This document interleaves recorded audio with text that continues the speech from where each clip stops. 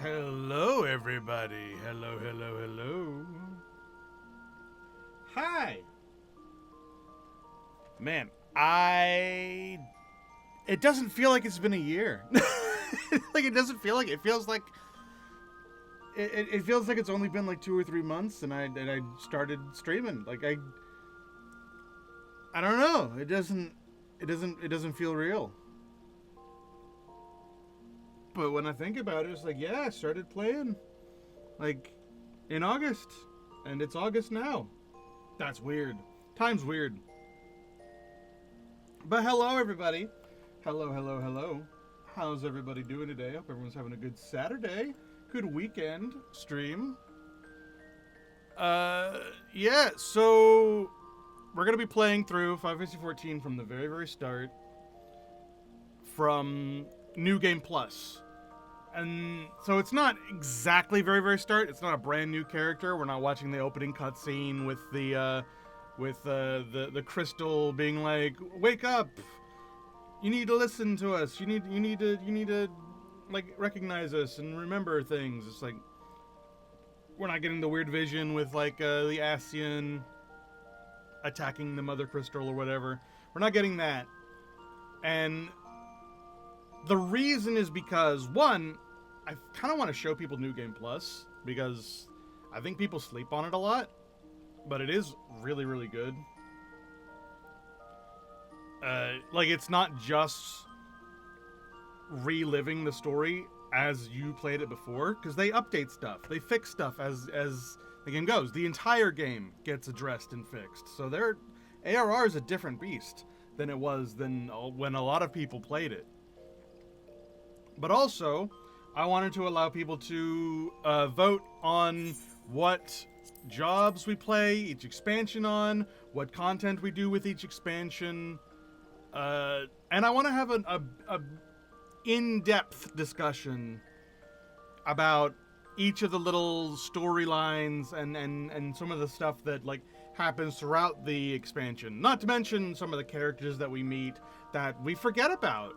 And like there's so much to this game that you can't possibly keep it all in your head. And some stuff that they mentioned way early on becomes more relevant in the future. And I love that big world building moment when it's like, oh, this world has been like this, even though this is only just now becoming relevant. It's been this way. And I find that incredibly interesting. So I wanted to spend time doing that. And so throughout the entire month of August, I'm not going to stream every single day. You know, I'm not streaming tomorrow on Sunday. This is only an exception because it is August 1st. I'm going to be streaming my normal Monday through Fridays, 6 to 10, 11-ish, as usual. But every day it's going to be Final Fantasy XIV's New Game Plus. Except on Fridays, when we will play endgame content again, as usual. We'll do our weeklies, we'll finish up Hildebrand, we'll do the North Horn, all that stuff. Like, you can see I already have got some quests ready to turn in and stuff. I'm working on my final form for my Phantom Relics. That stuff will be on Friday, but Monday through Thursday, it's going to be just New Game Plus. And that way we can sort of keep in our minds that we're going to be looking at the entirety of the game. Not just pretending like we've never played it before and, you know, it's like, oh, it's totally blind, even though I know who all these people are, you know. We're not doing that. That's nonsense.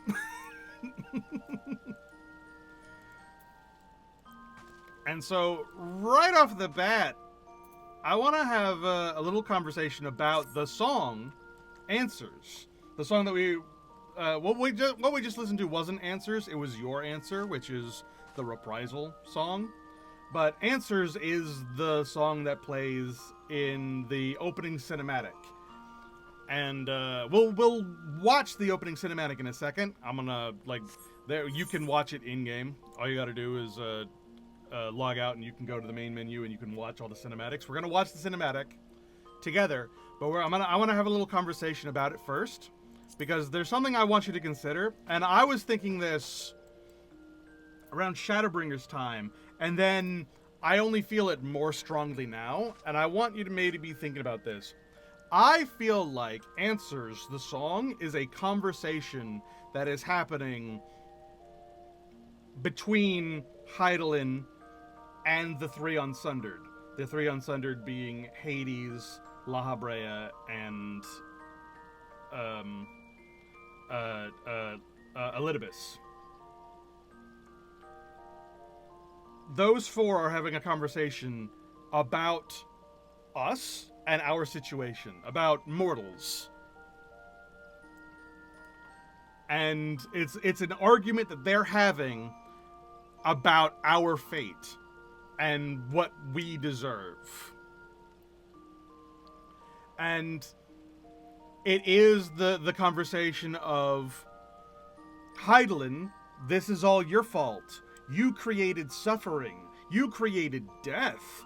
You created sickness and misery and like the inequality of our status quo. You created this horrible existence for mortals to have, and it's awful. You created all these different races, and then you created strife between the races. We didn't used to have any of that. You created that. Why? Why would you do that? Why would you make it so that we suffer and live and struggle and die? That's awful. Like, why on earth would you do that? And her answer is, because in order for life to mean anything, there must be a struggle. You must fight for it. There must be these difficult moments in life in order for life to mean anything. And life must mean something in order for it to have value. And so it must end. It must be difficult. You must struggle through it in order for it to have value. And life needs value. And the Three Unsundered straight up reject that.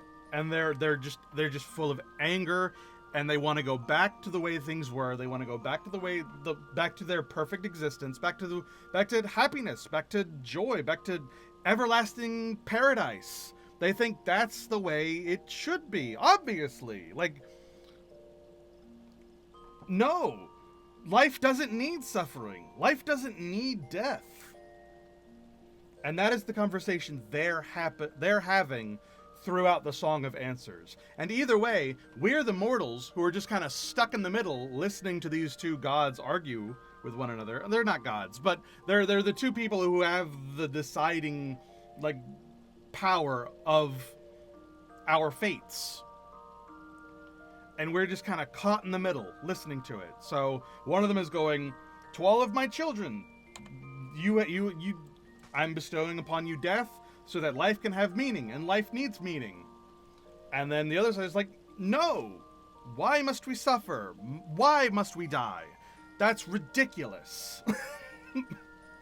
And so we're going to do an ad, because the ad roll thing is coming up. But after the ad, we're going to log out, we're going to watch Answers, and I want y'all to be thinking about that as we're watching. Yeah? And you tell me whether or not that's what's going on, because that's what it feels like to me. All right, so I'll be right back. We'll have our ad, and then once we're all together, we can watch Answers together. All right, BRB.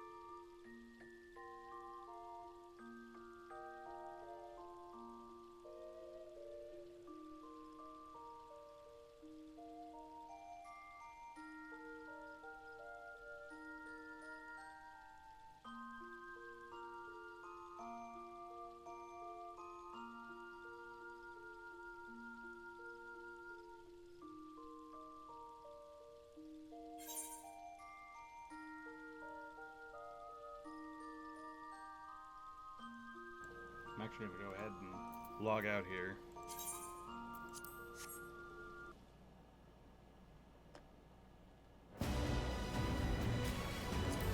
By the way, did you know that you can swap to each title screen? I thought that was so cool that you could do that. So I'm actually going to do that real quick. Hey, look at that. Haha. See, isn't that cool? It's just this option right here. It has the movies, but it also has,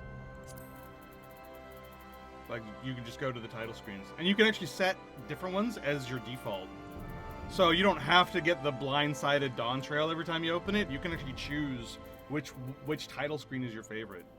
And then make it so that when you launch the game, it's always that one. I think that's really cool. It is kind of an option that's hidden in the menus. Like, you have to log in onto your character and then sift through all the different, like, menus in order to find it. But it is there, and I think that's really, really cool.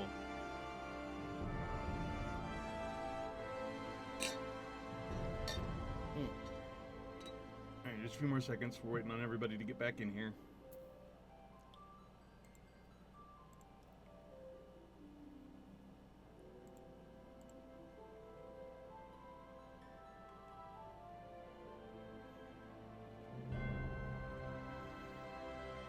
A little bit longer. 5, 4, 3, 2, 1. Okay, ads should be over. Whoop, not yet. Ads should be over. We're back. I was just telling everybody that you can change these menus. I think that's really cool. All right, so we're gonna watch answers. Hey Ken, how's it going, Ken? I was just explaining what we're doing. We're starting from fresh, not really fresh, New Game Plus fresh, so that we can have spoilers conversations. And just as a quick refresher of what I was talking about before, I believe that Answers, the opening cinematic music that you hear, is a conversation between Hydaelyn and the three Unsundered, basically deciding whether or not, like, what the fate of mortals should be. Hydaelyn is saying that in order for life to have value, there needs to be struggle, there needs to be strife, there needs to be an ending to that life, which means that death needs to happen.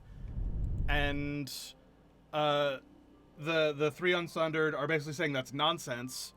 Life doesn't need suffering. Life doesn't need death. Those are horrible things. We should all be living in paradise. We should all be living as one being. Like, we don't need different races with different lands and war and strife and life and death. We don't need any of that. In order to be happy, you know, in order to be peaceful people, we don't need struggles. We don't need strife. And we think that you're terrible for putting that on mortals. So that's the conversation going on. Now, the game, and by extension we as mortals, are leaning towards Hydaelyn's side, but I think the conversation they're having is really, really interesting, and I want you to listen and watch the cinematic with that idea in mind. Okay, it's just gonna go automatically.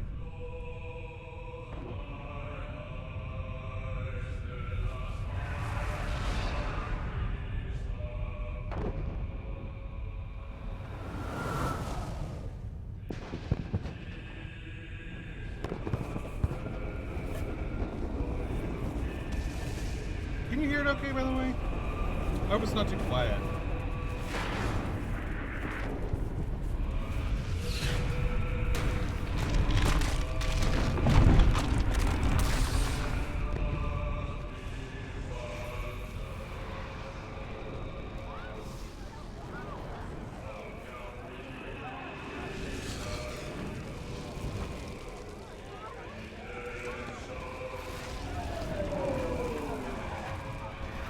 A bit hard to hear. I'll see what I can do. I think it's like that on purpose with the chanting bit, because this part's gonna be louder.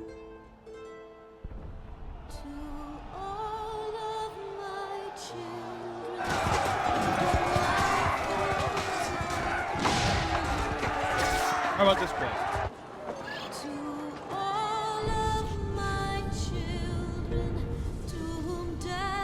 Still too quiet, or do we want to turn this up?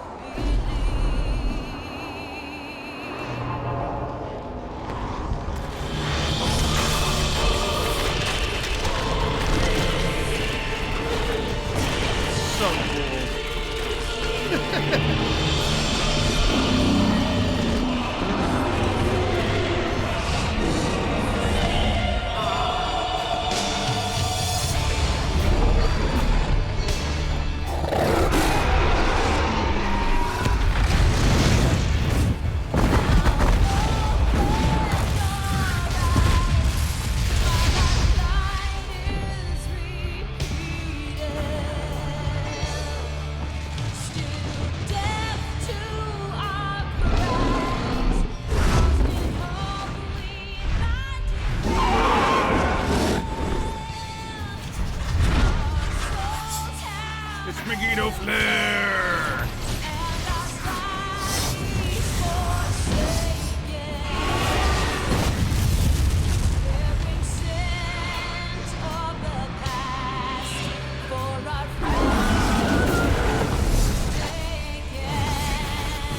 And everyone falls over and we live together.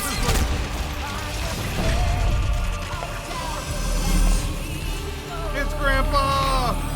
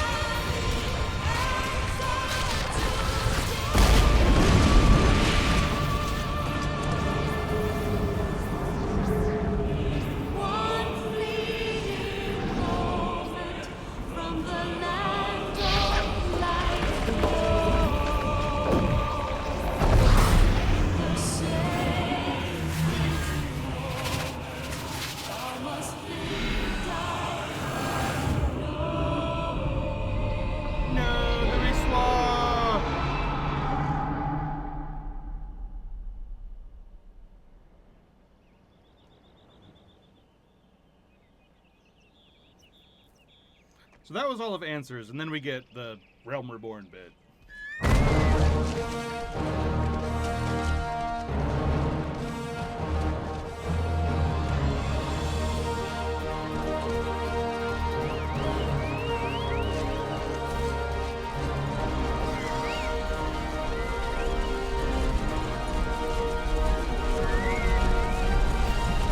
It's the year of the city-states.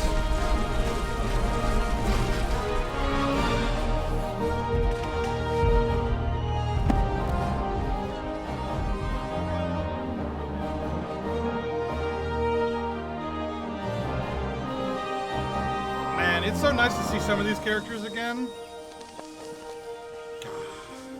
Nostalgic as hell.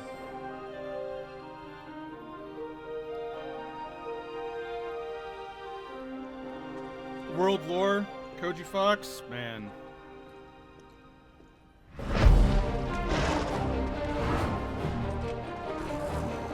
My guy.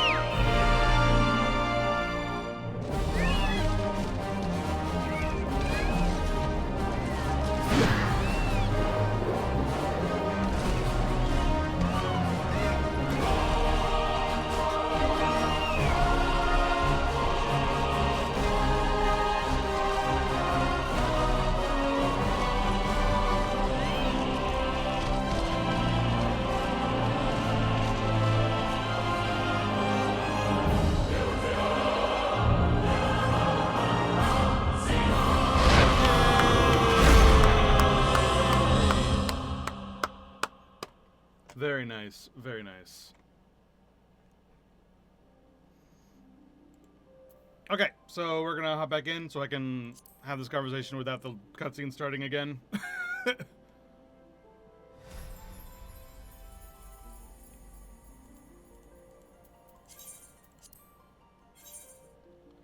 So, the lyrics to the song starts off, I close my eyes, tell us why must we suffer? Release your hands, for your will drags us under. My legs grow tired, tell us where must we wander? How can we carry on if redemption's beyond us? And then Hydaelyn answers, to all of my children, in whom life flows abundant, to all of my children, to whom death hath passed his judgment, the soul yours for honor, and the flesh the hereafter, look to those who walked before, to lead those who walk after. And then she continues, shining is the land's light of justice, ever flows the land's well of purpose, walk free, believe the land is alive, so believe.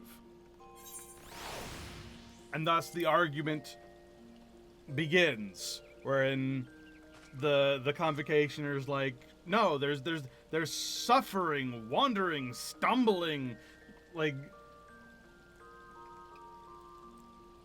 and then they go, open your eyes while our plight is repeated. Still deaf to our cries, lost in hope, we lie defeated. Our souls have been torn and our bodies forsaken, bearing sins of the past, for our future is taken.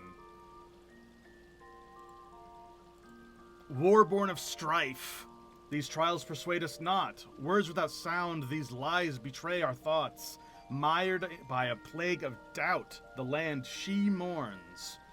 Judgment binds us all to a memory of scorn. Tell us why, given life, we are meant to die, helpless in our cries. And her final response is, thy life is a riddle to bear rapture and sorrow, to listen, to suffer, to entrust unto tomorrow. In one fleeting moment from the land doth life flow, yet in one fleeting moment for anew it doth grow. In the same fleeting moment thou must live, die, and know. So it's almost poetry. I mean, it's lyricism, but, you know, it's like poetry, where her whole thing is that, yes, you need to live and suffer and die in order for your life to have meaning, and then you entrust that meaning to those who come after you. And those who come after you need to look to those who came before to lead you down the path towards a better tomorrow. If you just have no strife, if you have no death, and you just go on into perpetuity, you will stagnate. You will rot. There will be no there's nothing at the end of that path because there's no path being taken. And that's the big argument that Answers is. And we see a visual representation of, like, war, of strife, of things falling apart, of terrible things happening. And her saying that, no, it's going to somewhere. That gives it value. It's almost like the good guys are saying the ends justify the means, and the bad guys are saying, no, there's no way that there's any end that could justify this. And I think that's incredibly interesting, because almost always it's the reverse. You know, almost always it's the good guys saying that the ends don't justify the means. How can you justify thousands of years of suffering and death and horror in any way? Like, that's not justifiable, right? And yet, that's the bad guys saying that. And I think that's interesting. I think that's cool. It's like,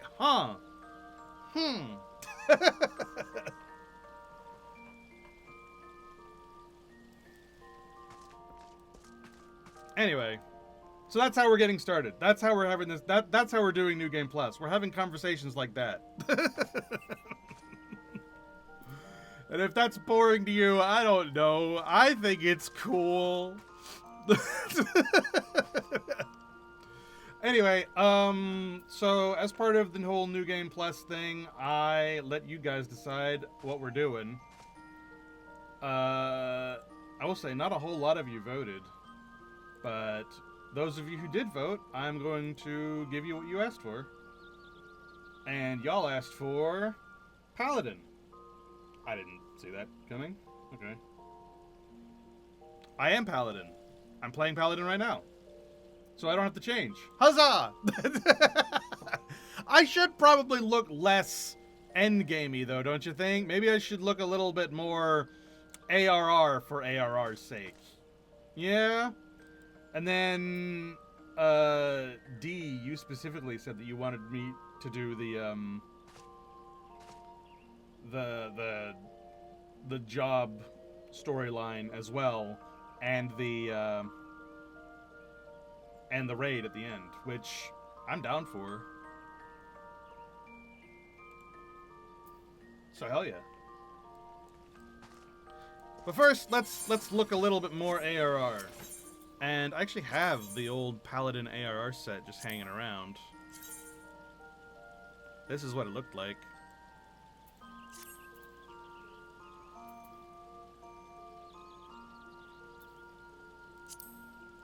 Here, I'll,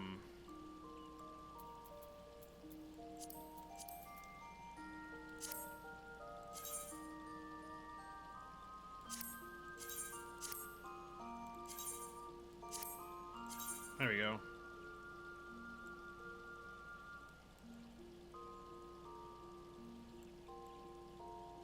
Do we want to go with that?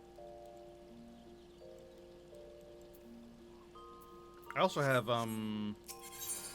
some other sets going on. Let's see. Yeah, the Valor set.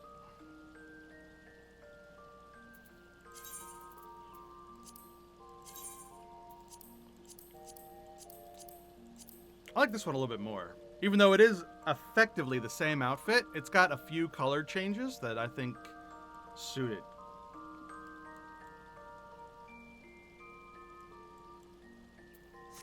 There's also a few other outfits here that we could play around with. Like I have a few just full-on outfits.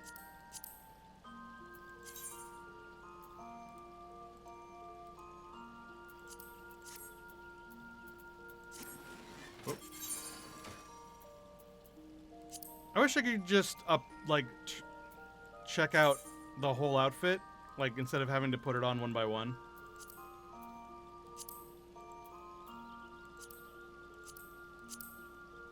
Why can't I apply glamour? I don't understand that. Like, these are the full outfits. Why can't I... Whatever.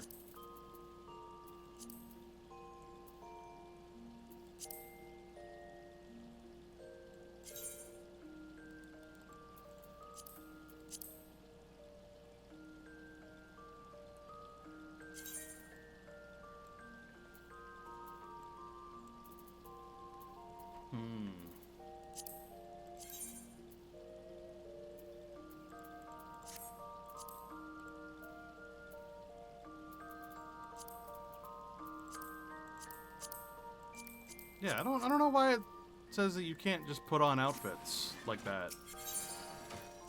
Very strange.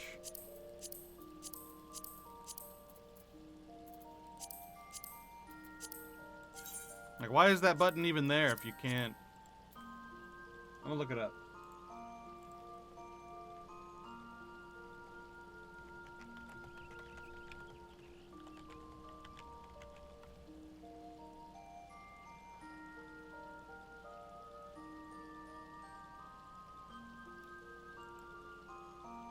Oh, that button apparently doesn't work yet. Okay.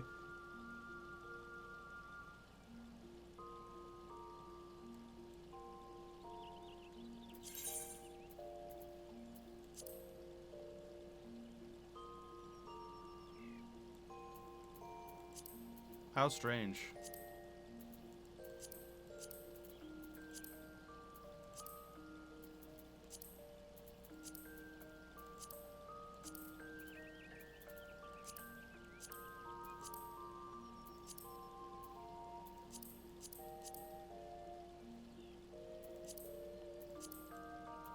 But we could go with a, like this kind of outfit.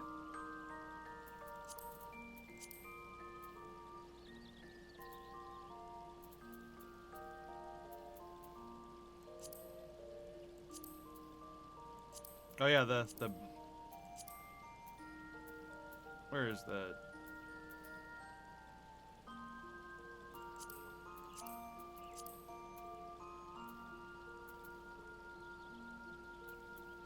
I can't see.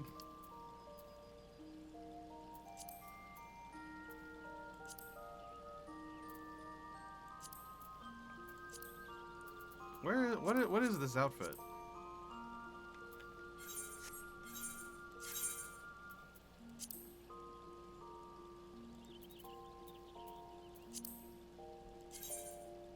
Oh, I don't have all of it. Oh, that's why.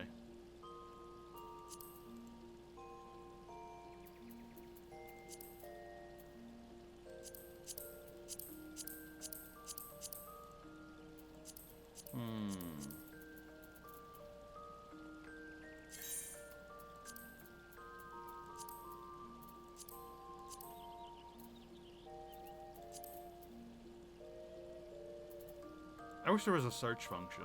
That'd be nice.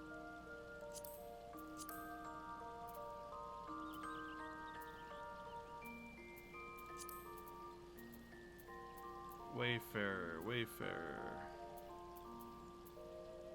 Do I not have the Wayfarer's pants?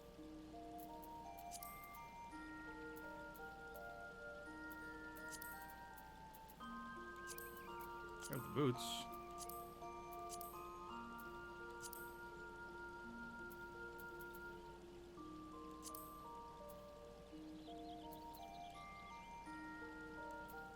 And then...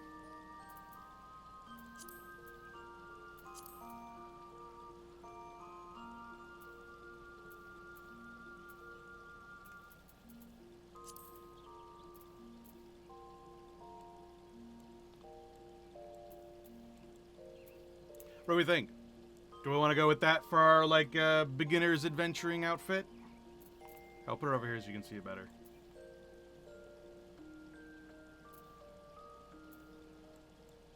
Something like that. Little simple, little beginner baby outfit for beginner baby. And then we'll upgrade it to the paladin's outfit when we actually do like paladin stuff. I don't know why I care so much about how we look when we do stuff, but, you know, why not?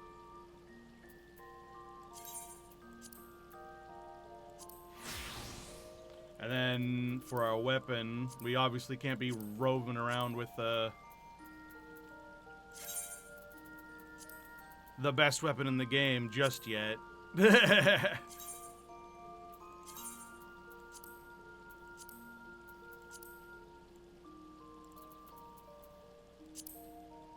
What is this one? Ah!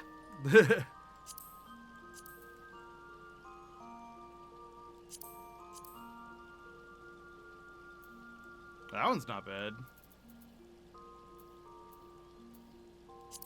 How about this one? That one's not bad either, actually. And then a shield.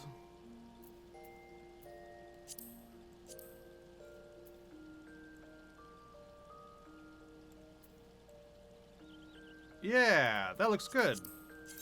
Apply that one. And it was this one, I think.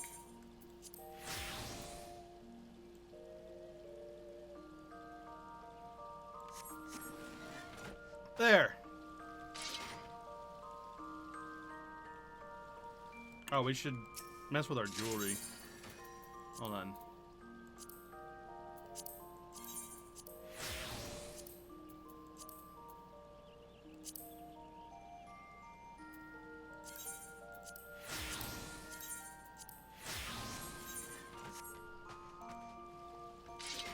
There.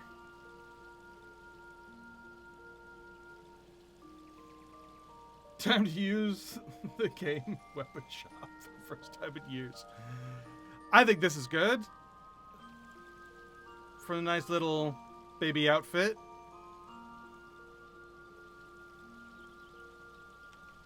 I'm keeping my monocle though, fuck you. I love my monocle.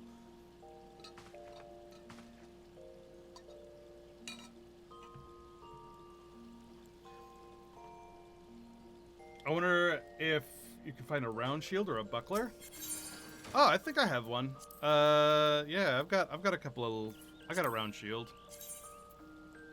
How about that? Do you think that would be better, or maybe this one? That one's kind of wooden, but it's not bad. It does kind of go with the outfit.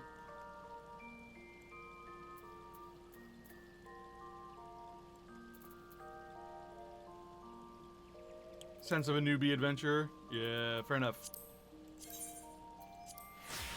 We'll be coming back here to do a lot of dress up. I'm already seeing it. You're also going to the land of the gladiators, right? Yeah, eventually. Because yeah, we'll be doing the gladiator storyline, and that'll be how we get the paladin outfit for later on. So what we're gonna do is we're gonna go. We'll do the story up to. We get a break, because you see in New Game Plus we have natural breaks. We'll go to the natural break where New Game Plus Part 1 ends, and then we'll do the Gladiator all the way through, and then we'll do Part 2 of ARR. Or, no, actually, since ARR goes all the way to Part 6, we'll do Part 1, Part 1, Part 2, Part 2, and then 3 onward is sort of like where things get serious. So we'll just go from there. And that'll be how we do it.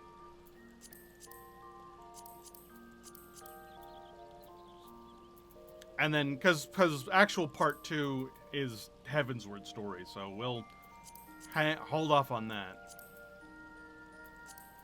So that's what we're gonna do. We'll do main scenario Part 1, then Gladiator, main scenario Part 2, Paladin, and then main scenario Part 3, Part 4, Part 5, Part 6. Yep.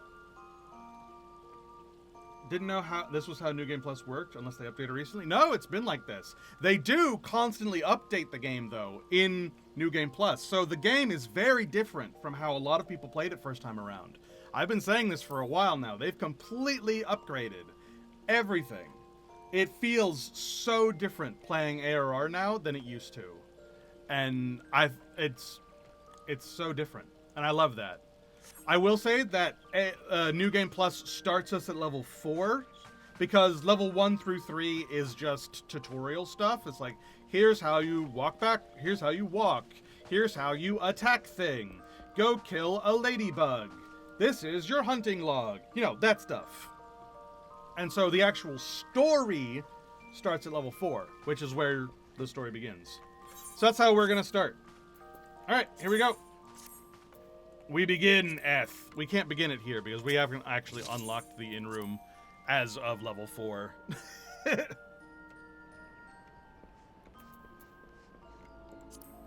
Alright, and then I'm gonna actually turn off my title.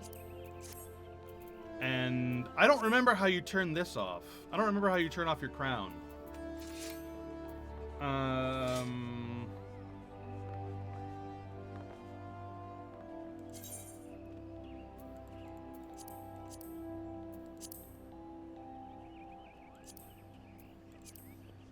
Here we go. I think if I just do this, yeah, the crown goes away. Excellent.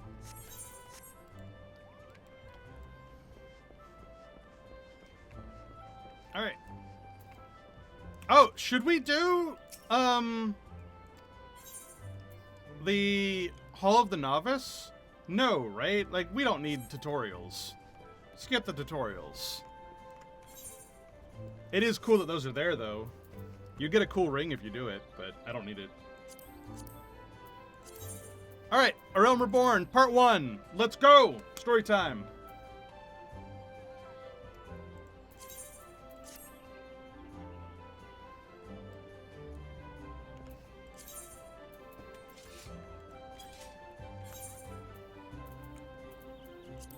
Let's see. Can I look at... Oh no, I'm not actually on the quest. The quest starts here. Alright. Mother Mune wishes to send an adventurer to the instructor at the Bannock. So where the story begins is where we meet Mother Mune. This is her, and she's the proprietress of the Carline Canopy, which is where we are. It's the Inn for Adventurers. It's the Adventurers Guild. We have become adventurer. Alright. Kadash, have you visited the Bannock on your wanderings? It is a training ground found just outside the city where the soldiers of the Order of the Twin Adder are drilled in swordplay and other martial matters. I mention this because an acquaintance of mine, a gentleman by the name of Gaffred, is an instructor there, and I think that you may be of use to him. Go and introduce yourself, and find out if there's anything you can do to help. Mind you do not stray far from the path. The Twelves Wood is no place for merry strolls through the underbrush. So when the game first starts, depending on what job you chose to begin with, is where your home is. I originally chose being a white mage, a conjurer, which meant that I ended up here, and I can't change it. If I had been a paladin from the start, I would actually be an Ul'dah, but I can't change that, so... Oh, let's get my pet to go away. Or is there like a little baby pet we could have around? Little baby pet for little baby us. Or like a Moogle. Moogle.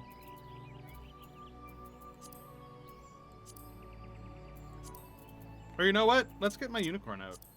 Because there's a unicorn mount like thing going on right now, so just to remind you, little baby unicorn.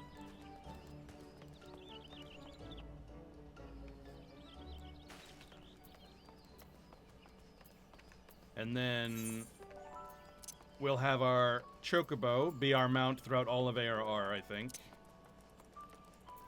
So I'll go ahead and put it there. Because that'll give us the nice newbie feeling. Although we don't have it yet, so you don't get your mount until level 20. Hey look, it's Bic Dingus!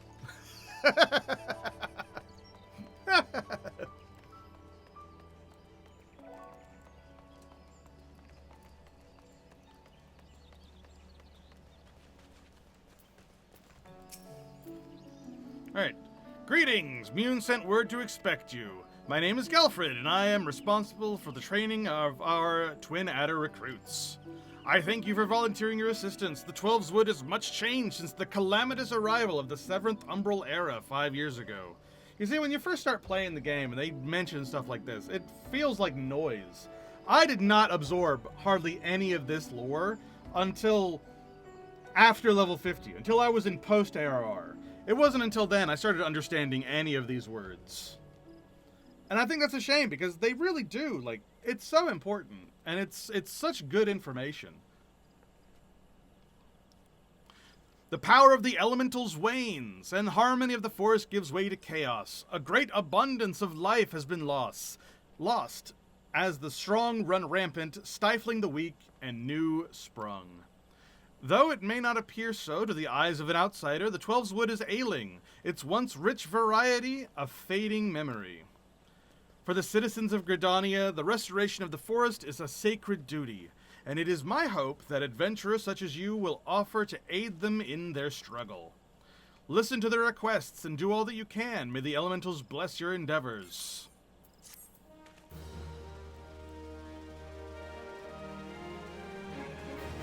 Now, they've already cut the fat out entirely, so actually we're just going to talk to him again. No more quests to do. Nope, straight to it. Galfred, Chief Instructor of the Bannock, wishes to inspect the equipment and thereby gauge your readiness for future missions. There are a bunch of yellow quests around, and they give you some starting gear, but nothing required. This is the next story mission. I see you're eager to lend a hand. That is well, but I cannot in good conscience send you into the forest until I have established that your equipment is equal to the task. It bears repeating that in the 5 years since the dawn of the 7th Umbral Era, many of the Twelveswood creatures have transformed into vicious, bloodthirsty monsters. Venturing into the forest without the proper gear is tantamount to suicide. I suggest you take some time to evaluate your equipment. Once you deem your armor to be of sufficient quality, present yourself to me for inspection.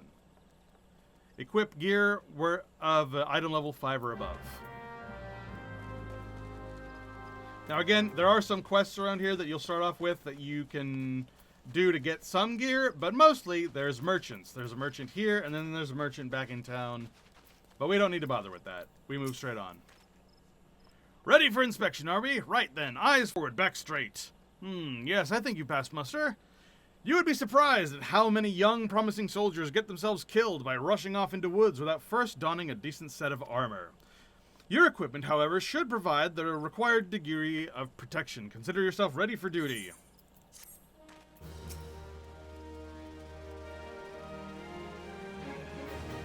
By your tireless efforts, you have proven yourself a friend to Gridania. I believe that you can be trusted with sensitive intelligence. I would assign you a mission of considerable import, yet the need for secrecy prevents me from disclosing its details until you have pledged your participation. I am authorized to tell you only that it concerns suspicious activity in the Twelveswood. Say that you'll lend us your aid, and I shall proceed with the briefing. Accept. Good. Time is of the essence, so listen well. You will, by now, have heard that a suspicious individual has been seen prowling the Twelveswood. Again, some of the yellow quests around here would have mentioned it. And you may also be aware that Ixali activity has risen sharply in the region of late. We saw that in the opening cutscene, which we're not watching because of New Game Plus, but at the very beginning, if you were coming in through Gridania, your carriage gets attacked by Ixali archers. What you may not know is that this increase coincided almost exactly with the first recorded sighting of the aforementioned individual. Suspecting a connection, we tightened our surveillance in hope of tracking down our unknown visitor. Alas, our quarry is proving to be exceedingly elusive, almost as if he knows our movements ahead of time. But where whole units have failed, a lone adventurer may yet succeed. Acting independently and covertly, you may be able to close in on our quarry unnoticed. Fear and anxiety are beginning to take their toll on the citizenry. For their sake, I ask that you aid us in this investigation. Nod. You have my gratitude. With your help, I am hopeful we will shed light upon this mystery. Begin your search at Lifemend Stump. It is there that the majority of the sightings took place. Be forewarned, my people cannot offer you support, lest our quarry catch scent of our presence and evade us yet again. Proceed with caution.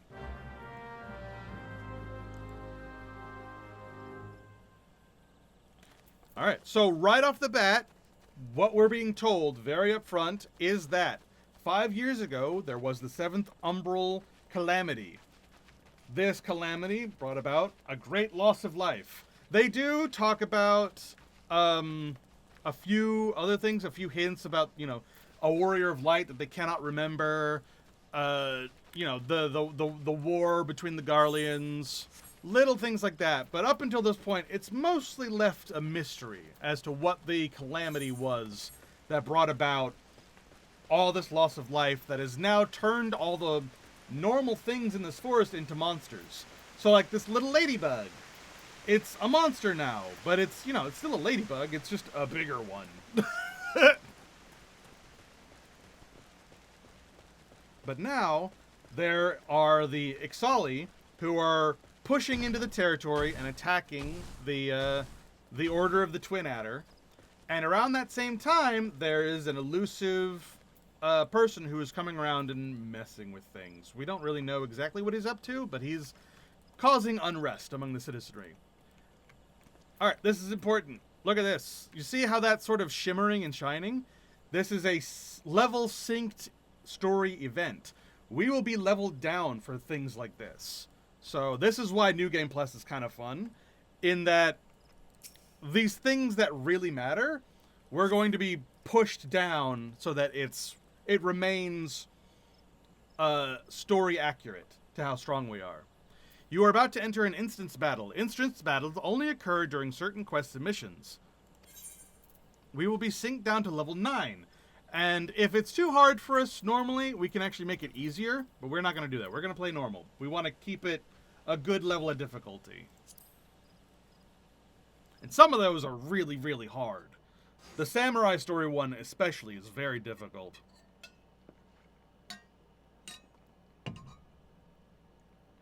It's like, everything just went really quiet. Look, someone's already here. Oh god, ARR voice acting.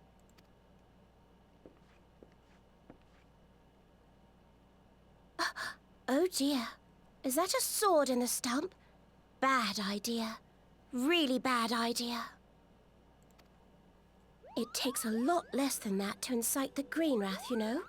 Why, the first time we came to the Twelves Wood, we almost ended up as a tree and Skinner, just for crashing our airship in the wrong place.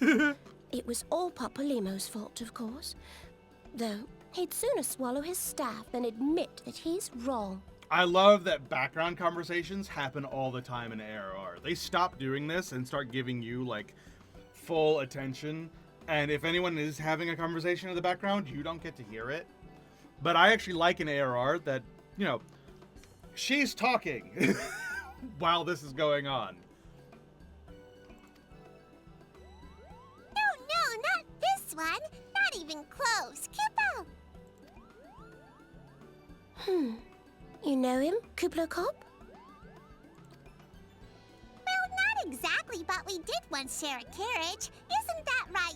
Opening cutscene.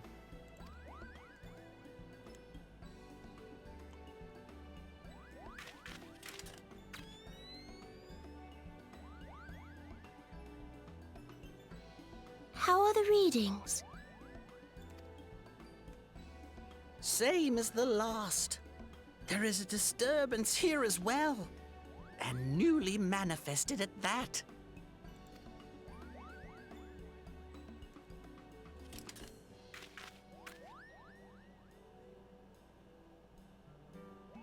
Kuplo Cop seems convinced of your innocence. But if this isn't your doing, whose is it? ever since the calamity, the forest's been really sensitive. And they're talking about that again. The slightest disruption to the etheric flow. And this sort of thing happens.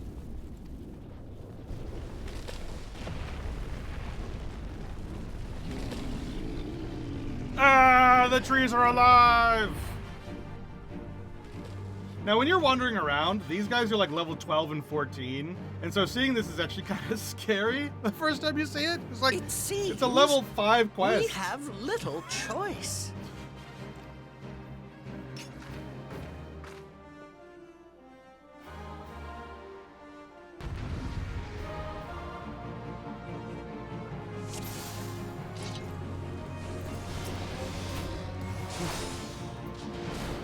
Do you want to get eaten? Hit them harder! I'm trying! And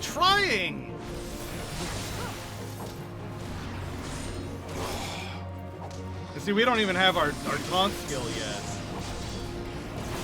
So we can't pull it off of them if we tried.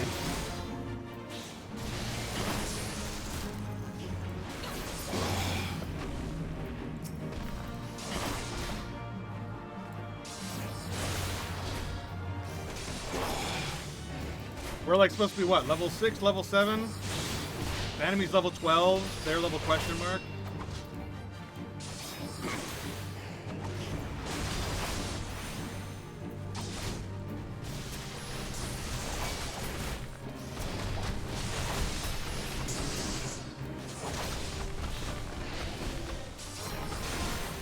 There's more, be careful!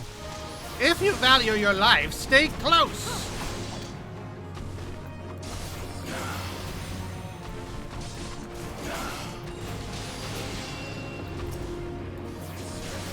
And yes, I will be reading out combat dialogue, because some of that stuff has really important story that they just kind of sneak in there. The Sage storyline was really bad about that, actually, which I thought was surprising considering it was the Sage storyline. You'd think they'd know better.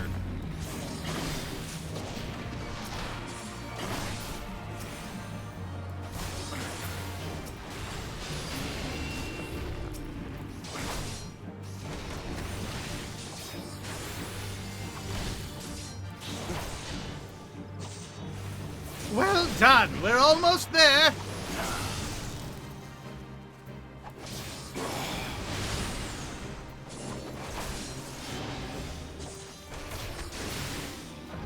Yay! Duty complete.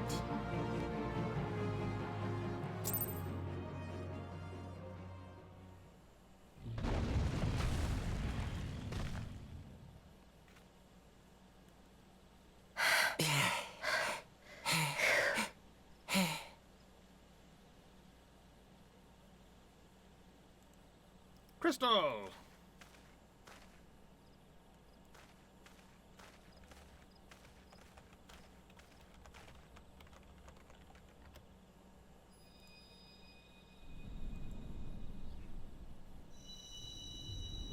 Alright, this cutscene becomes really important in the future, which I think is very interesting.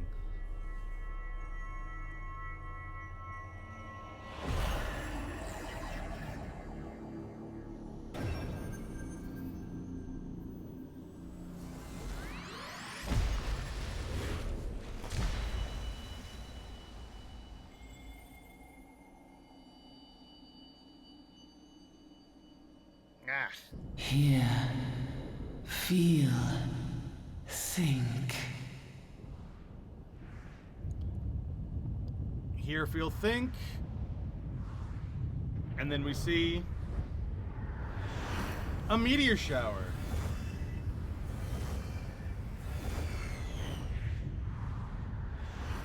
I love how this is set up.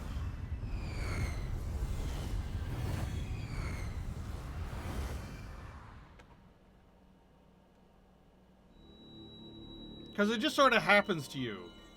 And it's like, huh, okay, moving Crystal bearer. And then it becomes important later.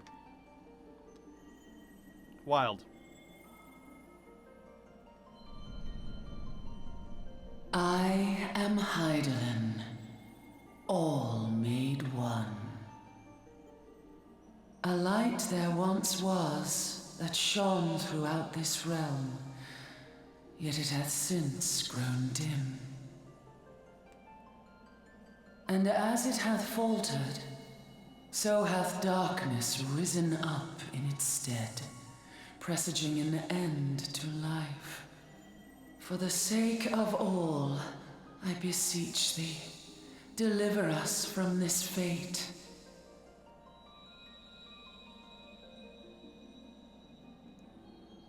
The power to banish the darkness dwelleth in the crystals of light.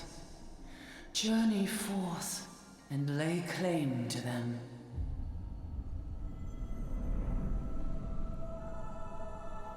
I think it's very fun that this is essentially just a recording. She's not really talking to us.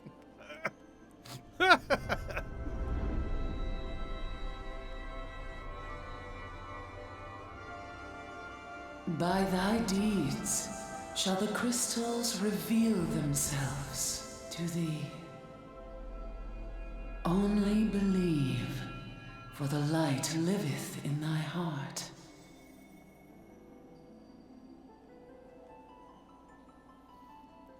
And there's another one. And another one. Other potential warriors of light who have heard the call. We are one of many, many people who are hearing the call of Hydaelyn. But there's not that many crystals, you know? We only hear this because we got that infusion of light from that little crystal. But where are all these guys Go getting now, my child, and shine thy light on all creation. You know, things that they kind of make you question early on, or not even question. It's just like, huh, okay, yeah, it's an MMO. These are the other players. And you just sort of not think about it. But it's important. I love that. They make you gloss fainted. over it. A surfeit of ether, no doubt. And they're like, haha, it was actually important. Yep. We fainted from an infusion of ether from getting that crystal.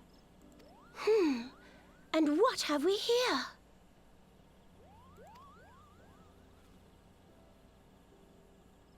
An Ixali chieftain. Our culprit, it would seem, an Ixal. And no ordinary Ixal either. A chieftain. That they would venture this deep into enemy territory, the beastmen may indeed be acting under orders.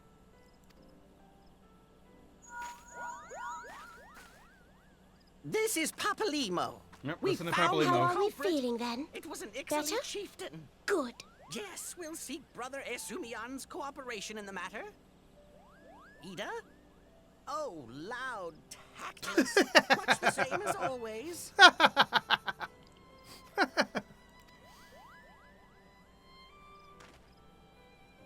Giant crystals? Can't say I've seen any. Are you sure you're feeling better? That line of dialogue only works in the 12's Wood. It's like, giant crystals, I mean, well, duh, there's one right over there. In Limsa, there's one right over there. Only in the 12's Wood, you can't see a crystal from here. Understood. Over and out. Kuplokop, please bear word of these developments to Brother Esumian. We shall soon return to give a full report. If you're playing Conjurer like we were, you know who Brother Isumiyan is. He's one of the horned children who rules over the 12's Wood. He is in the Conjurer's Guild. Understood. Over and out. Kupo! It is kind of neat how they give, like, the whole elf lore identity to the children of the forest. And then we just have Elizin, who are appearance-wise elves, but aren't actually elves. It's like they look like elves. In other reflections, they're elves. But in the source, those are two separate ideas. The children of the forest are people like Kanisena, Isumiyan, etc., etc. And then Elizin are just pointy-eared, really tall people.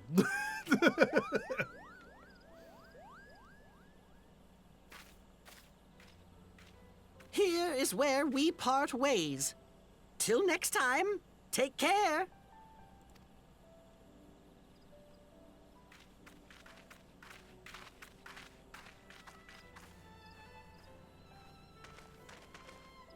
I think that sword might be a clue.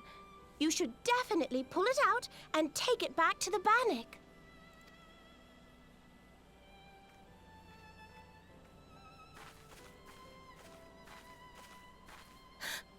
You don't suppose that adventurer could see Kuplokop, do you?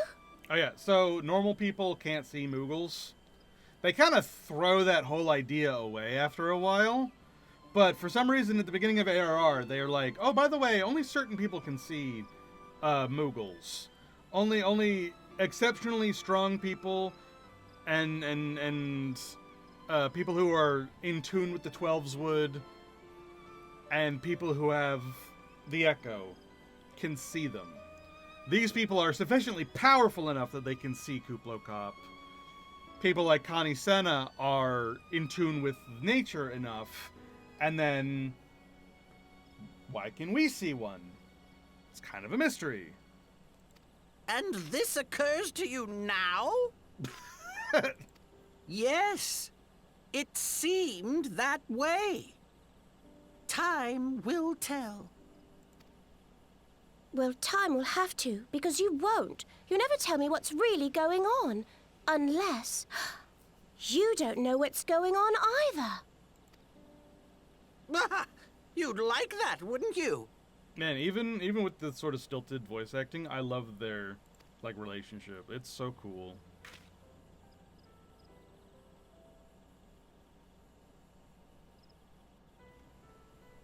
I say relationship. This, you know what I mean. Alright, so we're gonna pick up the blade and take it back to the Bannock, to Gelfrid. I've just gotten an alert saying that I need to go get dinner, so I will be right back. I'm gonna go ahead and play an ad here and then get my food. So I will be right back, and I'm gonna turn on the idling camera while I'm gone. Alright. Kirby! Why is it focusing on this stupid treant? There we go.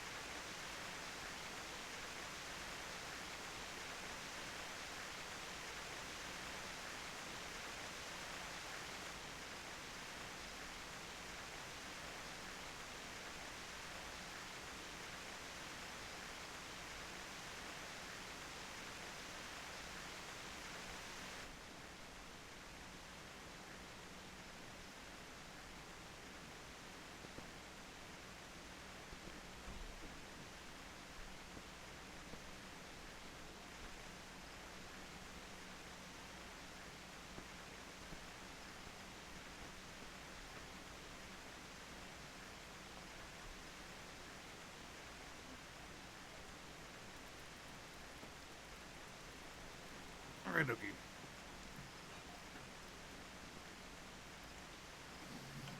I've got some cod, some salmon cakes. The salmon cakes have like a Cajun sauce on it, so I think I got a little bit in the beard. But it's very tasty.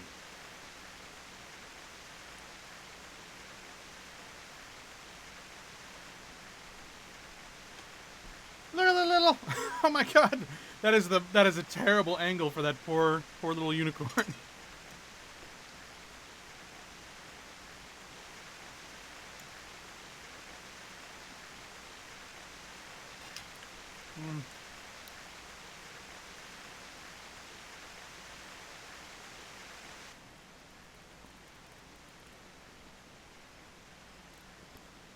I think the balsamic salad kind of it's not strong enough.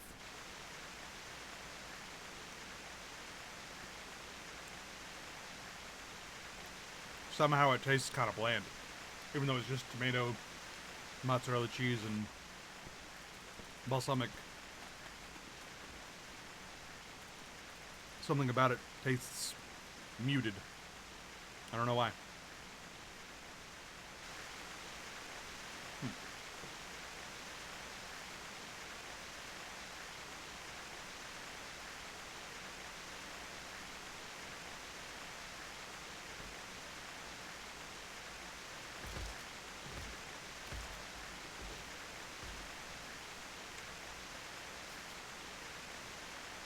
Alright, I'm done stuffing my face. I'm sorry. I apologize. Let's get back to it.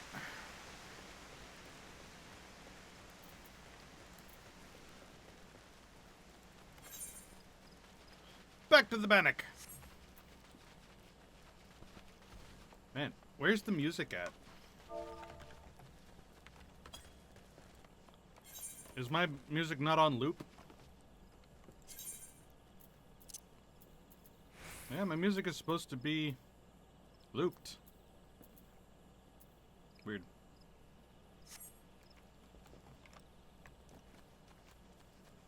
Alright.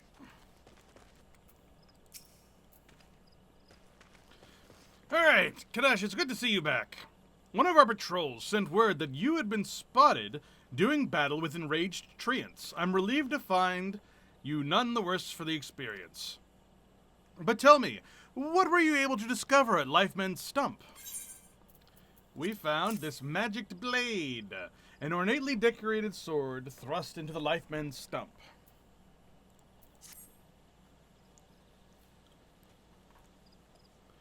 A sword in the stump and a dead Ixal?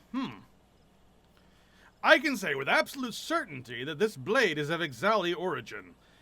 It is of a kind used exclusively in the Beastman's rituals.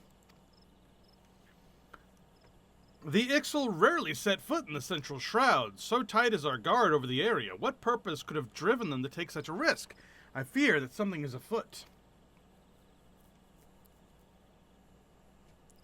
What's that? A dubious couple sporting peculiar spectacles? So you've finally been acquainted with Ida and Papalimo. Lay your suspicions to rest. Gridania counts them among her staunchest allies. Both are scholars hailing from a distant land and have been with us since before the calamity. Their garb may appear outlandish and their exchanges baffling, but never once have they given us cause to doubt them. Indeed, they often assist the God's Quiver and Wood Whalers in their work, much as I hope that you will in the days to come. Although our unknown visitor eludes us still, owing to your efforts, we have acquired important intelligence on the Ixali threat. You have my gratitude. We are fortunate indeed to have a capable adventurer such as you aiding us. I pray that you will continue to serve the people of Gridania in whatever capacity you're able.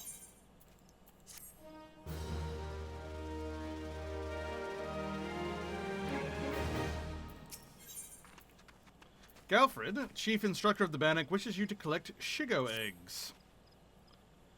Kadash, injuries to several of my men have left me short-handed, and I require a capable sword to complete their unfinished duty. The task is simple. Put down as many of the local Shigo population as necessary to acquire 3 of their egg sacs. Having done so, you are to deliver them to Manringreen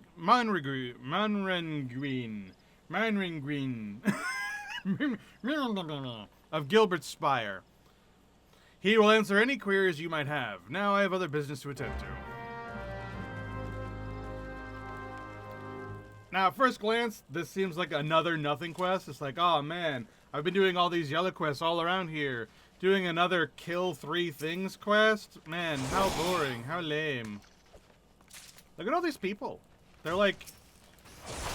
That's like the 4th new person I've seen already. There are people who are playing this game. It's very strange. Very odd. Hi, Manringwin. Ah, you must be the adventurers standing in for our injured companions. Terribly unfortunate business, that. The translucent sacs appear to be filled with thousands of tiny pearl-shaped eggs. It seems, however, that you had little trouble gathering the egg sacs in their stead. Excellent work. I shall have them sent over to the Trappers League immediately. Lest you wonder, these egg sacs are not destined for the dinner table. Members of the Twin Adder and Wood Whalers are assisting the League by collecting the samples they need to check for signs of sickness. The Shigo, you see, is one of the few creatures capable of transmitting a disease known as the Creeping Death. Until relatively recently, any here, which is human, who contracted the ghastly illness would almost invariably perish. Indeed, a single outbreak once claimed the lives of 1/3 of the Huron population here in Gridania. That was a long time ago, of course. With the medicines available to us now, the Creeping Death is not the killer it once was. You said until very recently, though. Until very recently, the Creeping Death would kill anyone who was afflicted by it. It's just that a long time ago there was a plague. This is important. Out of nowhere, this seems like such a nothing quest. But this becomes so important in Stormblood. Throughout the entirety of the Stormblood story, they sort of mention the tensions in Gridania and Twelveswood, and it comes up a couple of times throughout the ARR story as well. But it's right here that we get the explanation before we understand what the problem even is.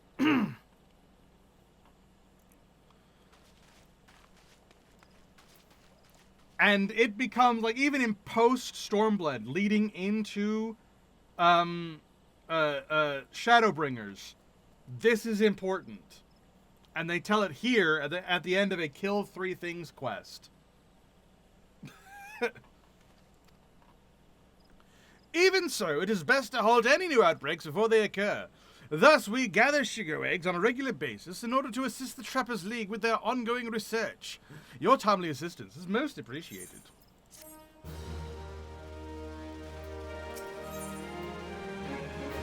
A guard at Gilbert's Spire named Monragwin needs you to recover the surveying equipment left behind in a cave that is by a startled recruit. Such an embarrassing turn of events. I sent a recruit from the Bannock on a surveying expedition only for the craven to turn tail and flee at the first sign of trouble. This is not how we treat requests from the conjurers. And if such a poor showing weren't bad enough, the lily-livered half-wit left behind the surveying equipment provided by Here Pauline herself. While I attempt to instill some backbone in this so-called soldier, would you mind recovering the surveying gear and returning it to Here Pauline at Gabinot's bower? According to my recruit's tale of woe, there should be a set of surveying records, a surveyor's rope, and 2 boxes of surveyor's instruments strewn about the interior of a cave to the south of here. It's a wonder the damn fool didn't lose his boots. Matron, watch over you.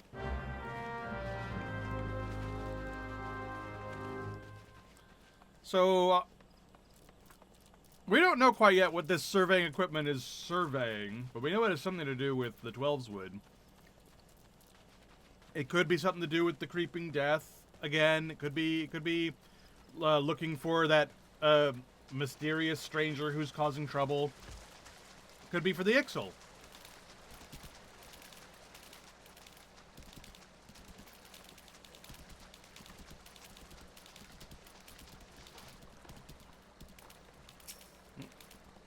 Surveying records.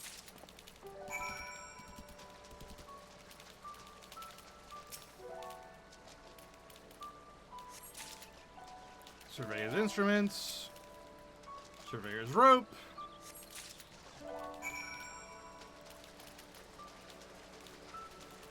And more surveyor's instruments. There we go. Done. And then just like that girl who passed us, we're going to run back through the cave. Except we're not going to pull anything because we're over-leveled. Unlike her. Poor newbie.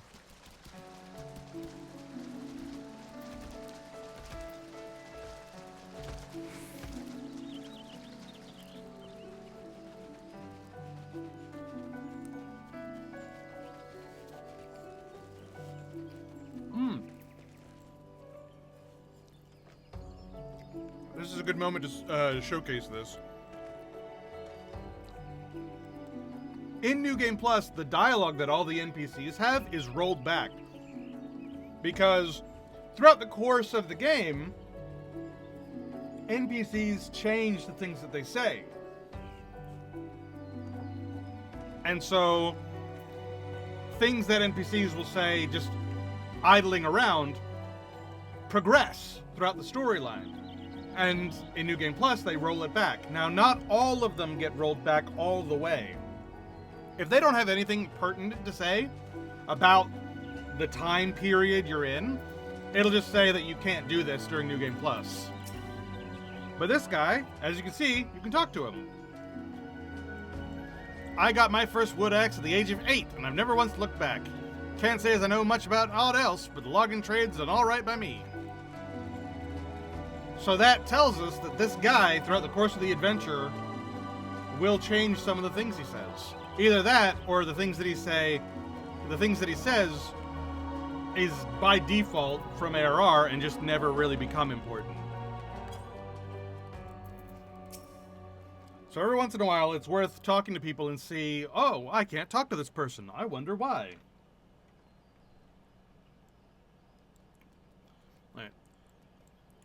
You must beseech the elemental's consent if you would partake in the forest's bounty, and only through the hearers may the will of the elements be known. And good to see you out here, adventurer. The name's Gabinyo. I oversee the logging in these parts. In return for the trees we take from the forest, it falls to us lumberjacks to tend to the saplings and keep the soil rich and vital. All of which would be fine if it weren't for the damn monsters. My blood fair boils to think the Twelves would being defiled by foul beasts and parasites.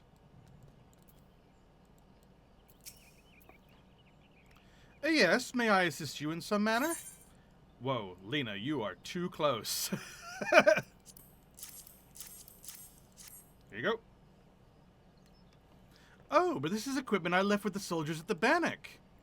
Fled at the first sign of danger, you say? I see. Well, all is not lost. It appears the recruit managed to complete the surveying assignment. The records are actually quite detailed. With the changes wrought by the calamity, I thought it wise to send the Order of the Twin Adder on a number of expeditions to map the region's topography. As fortune would have it, the officers saw these tasks as an excellent opportunity to train inexperienced soldiers. We can no longer rely on our past knowledge of the Twelveswood. If we are to survive these troubled times, we must reacquaint ourselves with our surroundings, that we may better discern the threats we face. Stay vigilant, adventurer. Fuck me.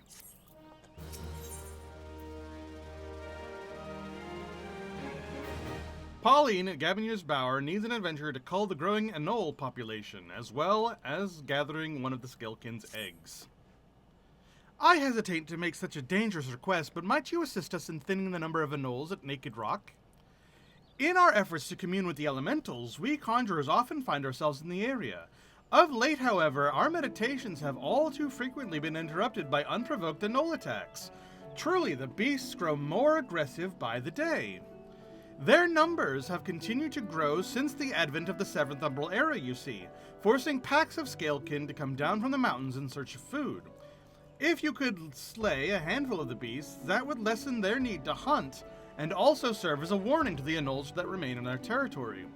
But I'm afraid you must do more than thin the existing population. If we are to truly break from this spiraling growth, then we must also target their future offspring. Bring me one of the eggs, and you will have played your part in returning the balance to the forest in that area. This actually comes back in the Conjurer storyline. You have to go up there to commune with one of the elements as part of the White Mage story to sort of follow the trace of the original White Mage, which I think was a kind of a neat callback.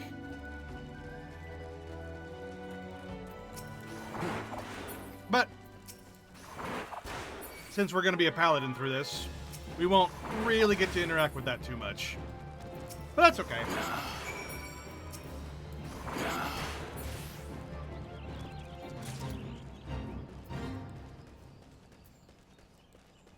Alright, grab the Anew egg.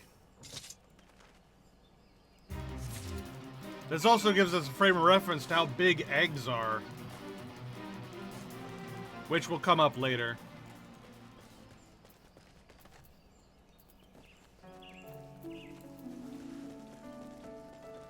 Look at the little micro chews. It's kind of cute.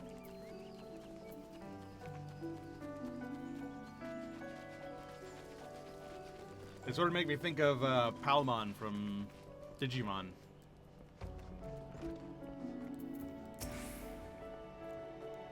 Ah, you've returned.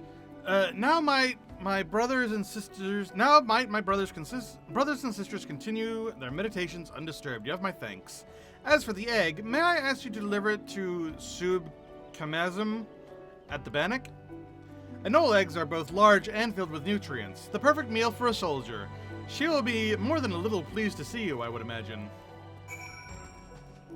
Sure. Hop.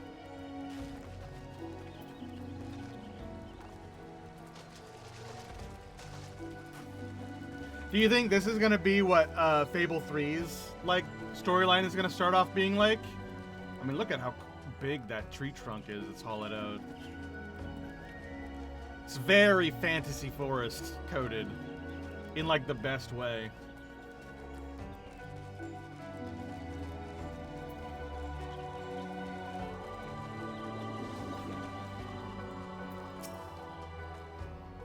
Who goes there? Oh, Kadash, it's you. Another delivery? Yeah, a couple of her quests that you do are for deliveries. So it's a callback to some storylines that they've either cut from the game or were yellow quests.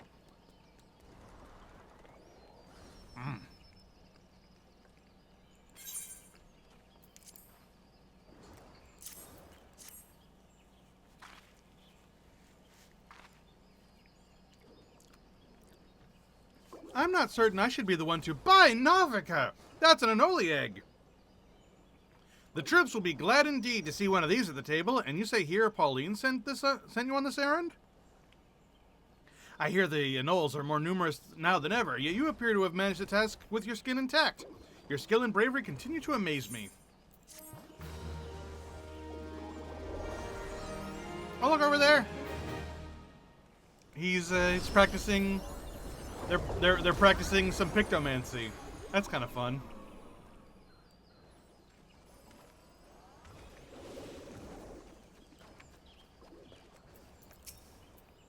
All right. Kadash, thank the gods you've come.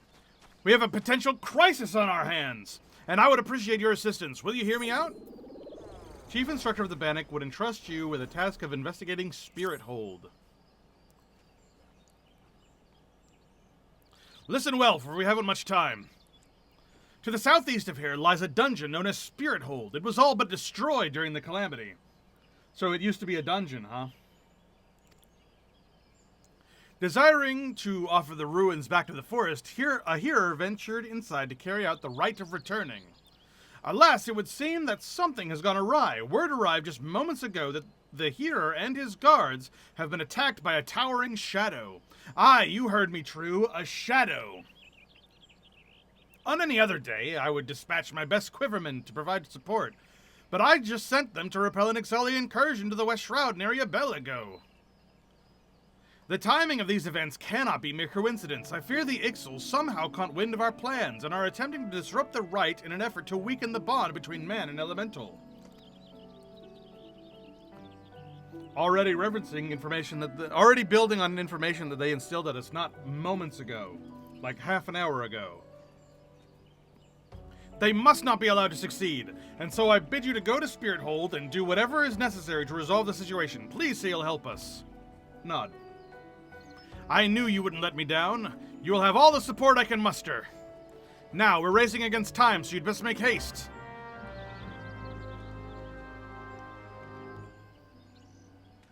Alright. I like how all the little threads of what just happened are coming together right here. Like, it seems like we were on such nonsense quests, but they were already instilling little bits of lore. Not only that will become later way down the line, but are becoming useful now. We learned what a hearer is. We learned about the rites that we have to do in order to maintain the relationship with the elementals of the Twelveswood. We learned why that's important.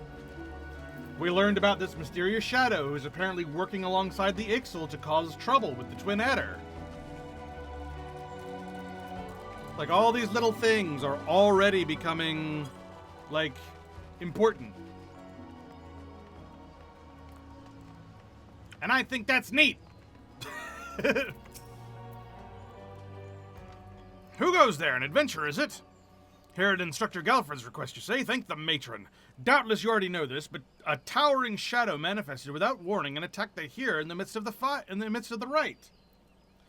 Most of the party has been successfully evacuated, but 5 remain unaccounted for. Please find them and save them out of harm's way. Okie dokie.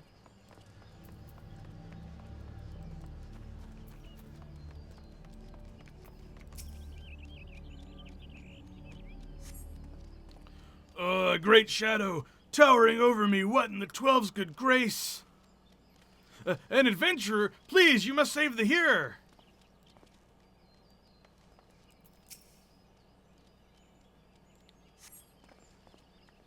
Galfred sent you? I'm no longer of use here. Pray, help the hearer in my stead.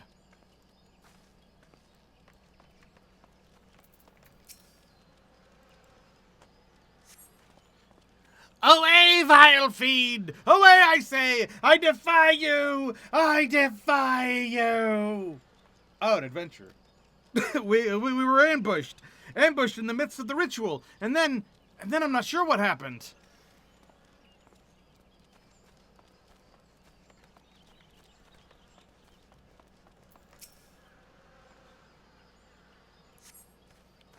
You were sent to help? I fear you're too late. The ritual's failed. I must needs return to Gridania. The Seed Seer must know of this.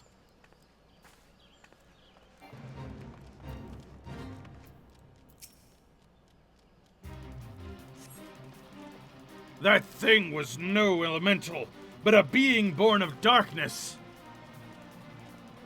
The hearer languages alone in the depths. You must help him.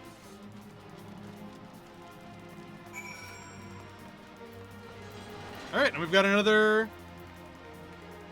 instanced encounter. Here we go. Level 13.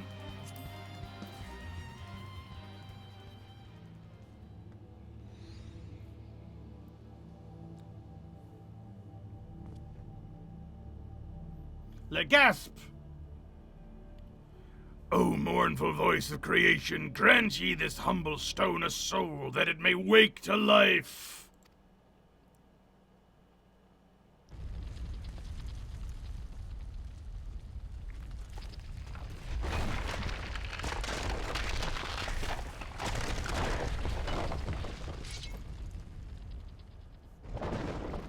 Oh shit!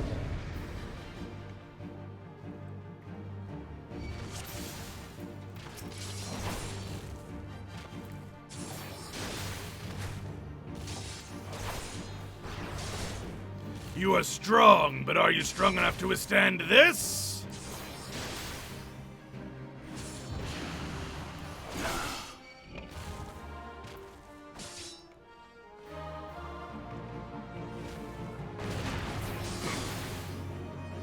Impossible! Never has the golem been so sorely tested! And I win.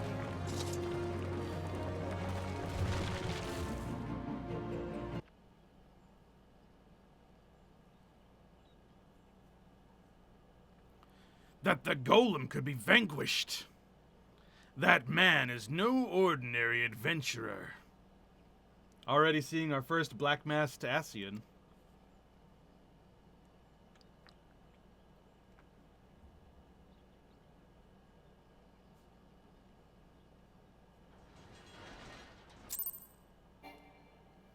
But we don't know that's what that is yet. Canonically. Damnation! He has eluded us yet again! Oh, fancy meeting you here. How are things? And our first echo.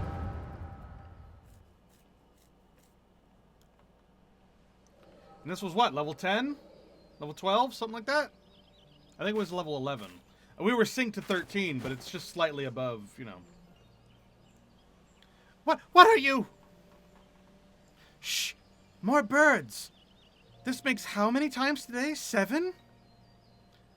Their movements are beyond our fathoming. Do you think maybe they're trying to summon their primal? I hope not, for all our sakes. Yet we must be prepared for the worst.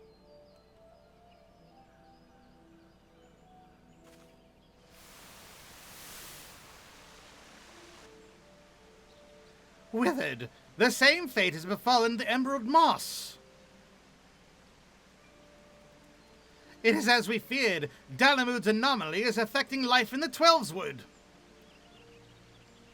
We were told that the umbral calamity was caused by Dalamud's fall at this point. So seeing that in the sky means that this vision, whatever, is from before the calamity. And yet it seems similar things are happening. Huh. You mean the disturbance in the etheric flow? The very same. The Garleans have a lot to answer for. The imbalance they have created is plunging the land into chaos, just as Louis Soir forewarned. It's no wonder the primals have started appearing. What this also means is that this is not the Ida that we know. Which I think is very interesting because they hide that very, very well. They do a very good job of, like, keeping that covered up. I mean, you could also say that it was a last-minute decision.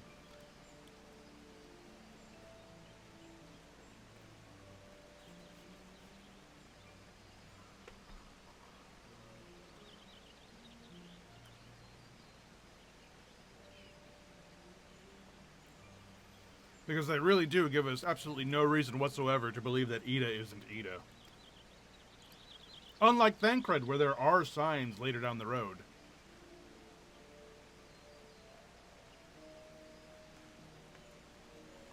Time is against us, but there's still hope for the land.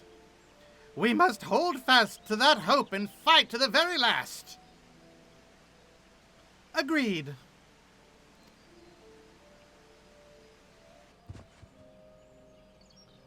What?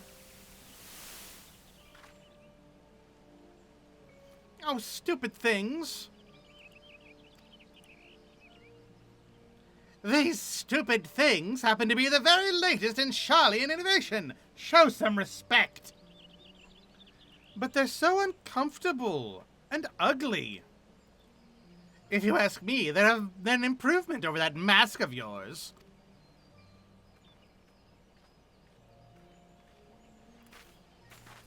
Hard to believe it's already been 5 whole years, isn't it? So this is post the calamity. This is happening now because they just mentioned the calamity was 5 years ago. And they have these mask things, which they didn't have before just a moment ago. So that was a 5-year gap that just happened in this one memory. Which means this is a different person.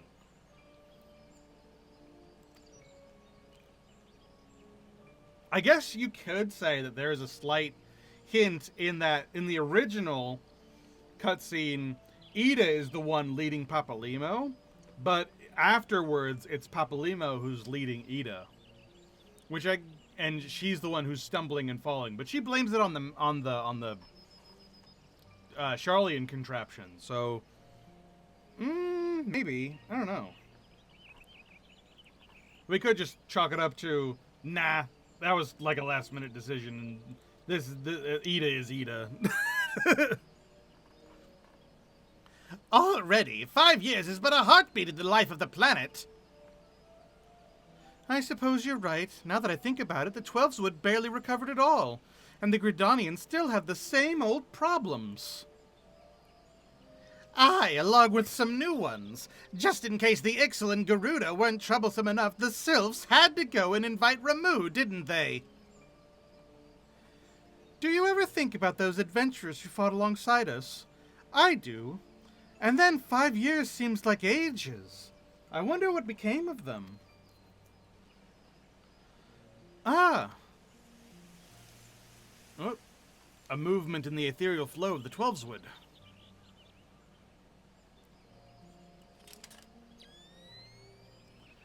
Ida, look! Golly, and that's what exactly? Yet another disturbance in the ether, and freshly manifested at that. It seems to be emanating from Lifeman's Stump. We must hurry! And that's them going to Lifeman's Stump, which is where we met them for the first time.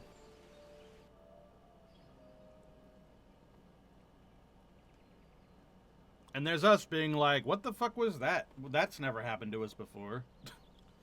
What just happened? What did we just see? That was weird. Anyway, moving on.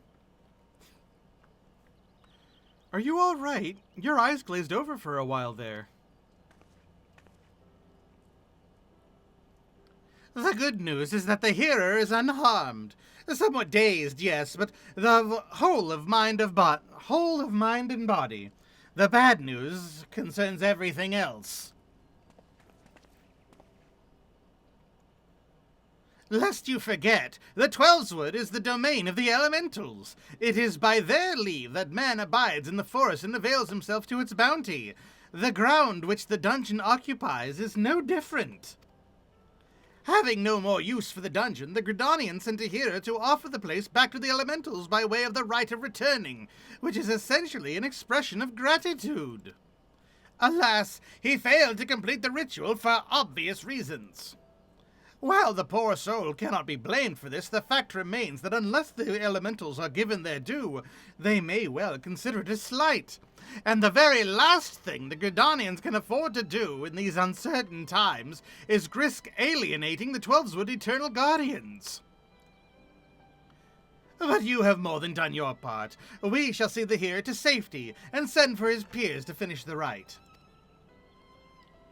In the meantime, please make your way outside and report to Alliston. Ah, but where are my manners?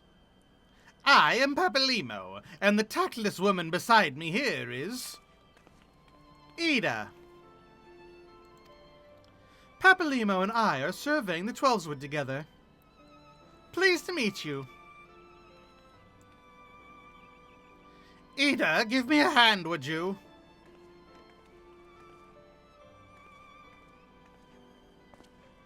I am short and this person is tall.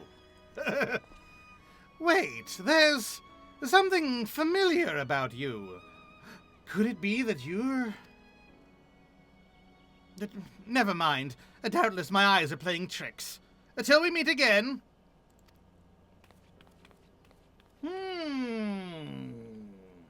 More foreshadowing. There's an awful lot of that going around.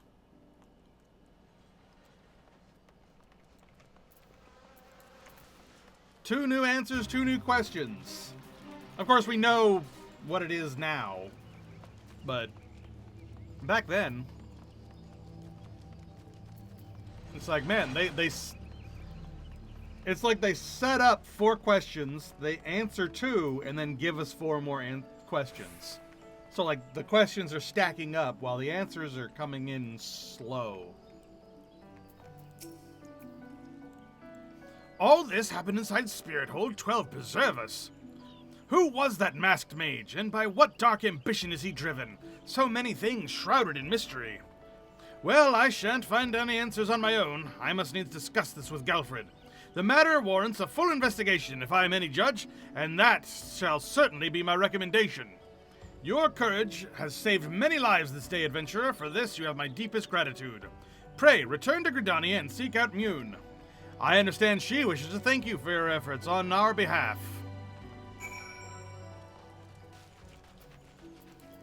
Alright, and that's sort of the end of this quest chain, and we're gonna get another quest chain that will, once again, create 4 questions, answer 2 of them, and then at the very end, give us 4 more questions. And it'll pretty much keep on doing that until the end of part 1, I think.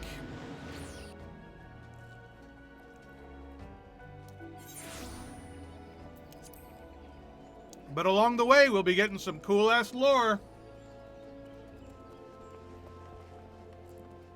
And boy, do I love me some cool-ass lore.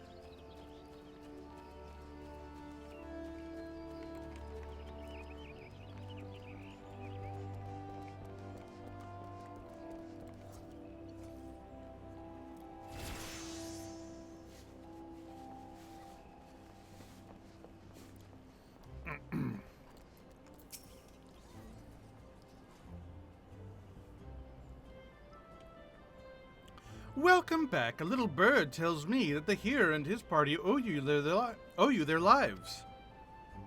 Nah. A tale for the tavern, if ever there was one. It's only a shame that I must ask you not to tell it, and for the time being at least. Do I make myself clear? Until the hearers have made their will on the matter known, it would be best to avoid unsettling people with stories of walking statues. Nods. Now then, you must have suitable recompense for your valiant service. For the first half of your reward, I give you leave to make use of the accommodations here at the guild. Arrangements have been made, so all you need to do is speak with Antoine over there, and whenever you crave the comfort of a firm bed and a soft pillow. Yay, we've unlocked the inn. For the second half of your reward, I offer you another path to fame and fortune, guild leaves. Guild leaves are records of the various requests we receive from the citizenry. They outline all manner of tasks which ambitious young adventurers like you can elect to undertake. Gontrunt is our guild leave official, or leave meet, here at the Carline Canopy. I have spoken with him regarding to your knack of solving challenging problems, and he is eager to make your acquaintance. Guild leaves, battle versions, or at least, have been completely antiquated. You never need to do them to level up anymore. You level up very quickly now, to the point where you would pretty much be hitting the top half of those story missions just by engaging with the content normally, which I think is great. By the way, have you perchance heard about the coming festival? It is truly a splendid occasion, looked forward to by young and old alike, and one I heartily recommend that you take the time to enjoy. Don't be too disappointed if the recent troubles cast a shadow over proceedings, however. I fear nothing short of the mysterious interloper's apprehension can prevent that. But we were talking about you. You have made Mother proud. I expect great things from you, young man. Mother Mune is very pretty. Like, they do such a good job of, like, making her unnecessarily, like, nice to look at. Unlike, like, so many others where it's like, hey, look, it's just discount Thancred. But for some reason, she gets, like, a proper model, and it's like, why?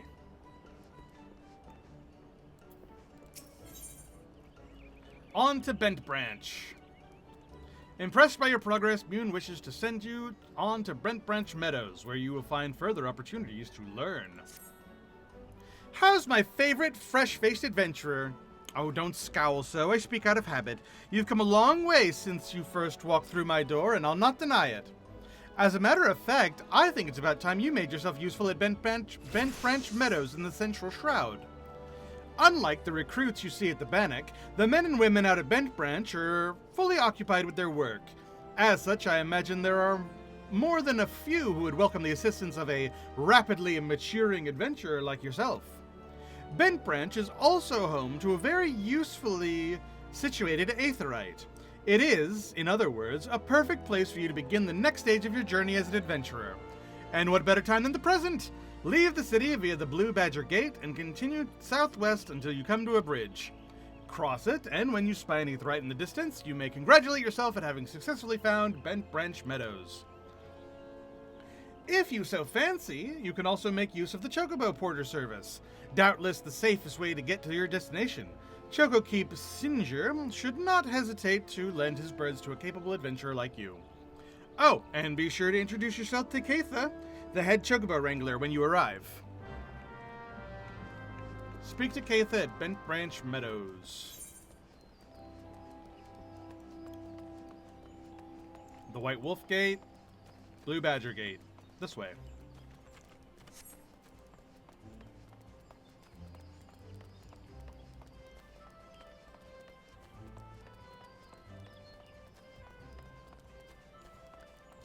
So we're already, what? Level 10? Higher? We should be level 11 right now. So it took us about an hour. An hour into playtime and we're already level 10. Assumedly. You know, I assume there would be maybe 1 or 2 diversions to like go and do a yellow quest here and there for lore purposes. Plus, it kind of depends on how quickly you want to go about doing things. But it would be about an hour.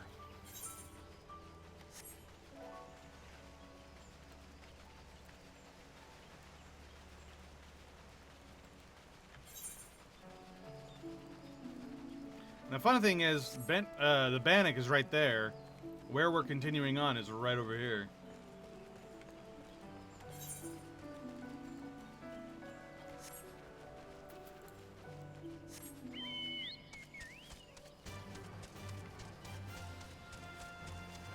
It's like you're meant to go back to the Bannock and then cross this bridge right here.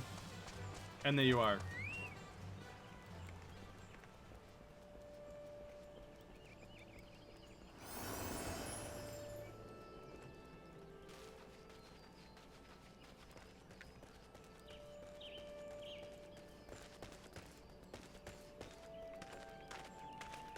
By the way, that's English. It's hard to tell. I can't make out this word. But that's Moogle's Gift, which is the name of this place. This is Moogle's Gift. Maybe that's stables? Hatchery? I can't read that last word. Someone around here will say it.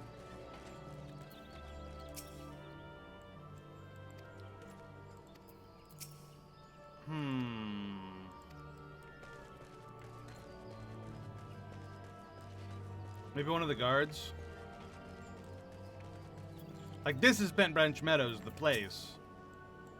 But someone around here knows the name of this. It's Moogle's Gift something. Moogle's Gift Hatchery?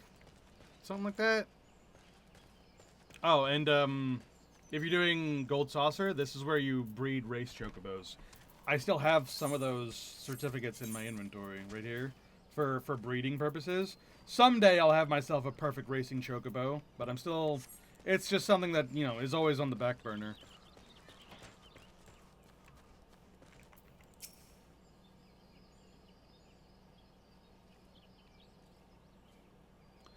You must be the venture Moon sent word about. I'm Kiefer, head wrangler around these parts.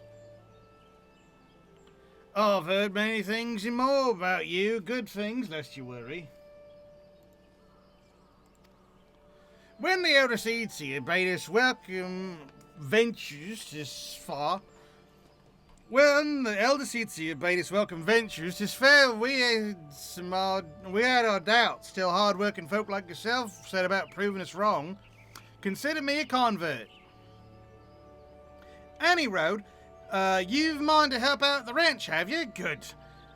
We could always do with a hand or two to keep the place running smoothly. As a matter of fact, I've tested it wants doing. Let me know when you're ready to get busy. Oh, and you come highly recommended. So don't go let me down. Don't go letting no one down, eh? Jesus Christ. I'm going too hard with that accent.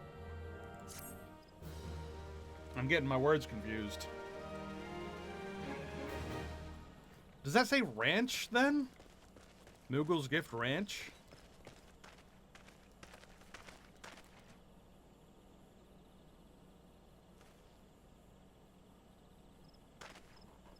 I can't read it. I can read Moogle's Gift, but I can't read that last word. But, yeah.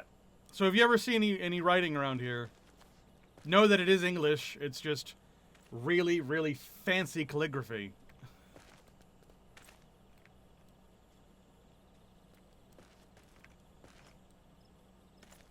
I can't read it. I keep trying.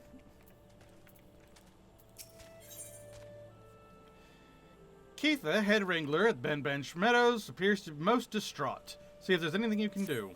7 hours! Some bastard Kika has gone and broken one of me chocobo eggs.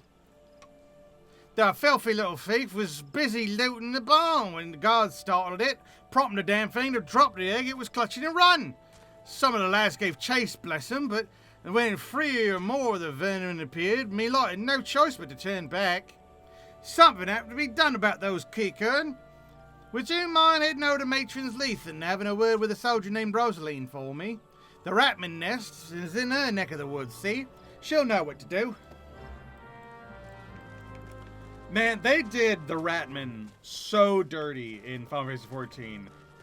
Out of all of them, they're the ones I think that need a lot more polishing. It's not fair.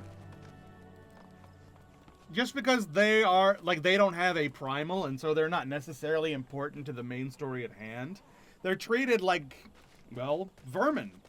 But it's such a shame because, like, technically speaking, theoretically speaking, they're Bermicians. They're Ratmen. They're the same race as, like, Freya from Final Fantasy IX. I mean, that is the reference that they are.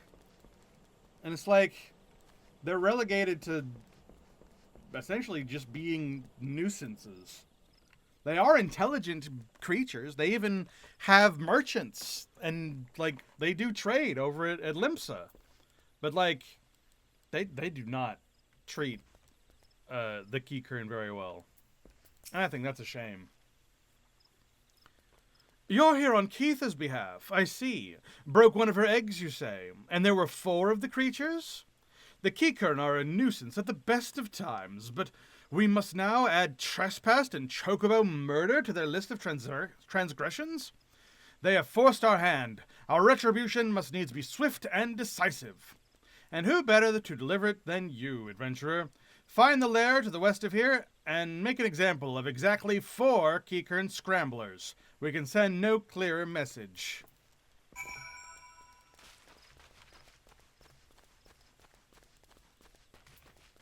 Four broke in, 4 die.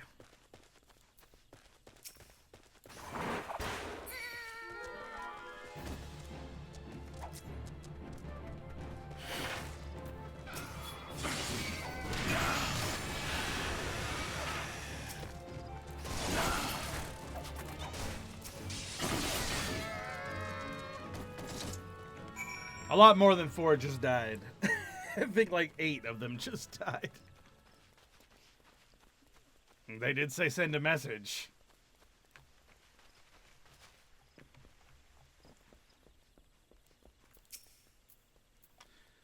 The deed's done? Good. A grim task, but a necessary one. I don't know how necessary that really was, but alright. You have shown them the folly of inciting the wrath of those who consort with adventurers. Perhaps now the Keycurn will think twice before giving in to their larcenous proclivities.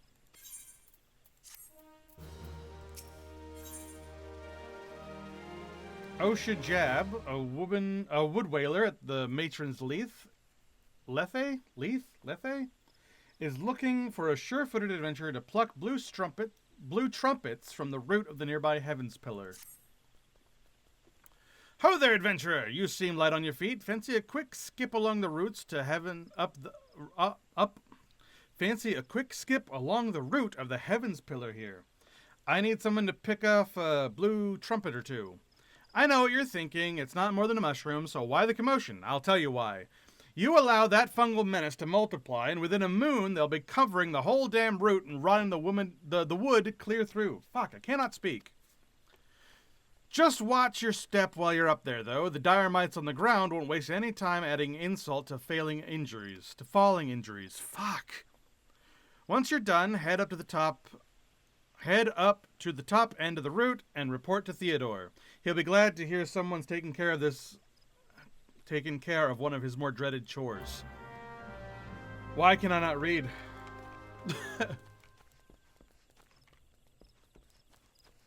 Yeah, it's very funny. The guy up top, he has a couple of quests sort of like this, and the reason is because he's scared of heights. They put him up there as a punishment.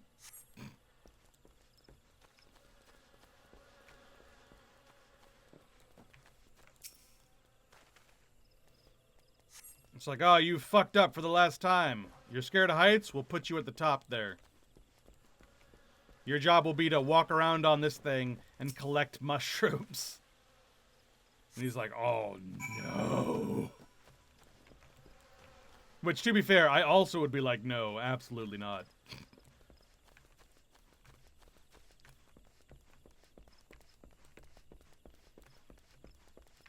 I think someone also says that, like, the overall goal was to keep him here until he stopped being afraid of heights, but that's not how that works. Oh, you've cleared the route of the blue trumpets. Wonderful. To be quite honest, I have this teeny tiny problem with heights. No, this is not my ideal posting, but we all do what we must. Keeping the route passable is an important job, you see. It's one of the few ways the folk can traverse the central shroud since the calamity, since the calamity all but split the area in twain. It is not perhaps the easiest pathway to walk, but there are those who believe the will of the matron herself caused this tendril of a Heavens Pillar to remain thus suspended, that it might serve the forest's people, and I'm rather fond of the notion myself.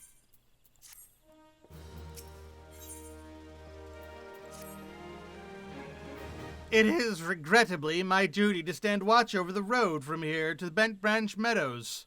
Wow, you have to keep watch over this road, like this road right here, and that road right there? I'm so sorry.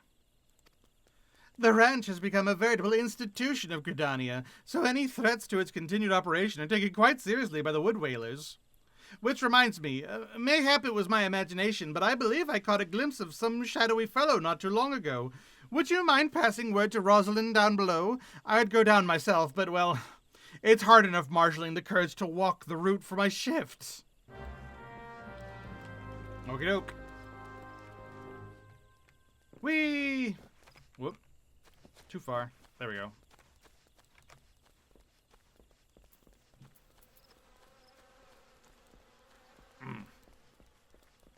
There's like a little bit of lemon zest in there. Hell yeah. Tastes delicious.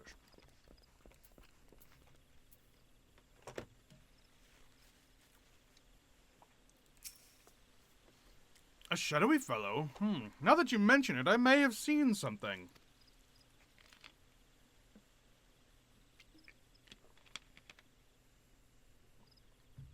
I dismissed it as a trick of the light before, but I thought I saw a shadow in the forest to the north. Still, I suspect it's nothing more than a Keycurn thief on the run. If you must sate your curiosity, by all means investigate. Should you actually find something of note, I would very much like to see it. Okie dokie.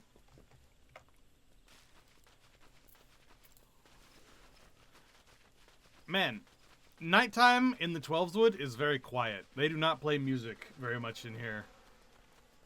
Oh, look at that. A still red fire and a worn leather bag.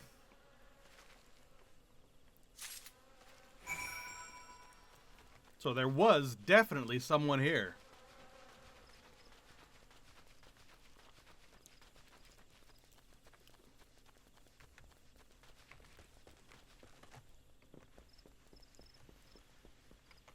In fact, you can almost see it from here. Oh, no, actually, you can't. No, there it is. It's right there. Almost see it from here. So it's no wonder these guys can't. Actually, that tree is blocking it from back here. No wonder they couldn't see it. Good game design. You can't see it from here. It's behind that tree. And there's a rock as well.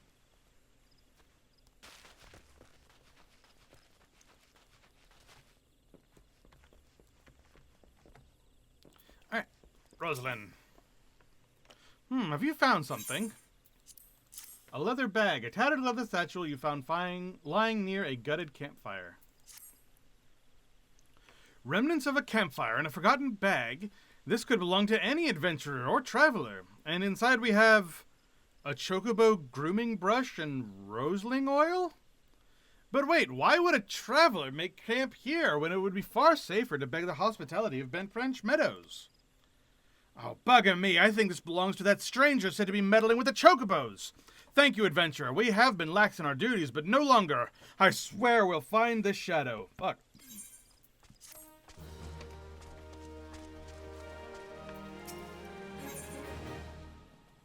Rosalind would like you to warn the other sentries of the stranger's activities.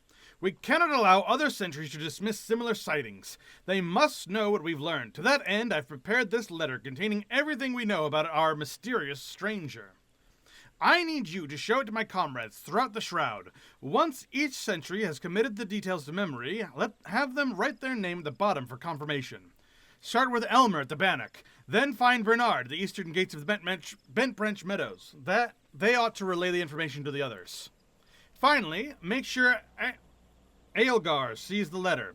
He stands watch within the stables, so if this stranger's aim is to harm the chocobos, Aelgar may have to personally put an end to it. Okie dokie. Hop, hop.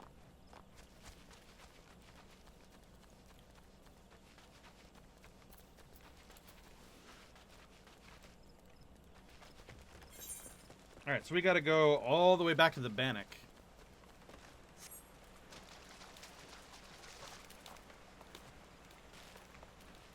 Which is back over... yeah. There's Elmar.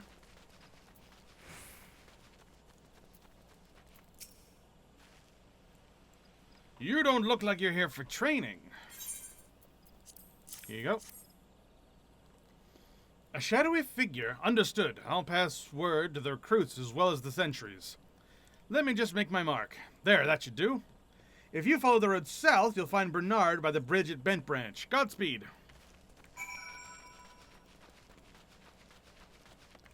Alright, down to where Bent Branch connects to the Bannock.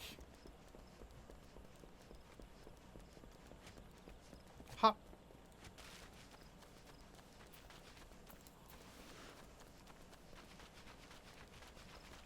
Run, run, run, run, run, run, run, run, run, run, run, run, run, run, run, run, run. There he is. You have business with me, adventurer? Yep. And it's over. Rosalind is right to be cautious. For this stranger to venture so close yet go to such great lengths to remain undetected is highly suspicious. They clearly have designs on Bent Branch. We appreciate the help. I should write my name here, yeah? Here, take it. You'll find Algar in the stables past the Aetheryte. Alright. In we go.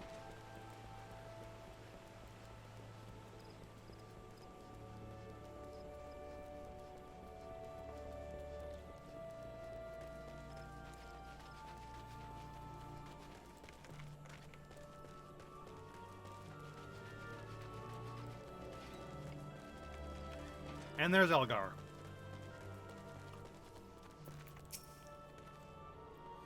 Mind the birds, adventurer. They get nervous around strangers. Here you go.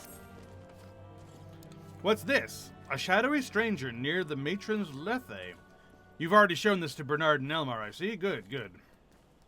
Then all that's left is to inform the staff here. Not everyone here is a wood whaler, true, but even our stable boys wouldn't hesitate to take up arms to defend these chocobos. And then as you can see, the Lethe is literally right over that fence. Like, we went that massive road, but like, literally it's right here.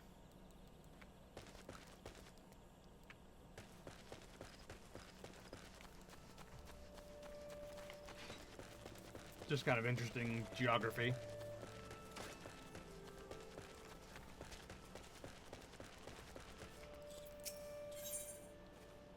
Elgar would like to impose upon the kindness of an adventurer. You're quite the compassionate adventurer by the sound of it. Well, far be it from me to look a gift chocobo in the mouth. I have need of a capable man like yourself. We received a peddler at the gates the other day, an excitable Lullafell that was sweating and swearing that he had been attacked by a large winged beast. Yet other than hornets, I know of no flying creatures in the region. If there's any truth to what he said, it might prove problematic for our other travelers. Follow the road south, see if we can find any evidence to support his claim. And should you find something, kindly tell Lothair to patrol his area sometime, instead of just standing beneath the spire and staring at the goddamn road. In those words.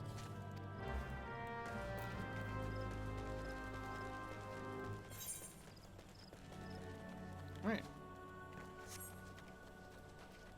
Down we go.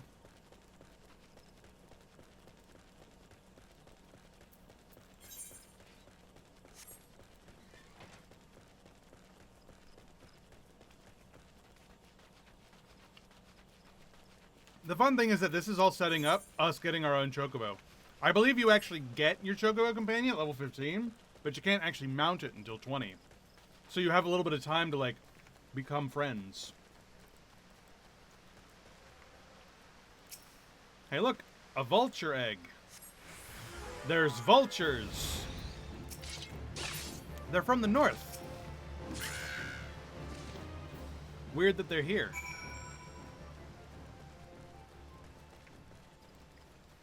Lothair, there's vultures on the road. A northern vulture? 2? And they were defending a nest? Well, perhaps we could omit the last detail from any official reports. I would rather not give Elgar any further cause to be cross. Thank you for slaying the beasts. You may rest assured that I will not permit this to happen again.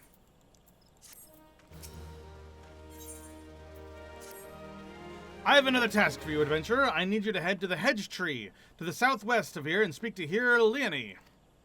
After tending the hedge tree, the hero was scheduled to board a boat from the Mirror Planks. Well, the vessel's departure time has come and gone, but there's still no sign of her. Knowing how absorbed the hero becomes in her work, I'm not unduly concerned. Armiel, however, was responsible for organizing Leonie's transport, and is likely wondering if her wayward passenger is ever going to arrive. Perhaps a gentle reminder is in order? Alright, we're gonna go hang out with another here.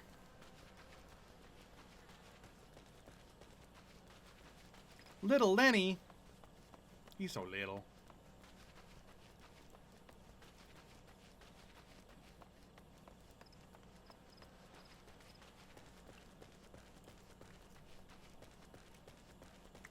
Whoa, did you see that? Behind this guy's house.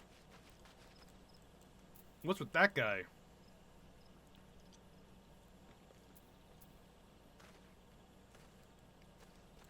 And the fact that fighting him pulls everything around him too, that's terrifying.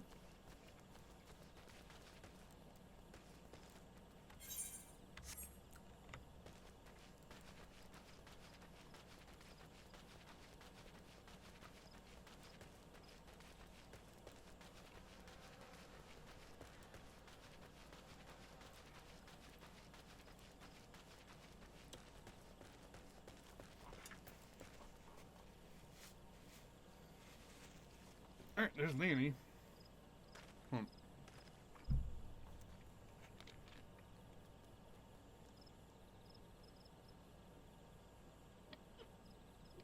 Excuse me. Sorry about that.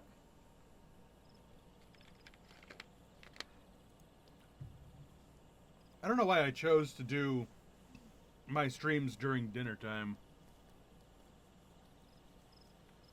I should have chosen a different time slot. But it's just such a nice time slot, you know? I like streaming at 6. It feels good to stream till 6, from 6 to 10. I don't know why. But that is dinner time. And so I always end up eating on stream. That really has been a problem since I started streaming. And I don't really know what to do about that. Like, do I just stop caring at this point? It's like, I don't know. I feel weird about it. It's like, on the one hand, you don't need to be watching me eat while I stream. But on the other hand, who actually gives a shit? I don't know. I don't know.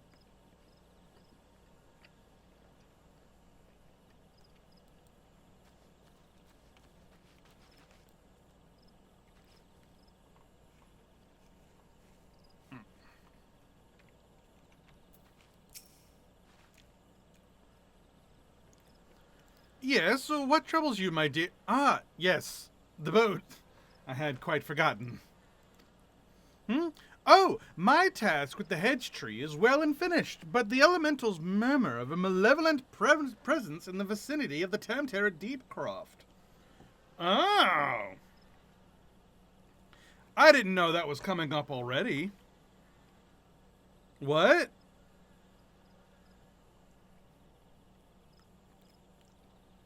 Is that what I'm thinking of, or is that something else? Because this is a level, what, level 12 quest? And they're already talking about Tamterra Deepcroft? I forgot. Oh shit. Odin's around. The weather just changed. Odin's here.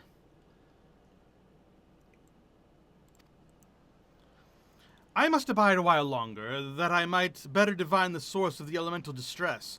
Please inform our meal that I will be late in arriving. So yeah, when this weather happens, that means that Odin has appeared in the Twelveswood. If you find him and kill him, you can get his outfit. He also takes on the appearance of the person who last hit him. Which is a, fun little thing. Which means, yes, Odin can turn into a Lalafell.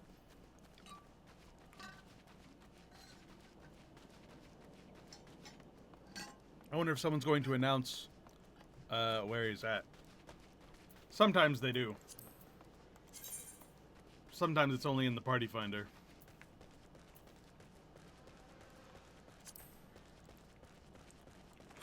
Anyway, we go this way.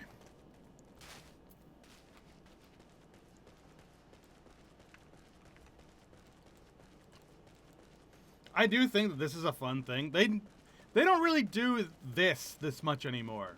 Like, they do hunt trains and stuff still, but things like Odin's appearance in the Twelveswood, like, name any other time something like that goes on.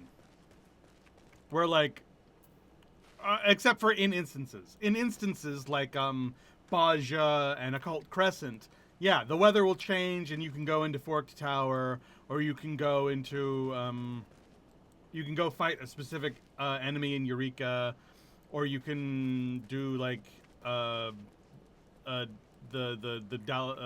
Delabrum Reginae or something. I don't remember which one it is. The one where you go into the airship at the very end. I think that's on an hour basis. That's not based on weather. But there are some things that are based on weather in those instances, but not out in the world. It's just Odin, really, which is weird. Alright. You bear a message from Here Leonie? An evil presence in the Deepcroft? That sounds grave indeed. I shall organize a vessel for a later time, then. Perhaps a bell from now? 2? I better make it 3, just to be safe. Thank you for the trouble. Might you assist me with another matter, sir? A wagon that departed from Quarry Mill was overturned on the road when some large, ill-tempered forest beast chose that moment to defend its territory. By Nafka's grace, the driver escaped without injury, but the wagon's cargo was not so fortunate. With none willing to risk another encounter with the creature, I can only assume the goods remained strewn across the ground where the incident occurred. Simply follow the road to the south, and you should come across the wreckage. Salvage the cargo. Salvage what cargo you can and deliver it to Keith at Bent Branch Meadows if you'd be so kind. Okie dokie.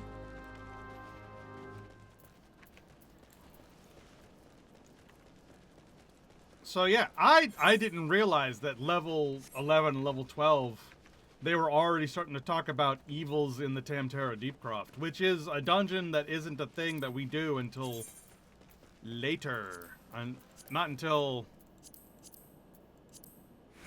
16.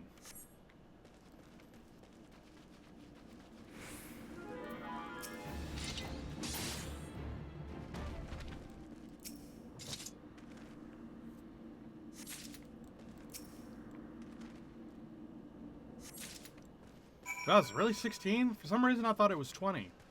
I thought you did Sestasha at level 16, not Tamtara. What level do you do Sestasha? 15. Really? So we're already getting close to Sestasha? Doesn't feel like it. Then again, the first time I played, there was hours in between traveling to the next area. Like, I think the first time I played this, way back then, it took me about 5 hours to get here, to get to where I am now. And I was like, I'm done. I have to take a break. I have to stop because I've been going for 5 hours and I'm only level 10. And I'm like, this is slower than World of Warcraft. This is driving me crazy. But now, I've only been in New Game Plus for an hour and a half. Maybe even less. I don't remember exactly when we started. But it was something like that.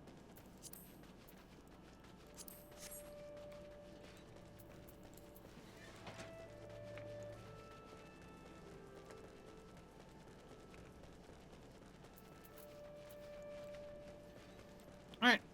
Keith, here you go. You have a delivery for me? Yep, here you go. The fallen cargo. Though the crate is splintered in several places, it does not appear that its contents were damaged in the fall. Ah, this is the shipment I was waiting on from Quarry Mill.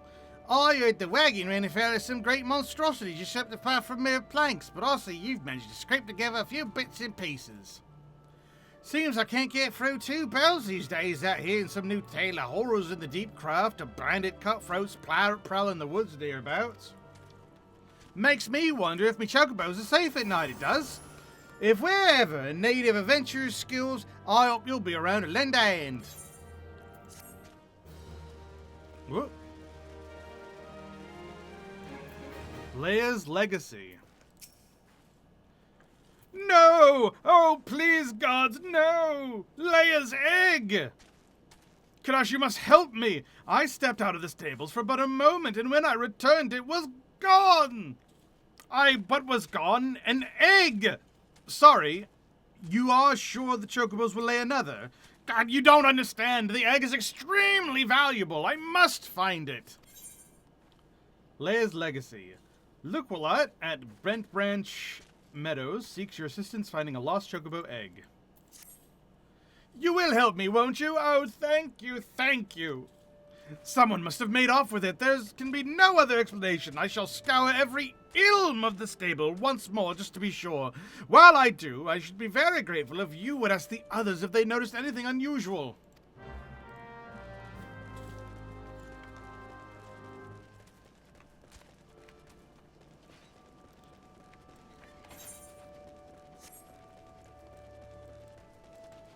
I don't remember exactly, but I believe Leia, that chocobo, is a named chocobo from 1.0, and like this is like her laying of her last egg was like an important quest chain, and so this is a continuation of that. I heard. I don't know how true that is. Oh, Odin's sighting. He's at Still Rain. I've already got the Odin set. I don't need it. Human. Seen anyone acting suspicious? I most certainly did. A man it was, running off towards the Temtera Deepcroft. You say an egg was took, and I'd say that there's your culprit. But why would anyone pitch a chocobo egg? Without the proper learning, it's damn near impossible to get one to hatch.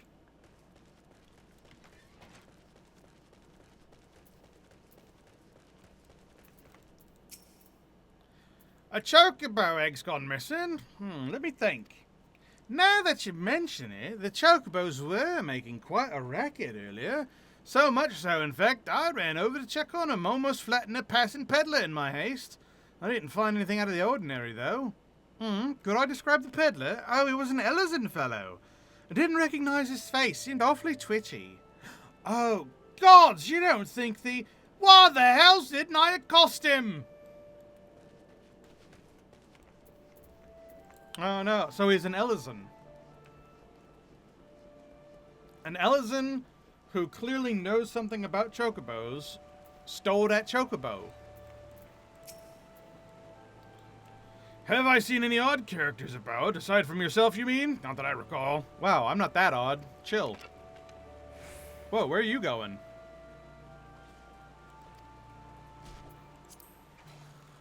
I did see someone calming the birds, but only from a distance. I assumed it was Liqualot. But if you say he was away from the stables at the time, then who was with the chocobos? What did you just kill, Woodwhaler?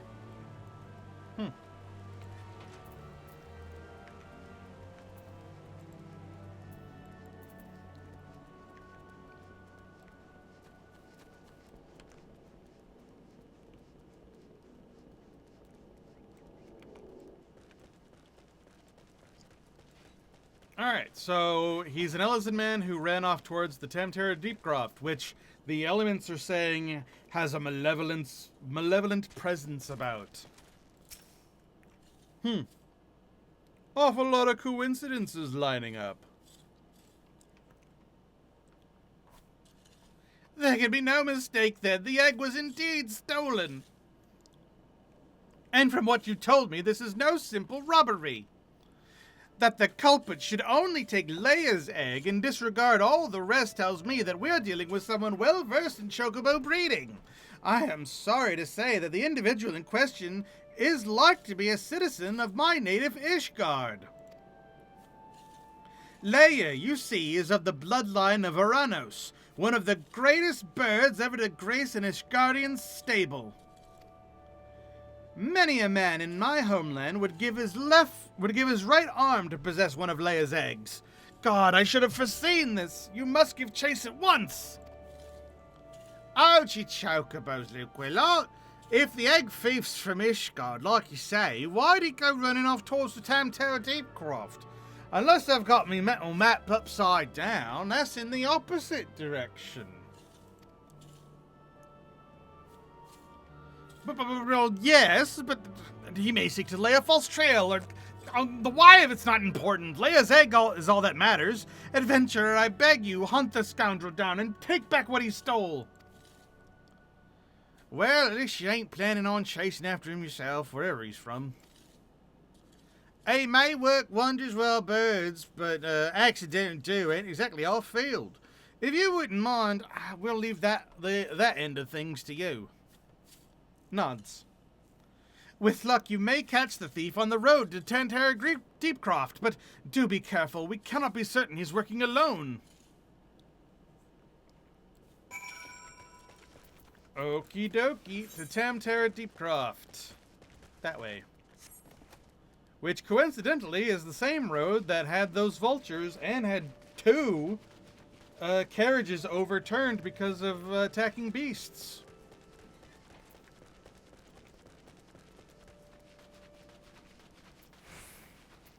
I believe that this quest line will end with us getting our chocobo.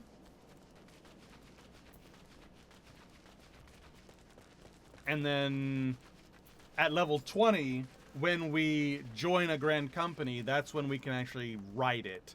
But we're gonna, fudge that a little bit, and we're going to just ride the chocobo.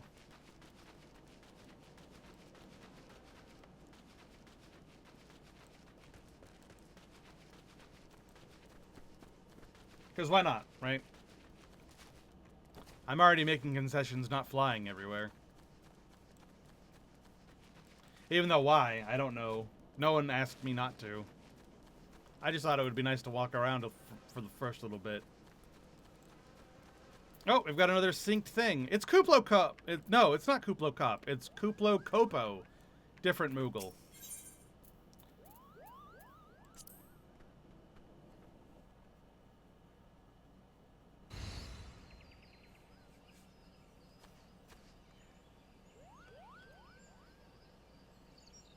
This is what the weather would be like if frickin' Odin wasn't around.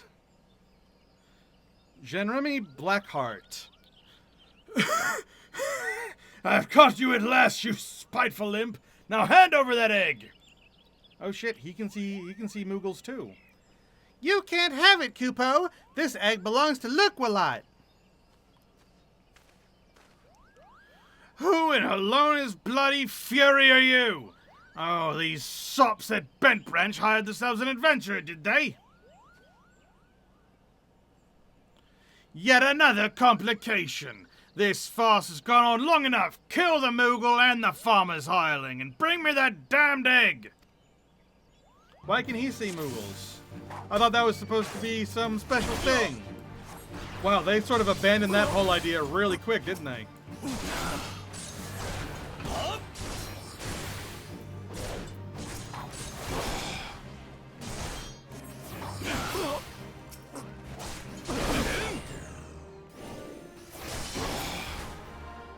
We're winning, Kupo.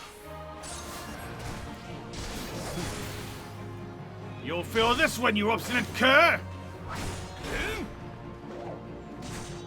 Nope, dodged.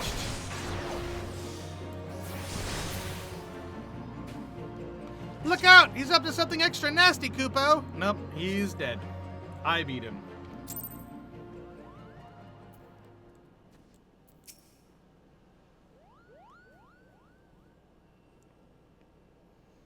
Thank you, Kupo. What's that, Kupo? How did I come to be out here? Nods. Well, this egg here is Leia's. Leia's a very special chocobo, in case you didn't know. Anyway, I was having a nap in the stables when that nasty fellow crept in and tried to steal it, Kupo. So I snatched it up as quickly as I could and made a run for it. I was planning to take it back to Bench Branch Meadows myself, but it might be safer if you did it. I'm sure Lukwalot would be very happy to see you, Kupo. Leave it to me.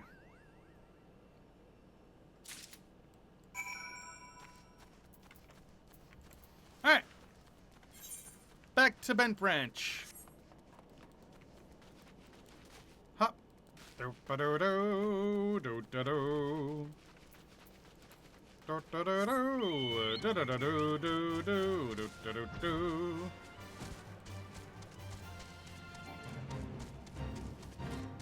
Do-da-do, do-da-do, do-da-do, do-da-do, do.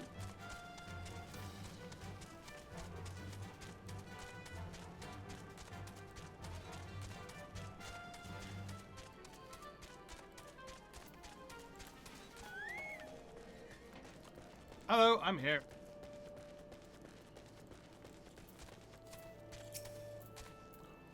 You have the egg. Is it safe? Yep. You must deliver this egg, adventurer. It's our only hope. Good Star Wars reference, because it's Leia.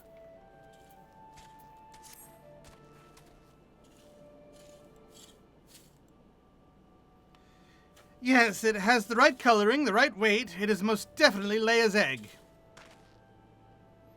I know not how to thank you. You had me word for a bit there.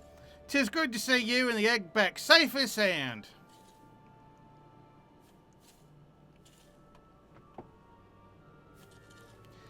So I was correct in my assumption that an Ishgardian was involved, albeit one who did not, in fact, make off with the egg. Well, I could hardly have anticipated the intervention of a Moogle. Bugger me, couldn't be the same one, could it? Might you have encountered our unlikely savior before, Keitha? Could be, aye. One of them saved me hide back when the calamity struck. I was in a part of the woods we now called Standing Courses that day. It seemed like the whole bleeding forest was ablaze, and I couldn't see a yarn in front of me for all the smoke. Well nigh giving up hope I had. Then all of a sudden, a Moogle appears out of nowhere, tugs at me smouldering sleeve, and leads me straight to a bit of wood where the fire hadn't taken hold.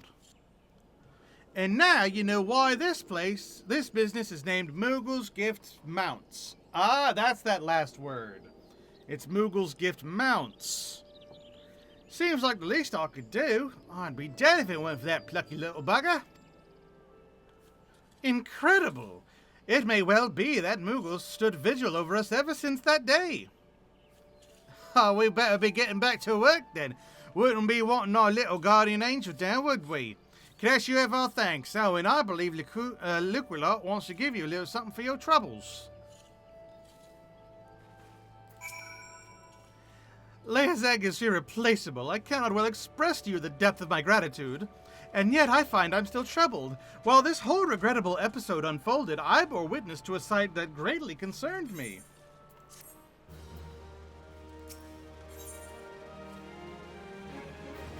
Okay, so the reward at the end of this was getting our Chocobo friend. My thanks for your kindness earlier. I hate to impose again, but I have need of your assistance in another matter, one of grave import, I fear. Of late, I've noticed that Ixali dirigibles have been appearing over the Twelveswood with increasing regularity. The frequency, however, does not bother me near so much as where they choose to fly. The patch of sky directly above the Guardian Tree. The tree is a sacred site, or so I was given to believe when I first came to Gridania, and thus I naturally assumed that the elementals would not suffer the Ixal to profane it. Yet the birdmen have been coming and going as they please, with nary a sign of protest from the guardians of the Twelveswood. And it was that which set me thinking. Ever since the appearance of the much-talked-about suspicious individual, many and more strange things have been occurring in the forest. Could it be that he did something to the elementals?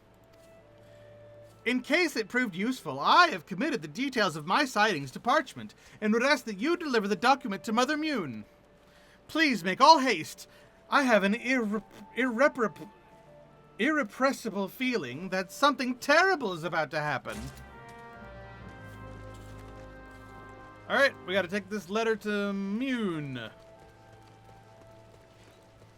There are Ixal wandering around the Guardian Tree, and the elements are suspiciously quiet.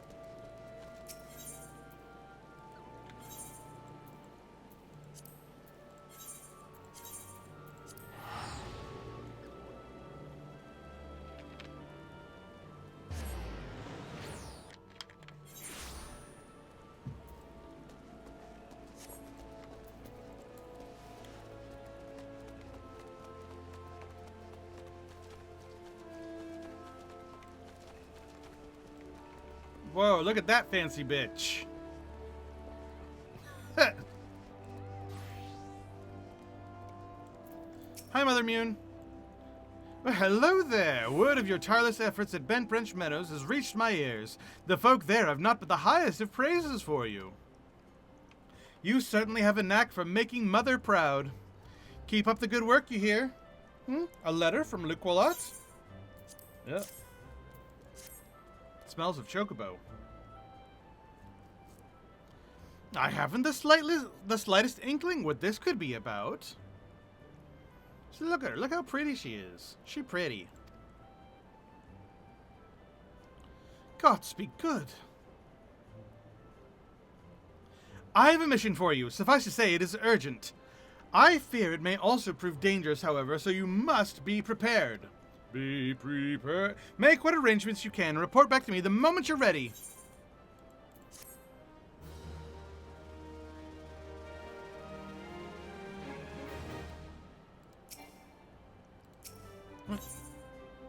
To guard a guardian. Mune has a mind to assign you a mission of great import.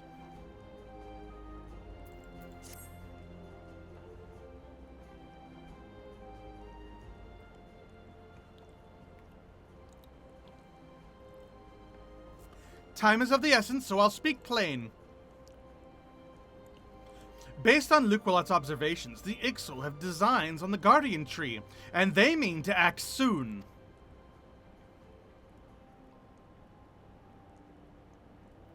The tree is the oldest living thing in the ancient forest, and it is held sacred by every firstborn Gridanian. Forestborn, not firstborn. Should it come to any harm, the elementals would fly into a rage beyond pacifying. I dread to think the chaos that would ensue. There isn't much time. You must act quickly. Kadash, please see this letter to the hands of Bow Lord Lewin, at the seat of the first bow in Quiver's Hold.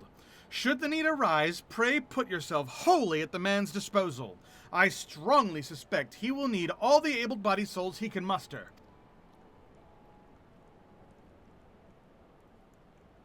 The fate of Gridania hangs in the balance. Go swiftly. So this will be our first big mission. A simple adventurer no longer. Now, all of Gridania hangs in the balance.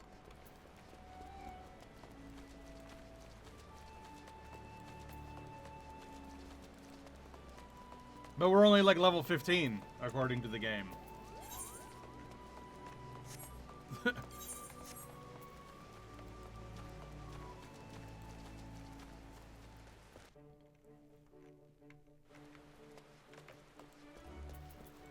No, 14. 14. Which really makes me wonder, if Sastasha's level 15, how are we getting there?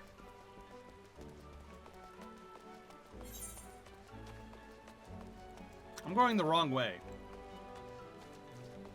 It's over there. I went the wrong way. Whoops. For some reason, I thought that the Lancers Guild was the Archers Guild. I don't know why my mind map took me so astray.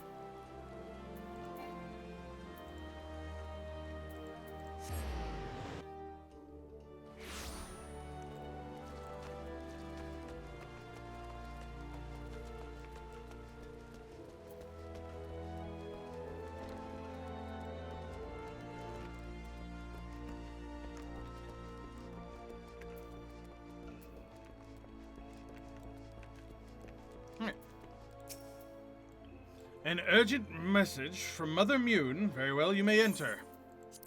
The seat of the first bow. Hi, Lewin.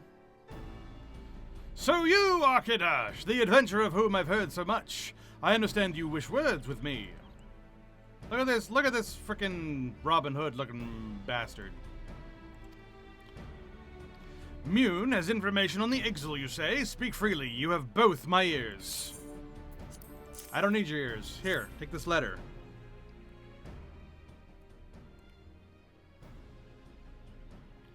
Matron forfend! They mean to defile the Guardian Tree?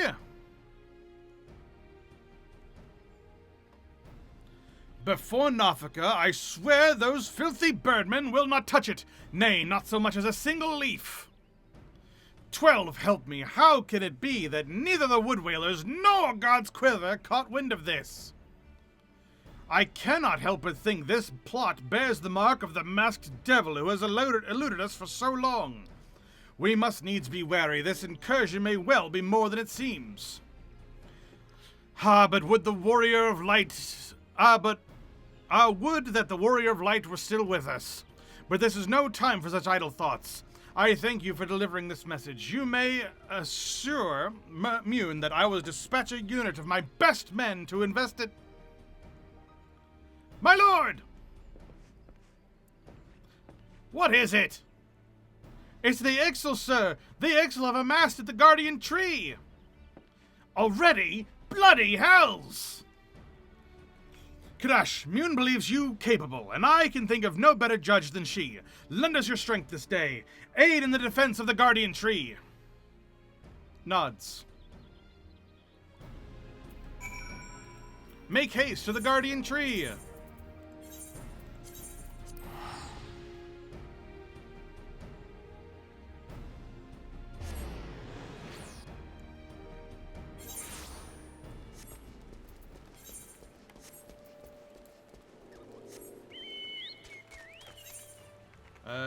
This way.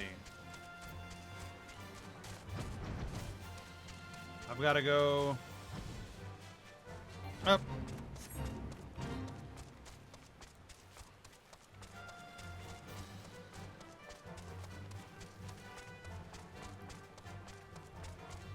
I'm making haste. I'm making haste.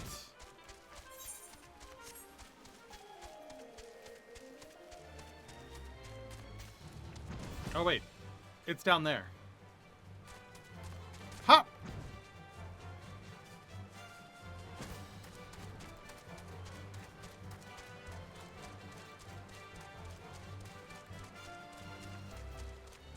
The Guardian Tree.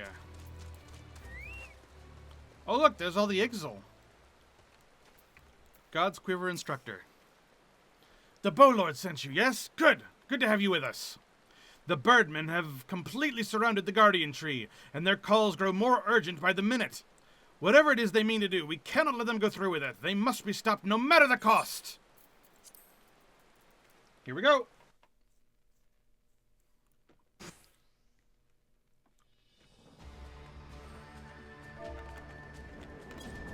Oh, mournful voice of creation! Oh, mournful voice of time!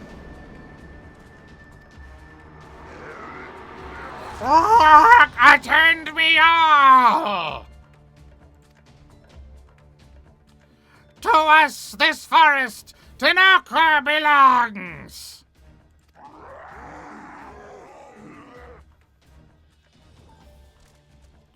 Wisdom of the paragons we possess! To our former glory, restore us it will! From this tree, a great crystal we take, unto Garuda an offering we shall make. Unfeathered ones and elementals banish we shall, our ancient home reclaim we will. Rah!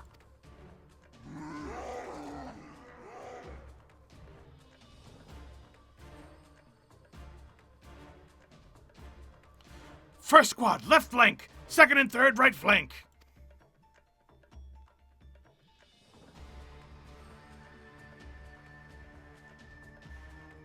All right, we've got men moving in. Hey, there's Gelfried.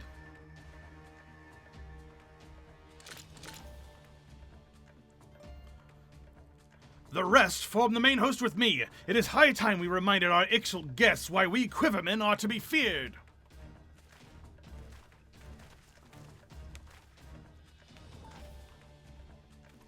The position is yours, adventurer. May the elements keep you.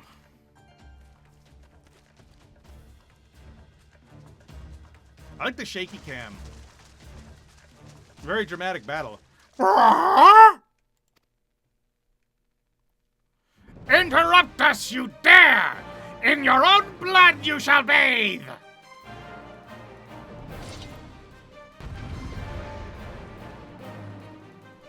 We get the cool music.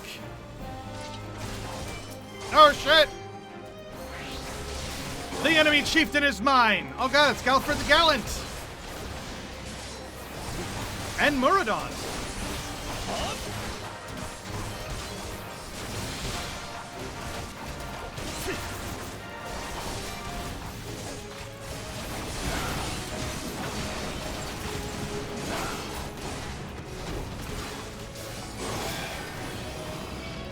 Hey, I've got the taunt skill finally. Another wave? Where are they coming from?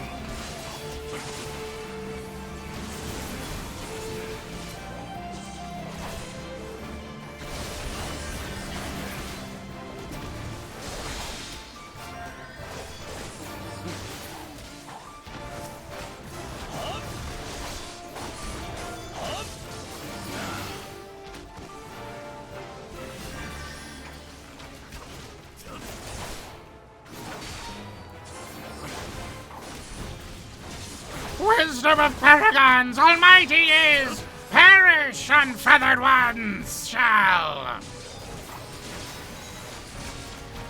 Creature of the abyss, mine enemies, strike down!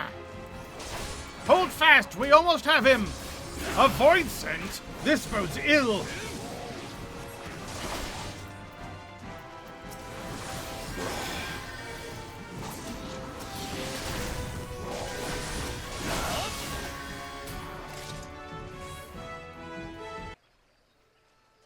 And the music suddenly cuts off. Impressive work, adventurer. The Bow Lord bids you hold this position. Enemies may yet lurk near, so stay on your guard. We go to bolster the left flank, where the battle yet rages.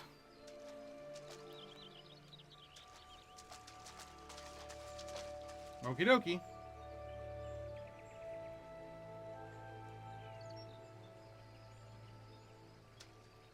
Ah! It's the Ascian! The Black Mask! The source of his strength becomes clear. You may have bested the golem, but you will not fare so well this day. Oh shit!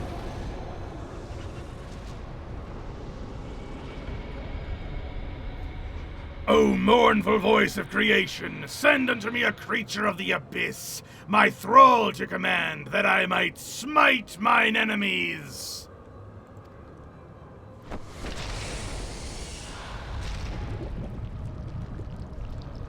Oh shit!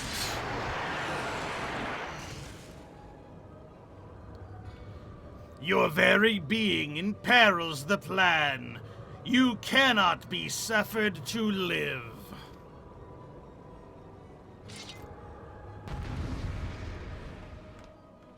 I got flashbanged there for a second.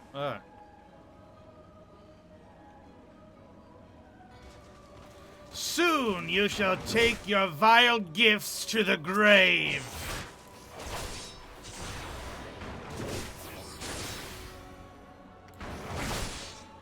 Oh, that's cool.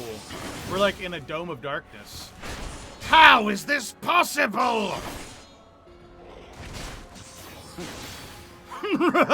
Writhe as the venom eats away at your veins! Sorry, but I'm over leveled. I'm level 18. I trust you won't object to our assistance. Oh shit, it's Ida and Papalimo. Looks like you could do with a hand. I legit forgot that they like join us for this. Unwelcome guests, no matter, all shall fall before me.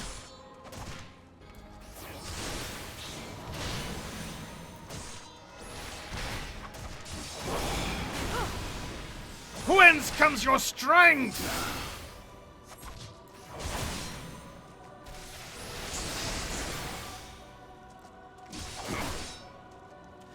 It is time we finished this. Come on, we're almost there. You stole my kill.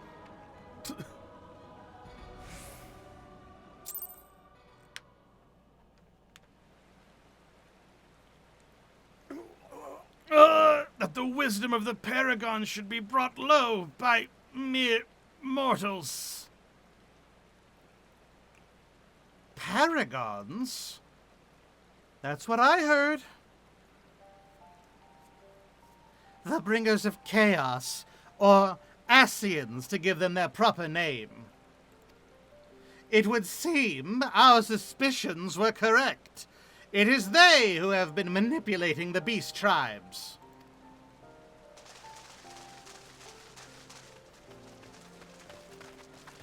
Crash, you're unharmed? Had I known this creature was near, I would have sent men, not called them away. There's no mistake, sir. He's the one who stirred the Ixal from their nest. Our intelligence was reliable.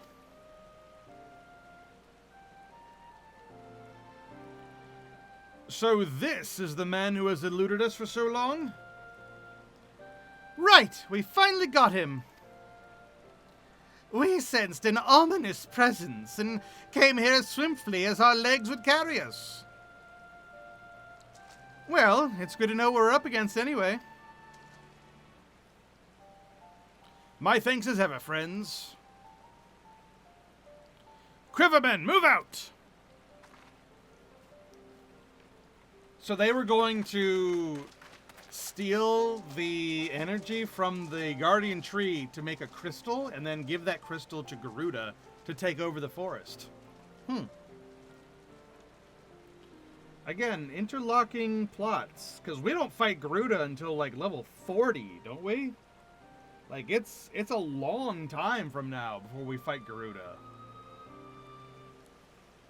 It's interesting how all this connects together.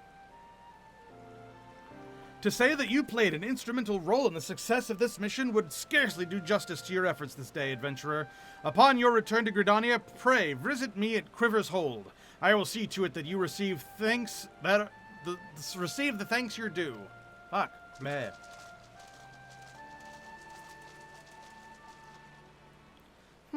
You're probably wondering why we always seem to appear when there's trouble, right?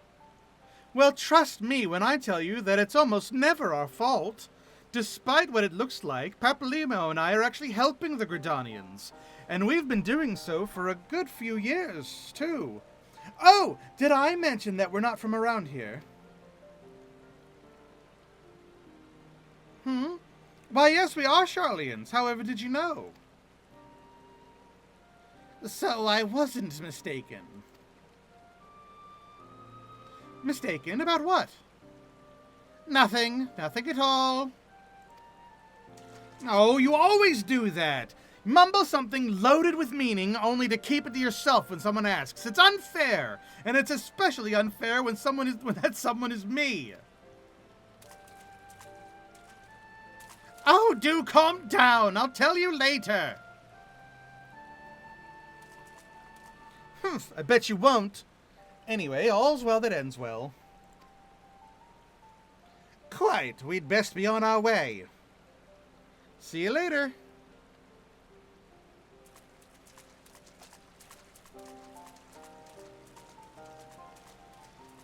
So Papalymo recognizes us, which is interesting.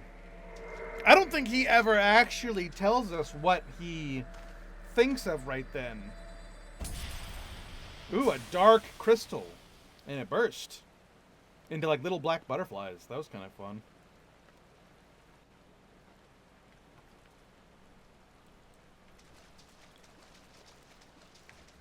You know, I don't think they ever actually make good on the whole plot device of the dark crystal. Do they? I don't remember.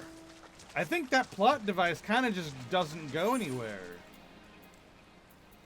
You know, like, these lower Ascians all have those dark crystals, and then later on they actually show a dark version of the mother crystal. But that, I don't think ever pays off. Does it? I don't remember. We gotta remember to keep our eyes out about that. 'Cause I don't remember.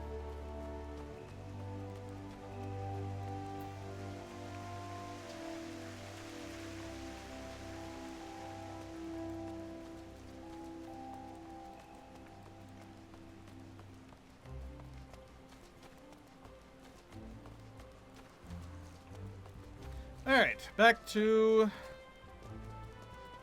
the Quiver's Hold.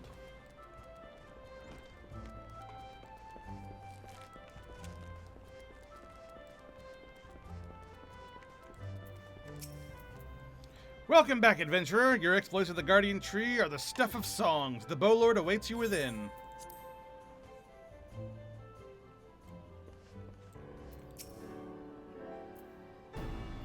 I have awaited your return. Allow me to thank you again for helping us to defend the Guardian Tree. Not only did you put the invading Ixal to rout, you confronted the masked mage and his fell minion and emerged the victor. I have good men and women under me, but none of whom would give... I have good men and women under me, none of whom would give me cause for complaint, but you are a class apart. Your strength, your determination, your heart... You have all the makings of a great adventurer. Mune is seldom mistaken in her appraisals, and she is plainly not mistaken now. Gridania is stronger for your presence. The Elder Seed Seer would doubtless be pleased to learn that a capable adventurer like you has come to us. Once more I thank you. Owing to your valor, disaster has been averted. Oop, cutscene. Legasp! Elder Seedseer, my lady. Legasp is the Elder Seedseer. I am come to express my gratitude for your valiant efforts before the Guardian Tree. I am informed that an adventurer of singular talent now walks amongst us. You are he, are you not?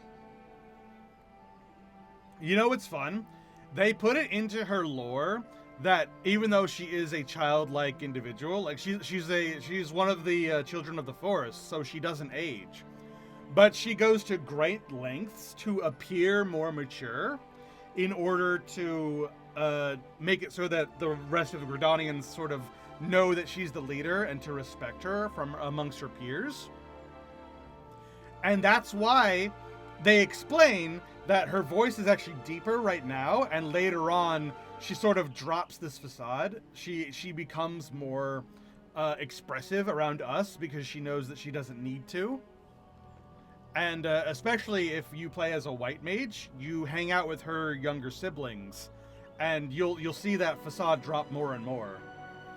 And I think that's really interesting how, yeah, they really just gave her more of a character and like gave her a slightly different voice actress, but they wrote that into the story that that's like part of her character. I think that's really cool.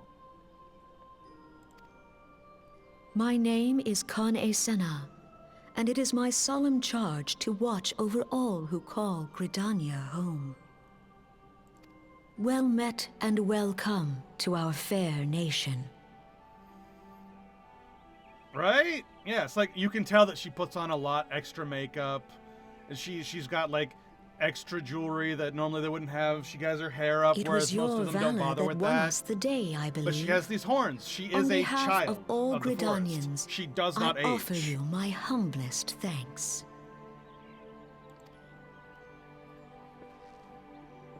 Like they very purposefully tried This to make gift her. I present to you as a small token of my gratitude. I hope that you will ever remain a friend to Gridania. Like they very purposefully tried to make her that sort of like elvish, aloof leader, where like, you know, she's very stiff, she flows when she walks, that sort of thing. But, you know, just by the nature of ARR's voice acting and character writing in general being kind of stiffer than usual, it really came off as her being flat during this portion. But they wrote it into her character that no, she puts on airs because she doesn't grow up, but she is the leader of Gridania. So she has to do that. Green Bliss is coming. It is an age-old ceremony to renew the bond between man and elemental. Over the centuries, it has blossomed into a joyous festival encompassing Gridanians from every walk of life. I should be most gratified if you would participate in the ceremony as emissary. Oh, such a great honor. I look forward to The seeing you English. on that most joyous of days. They tried. Bless them, they tried. Till then, fare you well. May you walk in the light of the crystal.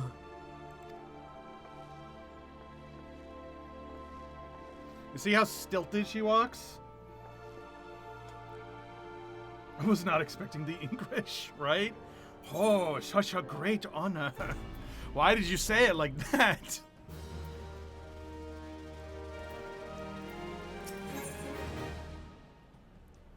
Warlord Lurin has information regarding your role in the Green Bliss. None in Gridania can doubt your worth, but to receive such praise from the Elder Seedseer herself. And nor is that the half of it. She chose you to play the role of emissary, for God's sakes. You, an outsider! Do you have any idea what this means? Oh, of course you don't. You're not forest-born, which is rather the point. Mistake me not, I think you worthy, but your selection is all but unprecedented. I'll wager you have not the faintest inkling what is required of you. There are preparations that the emissary must needs complete ahead of time. I suggest that you consult Mune regarding the matter. She is overseeing arrangements for the event. Also, fun foreshadowing that we're the emissary of the Green Bliss, when later on we learn about the emissary as the character, and it's like,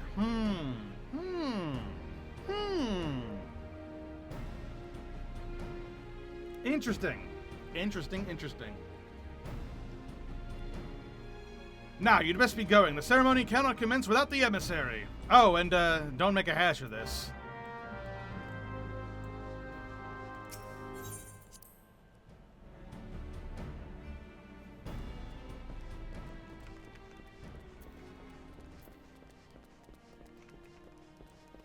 Alright, I believe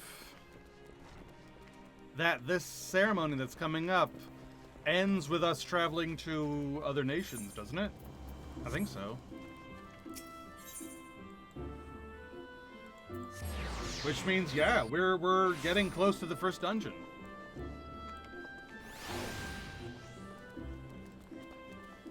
Took about 2 hours to get here, which isn't bad.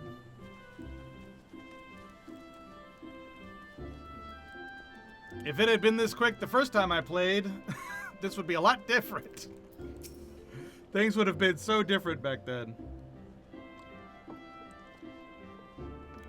Well, if it isn't the emissary himself, had I known you were coming, I would have baked a pie. You truly are full of surprises. Next, you'll be telling me you're one of the Warriors of Light, back from a half-decade-long holiday. Well, actually, the thing about that is...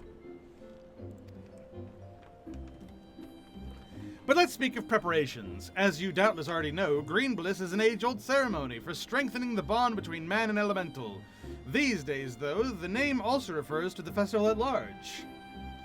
In the ceremony, the emissary serves as a conduit, a bridge between the people and the guardians of the Twelveswood. Suffice to say, it is no small responsibility, nor does the Elder Seetsier choose mankind's representative on a whim. Seldom in history have non-Forestborn been chosen for the role, which should give you an idea of the magnitude of the honor accorded to you. Does the Warrior of Light remember those events? No, no one does. Not yet. Everyone remembers bits and pieces. Everyone remembers little things. They remember things that led up to the calamity. They remember the calamity happening. They remember the burst of light of Bahamut and the Warriors of Light fighting against him. And then they remember Bahamut being defeated and the Warriors of Light disappearing. But they don't remember who the Warriors of Light are. And every time anyone tries to think of it, all they can think of is the glowing light of them fighting Bahamut. And we don't remember. And no one else remembers, but we do get confirmation later on that we are in fact the self-same Warrior of Light from back then. And I theorize, I don't know because I don't think it's ever confirmed, but I theorize that's what Papalimo is thinking as well. Because we are confirmed to be the Warriors of Light from back then by Louis Soix himself. And Papalimo is Louis Soix's greatest apprentice. So that's why I theorize that's what he was thinking just a moment ago. That's why he kind of recognized us, whereas Ida doesn't, and no one else in the Circle of Knowing seemed to recognize us either.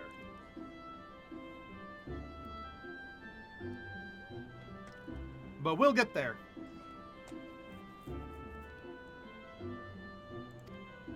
But yeah, so we don't remember, no one remembers.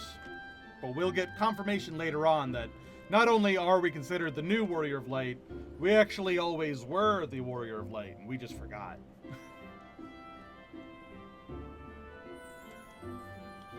For your part, you are required to wear a ceremonial artifact, which is presently in the keeping of Timbermaster Beaton.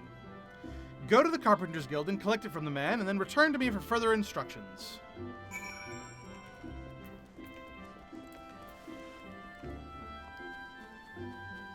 So yeah, in my headcanon, RP headcanon of my character, my guy spent those 5 years living in the North Shroud up in Fallsgord Flats.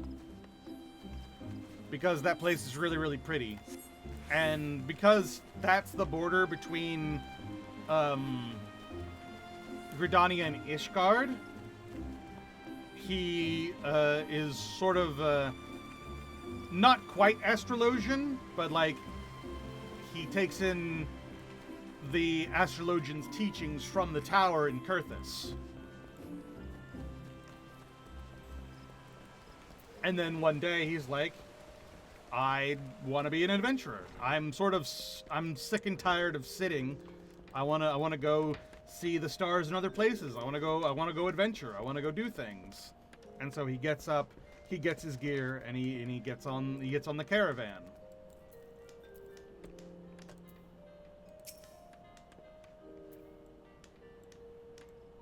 Although a small plot hole is that caravan actually comes from the other side of Gridania, but I mean, maybe he just took the scenic route. I don't know.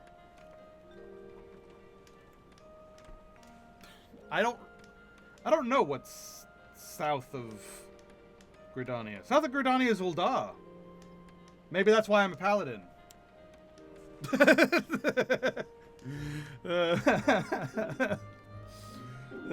Fuck. Alright. So you're the emissary to be. Mune sent word that you would be coming to collect a ceremonial artifact. The good news is that it's ready, painstakingly crafted from these very hands, and from the rarest of materials. Take it along with this warning. Get so much as a scratch on the thing, and I shall make an unceremonial artifact out of you. Okie dokie.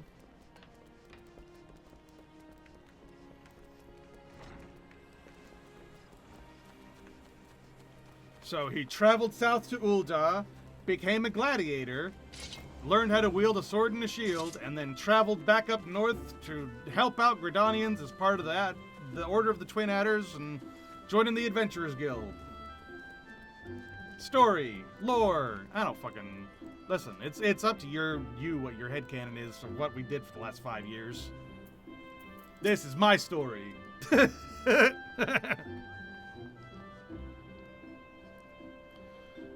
Back from your trip to the Carpenters Guild, let's see what you have in that box. As long as the lock is intact, we may never know for certain what Timbermaster Beaton placed inside. This is by far the finest Manoa mask I've ever laid eyes upon. The Timbermaster has truly outdone himself this time. In case he didn't mention, the mask is crafted from consecrated lumber rendered up by the Guardian Tree, solely for the use of the ceremony. In other words, it is priceless. Mother bids you handle it with care. And with that, your preparations are complete. The venue should just about be in order. If you have any questions, now's the time to ask them. Alright, well, I gotta get the mask out of my glamour dresser. Plus, an ad's about to start, so I need to out of New Game Plus for a second in order to go get it.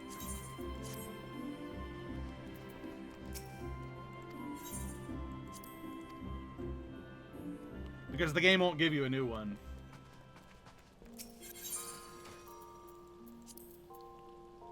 Here's the Momoa mask. I keep it in there for when I do New Game Pluses.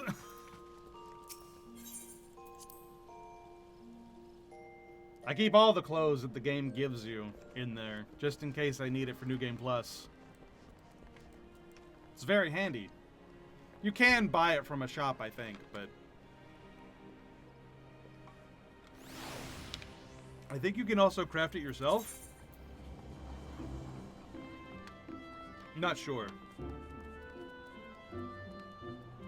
But I do think it's interesting, by the way, that the emissary wears this mask. Which I think is interesting because it looks like a merging of an Ascian mask and the Wood Whaler's mask, like it's somewhere in between.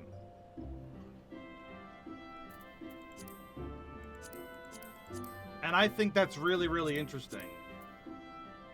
Because, like, look. I have an Ascian mask in there.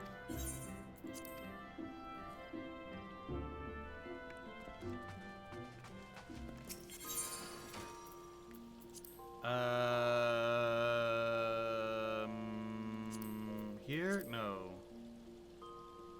Here. Look. That is an Ascian mask. Or like a not an Ascian mask, but you know, the ancients masks.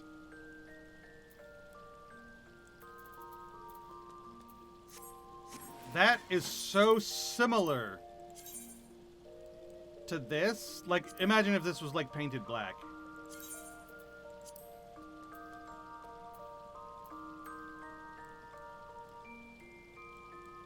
You see how similar that is? Isn't that interesting? I don't know. I think that's cool.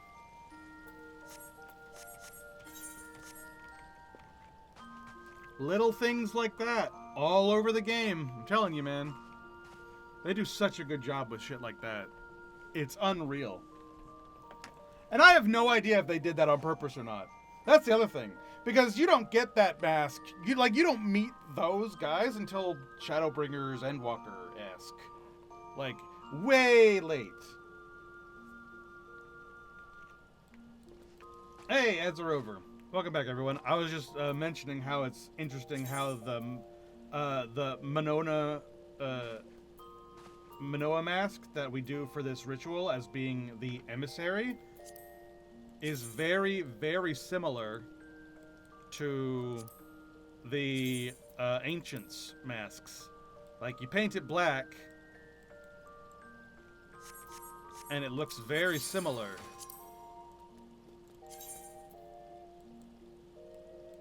to the ancients.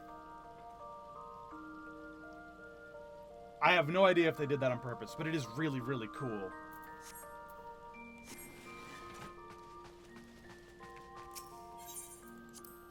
Anyway, I grabbed the mask. Now I can continue on with New Game Plus.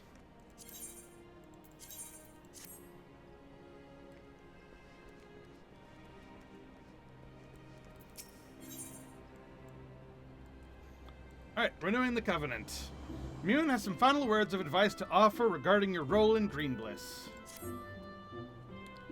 Now that you have the Manoa mask, all that's left is to participate in the ceremony. Perchance you're feeling nervous, but never fear, despite all the pomp surrounding the role, there really is nothing to being the emissary. All you are required to do is wear the mask, stand up straight, and look dignified. The more involved aspects of the proceedings will be handled by others. Simple, no? Foreshadowing! Anyway, the ceremony will be held at the Mikedo's Amphitheater. When you're ready, make yourself known to the caretaker there, a woman named Disdain. Oh, and be sure to wear your mask, or she may not recognize you. Now off you go.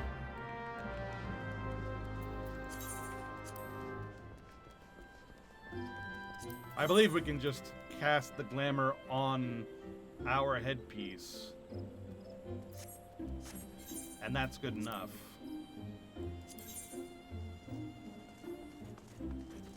We just have to look like we're wearing the mask. I think.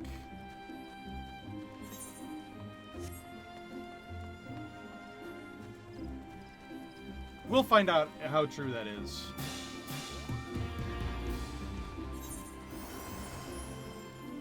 I probably should have just put the mask on, though. I wanted to keep my monocle. I have to go undo this in a second. Oh, no. The thing's red. Yep. No, we need to actually have that equipped. Which means I need to go and change my helmet back to my monocle. Because I love that monocle.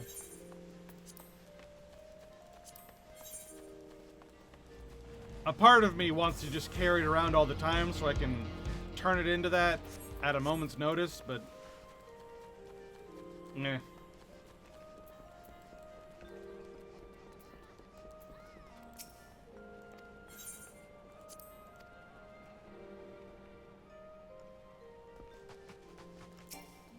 Yeah, you can't access the glamour dress in New Game Plus. That's why I had to turn it off. Alright, suspend.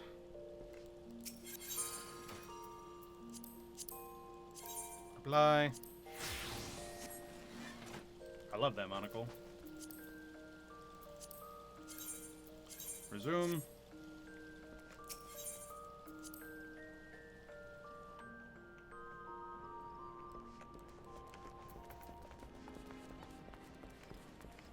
Okie doke.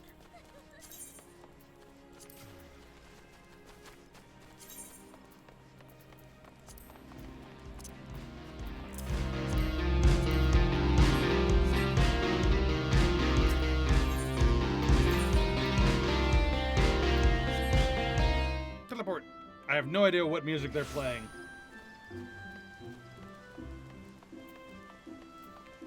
Hello. Ah, you must be the emissary. I see you've come prepared, that is well.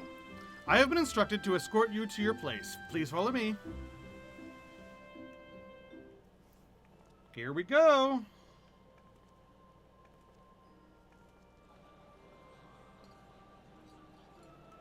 I love this little theater space. It's very,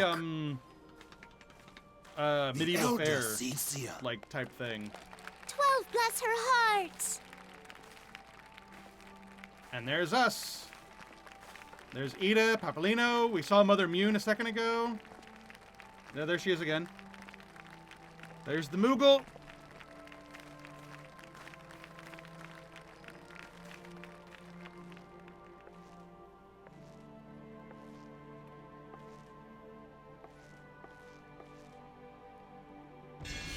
May he find favor with the elementals. Yay! Oh, that's the Botanists Guild leader.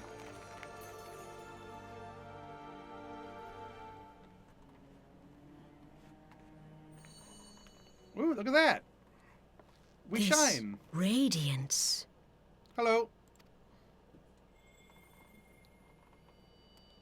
Ah, it's the crystal Could that we it were blessed be with. a crystal of light? Yes. Tell me true.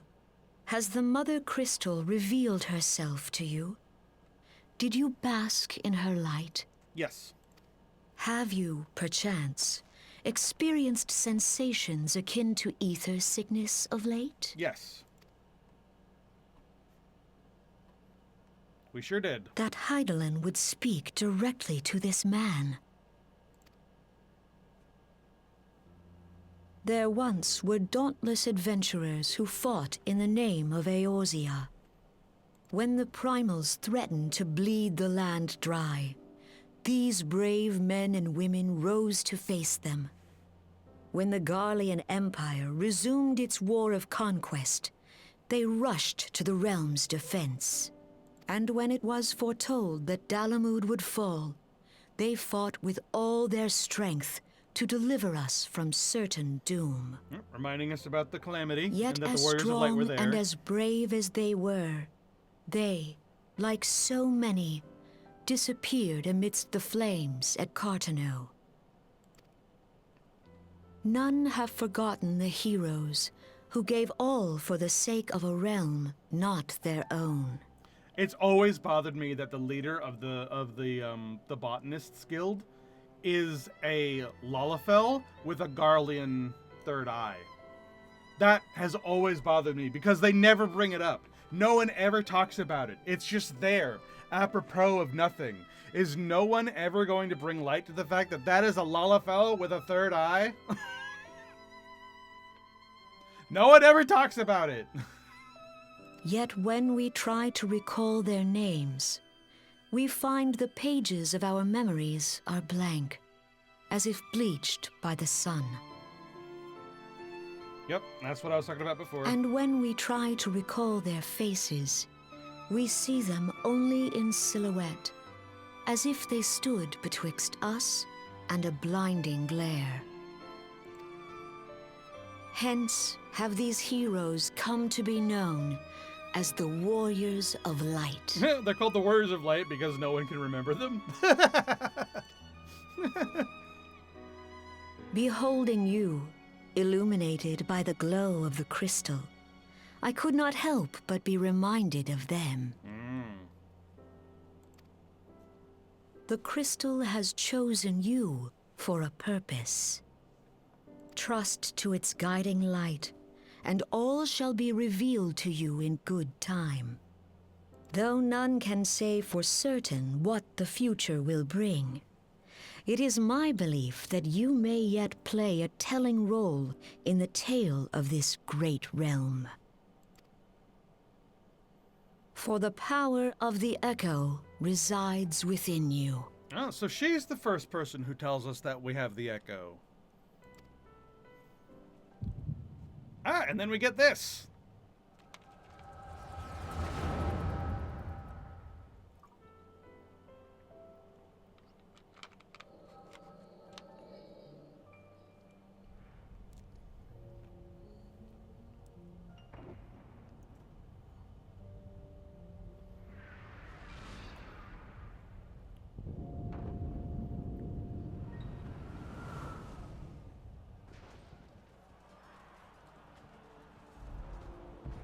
You know what's interesting?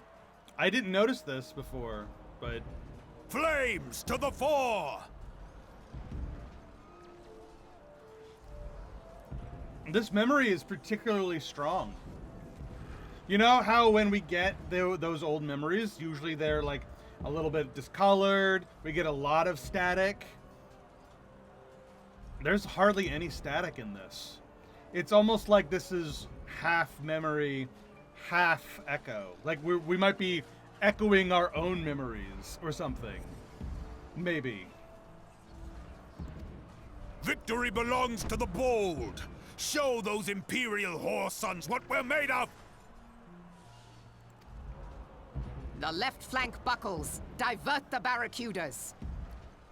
I mean, we know that the echo is actually us tapping into the memories of the land and its ether, because the land's ether works the exact same way as the person's ether, where there's life ether and memory ether, or life ether and soul ether has memory in it. And so we're able to see in the land's memory ether, which is the power of the echo.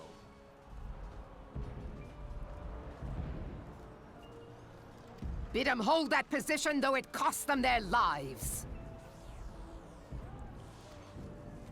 The yellow serpents are in need of succor. Pray, send the white wolves to their aid. The adventurers risk life and limb for our cause. We must not fail them. It's just interesting to me that this is a particularly powerful memory.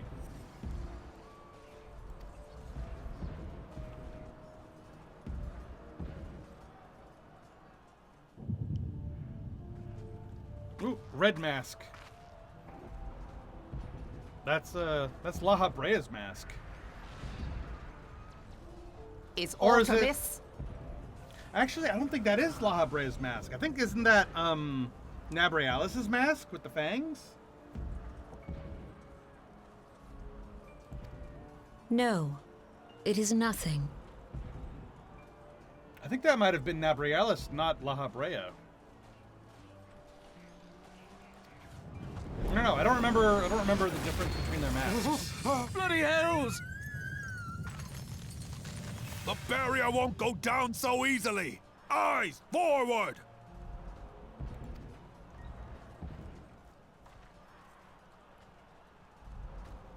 Because yeah, all the convocation have different mask designs. We are being watched. I'm gonna look it up actually.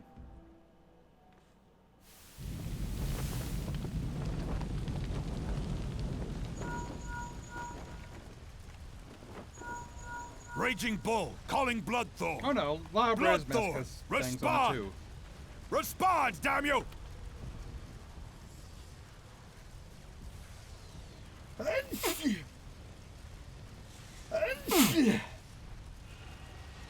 Ah. Okay. Both Nabrialis and La Habrea have fanged masks, but La Habrea's masks are fangs out here that sort of go around the mouth, whereas Nabrialis's fangs are closer up here that go to the ends of his lips. He's also got multiple streaks up here instead of just eye slots. La Brea has normal eye slot mask, whereas Nabrialis has 3 slots. We didn't see the top half of the mask, but I don't remember where the fangs were. That could have been Nabrialis, or it could have been La Brea.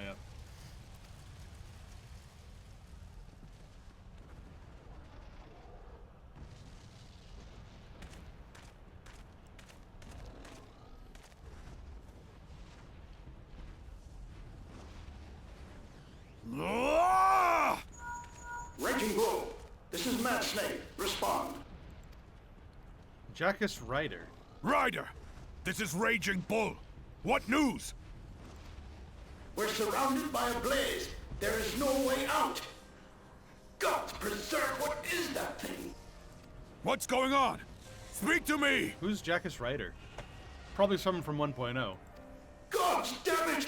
We cannot hold much longer.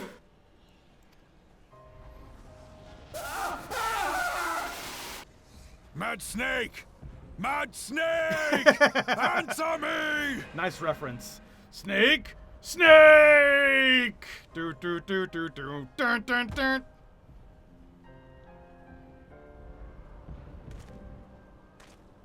Damn it! Damn it all to the 7th hell! Roban does this a lot. What of the barracudas? Can they not be reached? Sorry, Admiral. Shell's not working.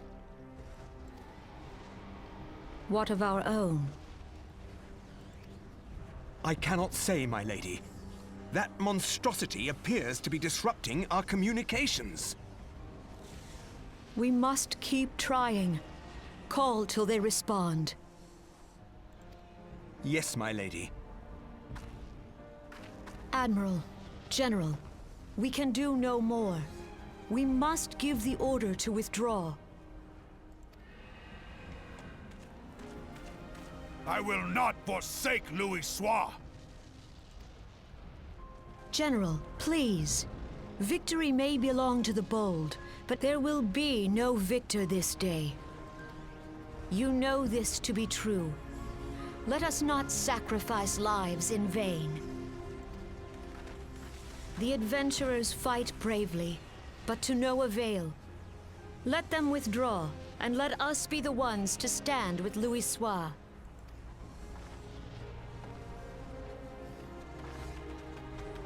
Belay previous orders. All Maelstrom units are commanded to fall back, effective immediately. Give the foreign levy priority. Let the main host cover their retreat and bring up the rear. I love Merle Wibb's original voice actress, like this voice actress, way more than who she becomes later on. Like, I know that that is more in line of who she's meant to be, but I don't know. There's something about her original voice actress that I just really, really like. Damn it! Relay the order. All flames are to withdraw. I don't care if our link cells are useless. You still have a working pair of legs, don't you? Well, use them, you bloody half-wit!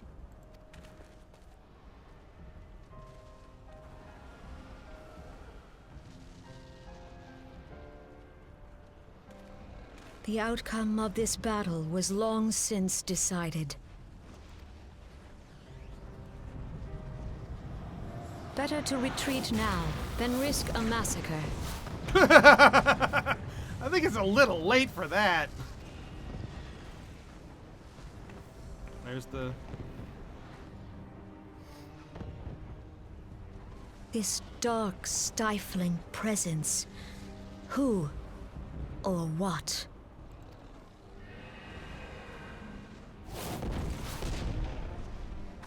We go to take our place beside Archon Louis Soir. To your positions.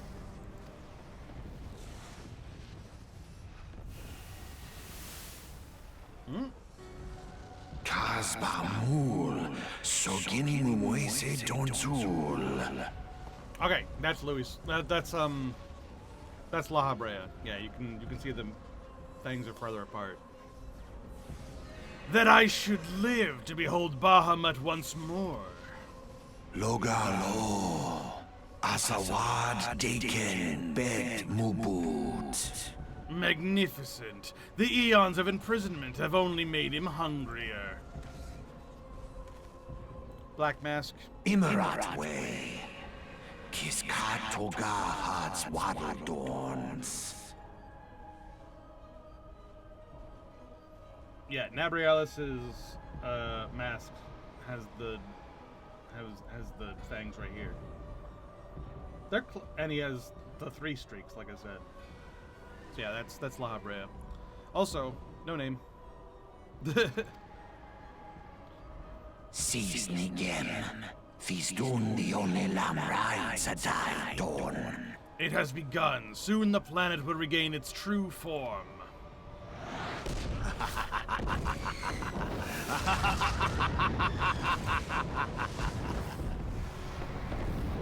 You know, they talk of La Habrea being this, like, genius later on, but, like, ARR really does not do him justice for that. Like, no. He's very one-dimensional bad guy. But it could be a similar case to Hades, where he's just kind of gone insane. Ah, look who's back in the land of the living. Mother, what are you doing in my room? Mom, get out of my room! You mean to say that you don't remember a thing? You collapsed in the middle of the ceremony, gave us all a good fright, so we carried you back here. I must say, you're heavier than you look. You hardly stopped of late. Your exertions must have caught up with you. But you adventurers are nothing if not resilient. Seeing as the worst is past, I shall take my leave and return to my duties. Oh, we ruined the festival. Oh well. Oh, I almost forgot. The elder Seedseer told me she'd like to see you when you felt well enough. The gentle soul was almost as worried about you as I was, bless her. When you're back on your feet, be sure to visit her at Lotus Stand.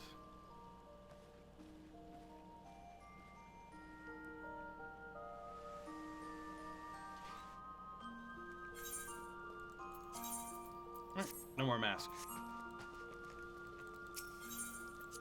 Alright, let's go see Connie Senna at Lotus Stand.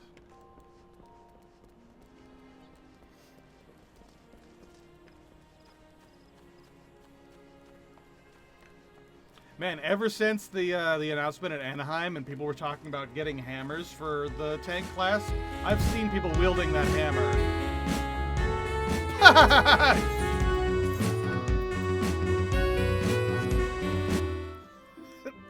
Billie Jean? Really? Okay.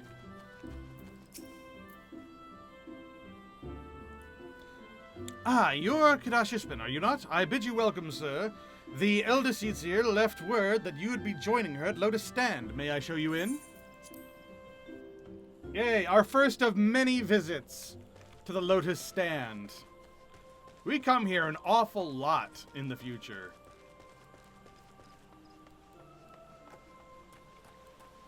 I wonder why, like, this place of all places is, like, where we end up spending a lot of our little hidden conversations.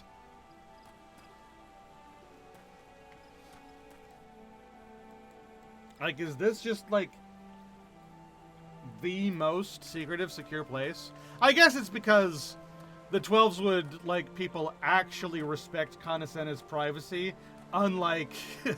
unlike in Ul'dah or in Limsa Liminsa.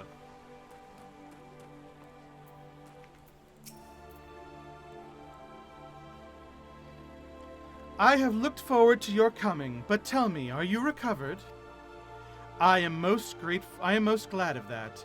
Now, I hope you will not doubt the earnestness of my concern, but I would ask a favor of you. Nor can I deny that I summoned you here in part with this in mind. Know, however, that I proceed only upon the understanding that you are rested and well. Thank you for hearing me out. The Gridanian Envoy. I have written a letter to my counterparts in the Eorzean Alliance.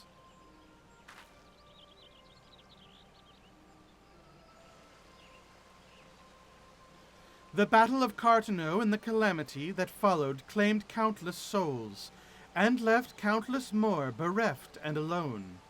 In the dark days that followed, many were the survivors who thought themselves less fortunate than the dead.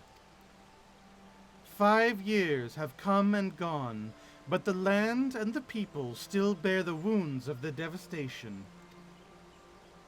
Nor are we any closer to learning the fate of the warriors of light. Yet so long as we live, never must we give up hope. We owe this to those who laid down their lives that we might behold another dawn. In remembrance of them, a memorial service will soon be held upon the anniversary of the Battle of Carteneau. This missive bears the details of that service. You graciously accepted the part of emissary in the recent ceremony. Should you be so willing, I would now make you my envoy, and have you bear my messages to our allies. Your dedication to the people of Gridania rouses fond memories in me, and I would choose no other for the role. Will you do me this favor? Nods. Humbly I thank you. As you are no doubt aware, our partners in the Eorzean Alliance lie some considerable distance away, nor are Ul'dah and Limsa Lominsa close to one another.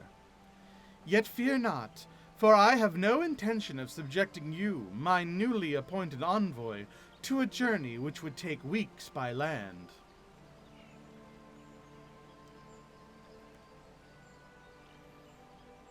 No, I mean for you to travel by air.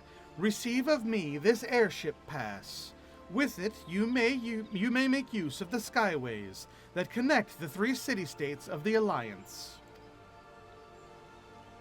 The airship landing is situated upon the lower floor of the Carline canopy. Simply show your pass and you will be admitted to the departure area. Before you embark on your journey, however, you would do well to seek the worldly wisdom of Mune. Few forest-born Gridanians know more of the lands beyond the Twelveswood than she. In better times, airships were available for the convenience of one and all. Alas, the risk that our crafts may fall into Imperial attack has forced a reduction in the number of flights. Consequently, it has become necessary to restrict air travel only to those whose need is great. Such individuals may petition the relevant parties to be issued an airship pass. As you may have deduced, I myself am one such party. Yet I was not alone in desiring that you be granted the privilege of air travel. Such is the potential you show. We have no doubt that you will reward our faith in you. By the power vested in me, I bid you journey forth as an envoy into the great realm of Eorzea. Walk her fields, brave her seas, and strive to know her better. And wheresoever you go, go without fear, for the path shall ever be revealed to those who are true of heart. Guided by the crystal's light, set forth and discover your destiny. Wow, this is kind of an exact mirroring of exactly what our mission is in frickin' Evercold, isn't it? Go forth without fear to lands, like, to the lands beyond. Fucking, we do that so many times. It's almost like it's a part of who Azum is as a character.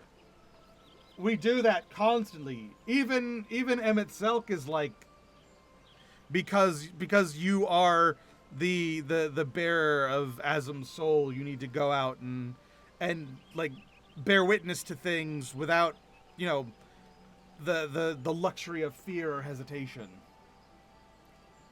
Go out and discover. It is literally your purpose in life.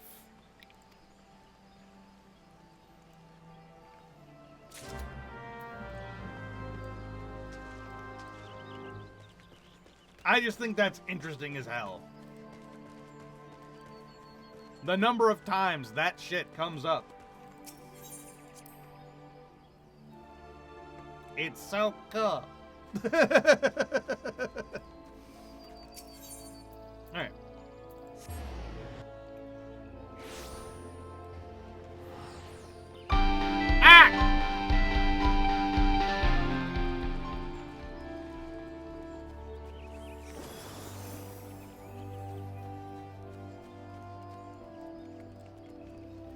Alright. I'm immune.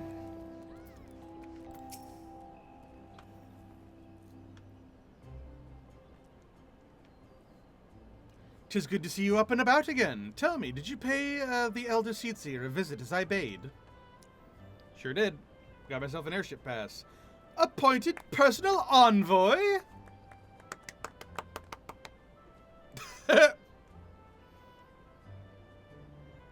Man, if only it was still, like, if only it was ever in style to go, "Wow, you're awesome!"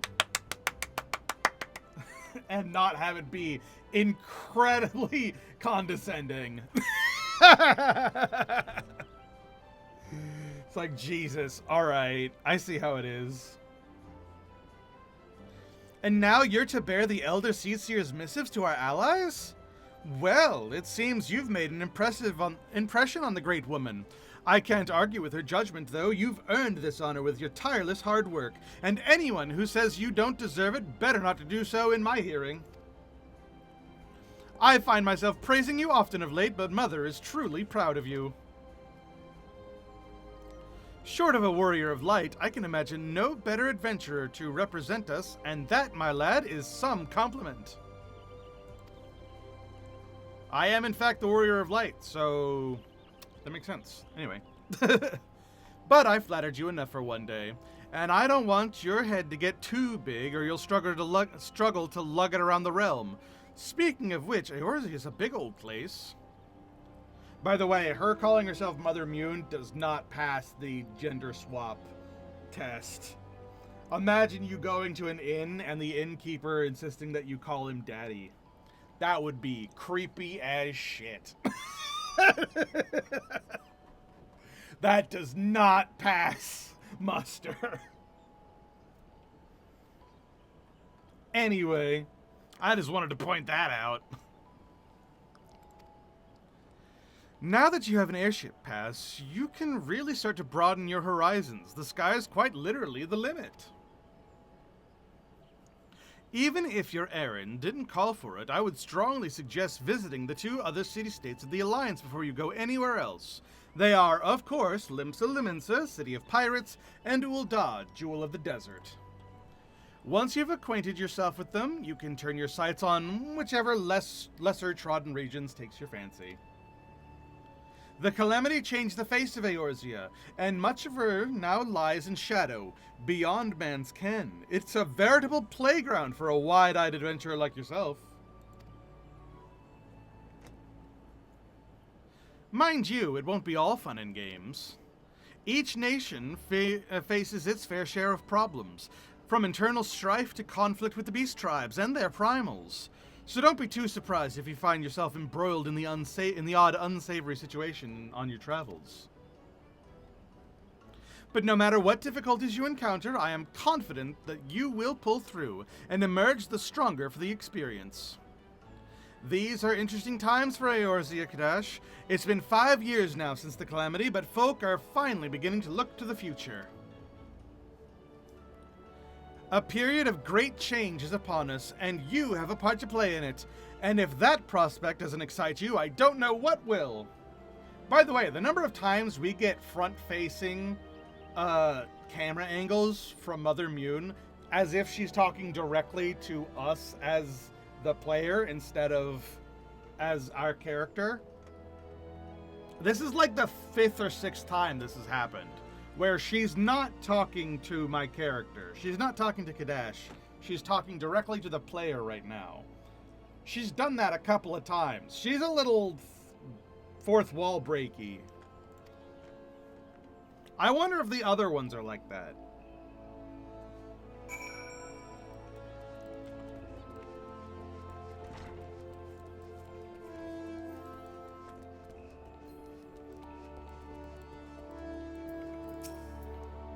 Greetings, good sir. This is the reservation counter for Limsa bound flights. Oh, are you not Kadash's friend, the Elder Cecia's personal envoy? We at High Wind Skyways. High Wind! Sid Highwind? Because he's not named Sid Highwind in this game, he's Sid Garland. They changed it so that Highwind is the name of the airship company. Not Sid's airship company, but the airship company that flies between the 3 city-states. That's cool. That's interesting. I actually didn't remember that was a thing. We at the High Wind Skyways are honored to serve you. Will you be flying with us today? Yes. It's like, because when do you use the airships? Really, I completely forgot that this was High Wind Skyways.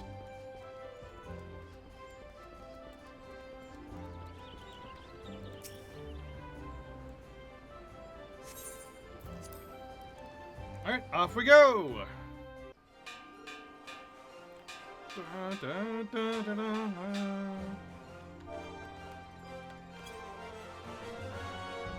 That's Final Fantasy XII sounding, isn't it? A little bit?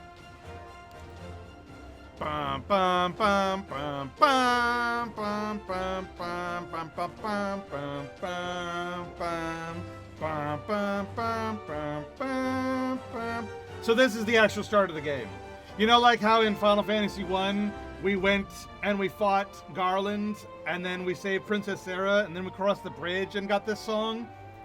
Now it's finally the beginning of the game. Like 5 hours in.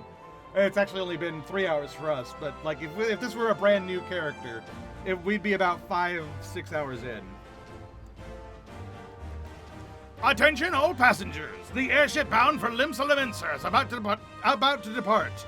Please make your way to the boarding gate.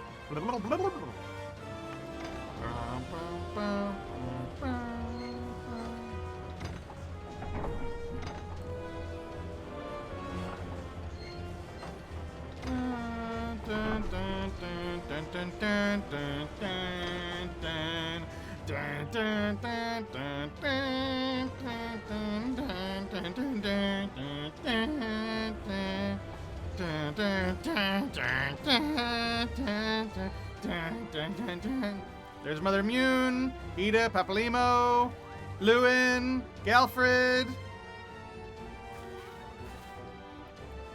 It's all the characters we met so far. There's Connie Senna. Farewell, Kadash. One day, minstrels will sing of your deeds. They sure will. And that minstrel will be Yoshi P himself. Let's not think about that. May you ever walk in the light of the crystal.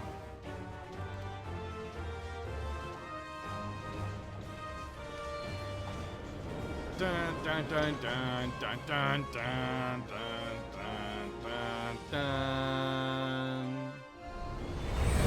Ah! Meanwhile, in Castrum Archidens. Whoops.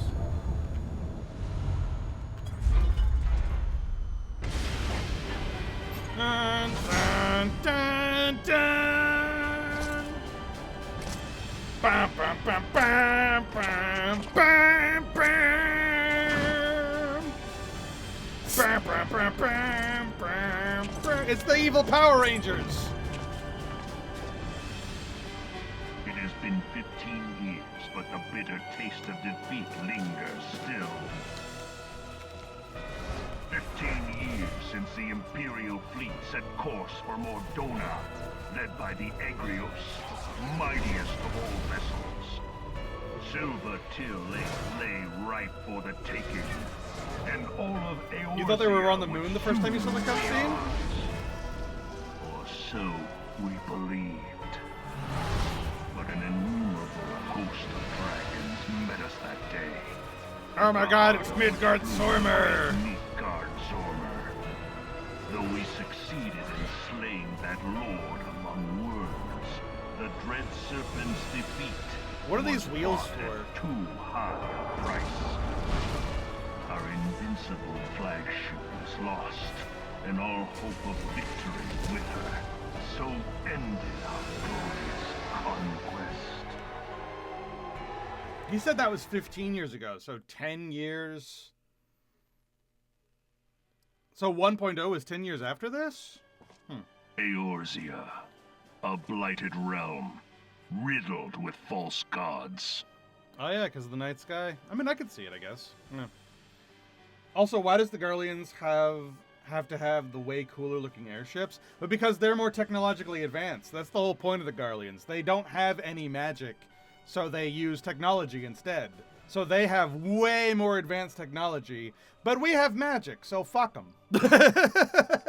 They have no magic. Twice now it has eluded the Empire's grasp. For all the destruction it wrought, even Meteor, the great sin, failed to yield us control over it. And for this failure, the realm has sunk deeper into depravity. It is twisted beyond all reckoning, rotten nigh to the core. Yet, it must be saved. I think it's interesting. So far, we've gotten his class.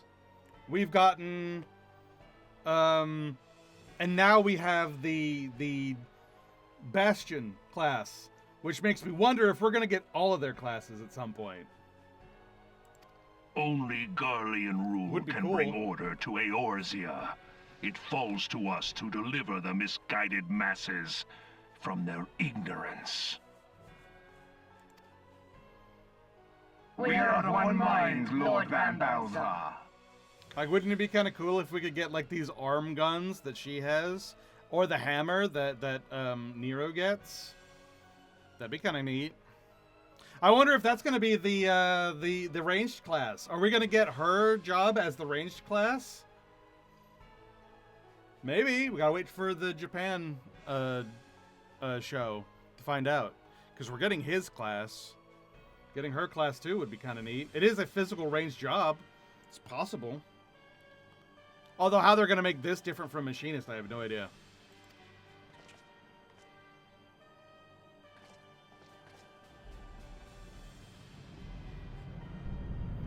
And there it is! The Ultimo weapon. Wow, we see that really early on. We're only level 15. Senior engineers, please report to Magitech research following scheduled inspection. Was that voice there before? I don't remember that voice.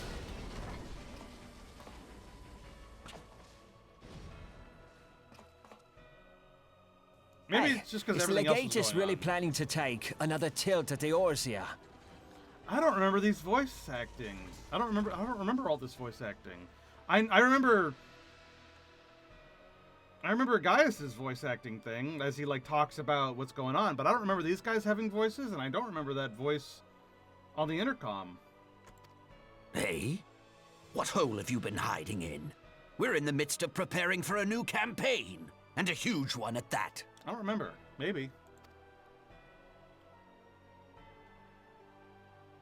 But I thought the Emperor had given up the Western lands for lost after Cartano.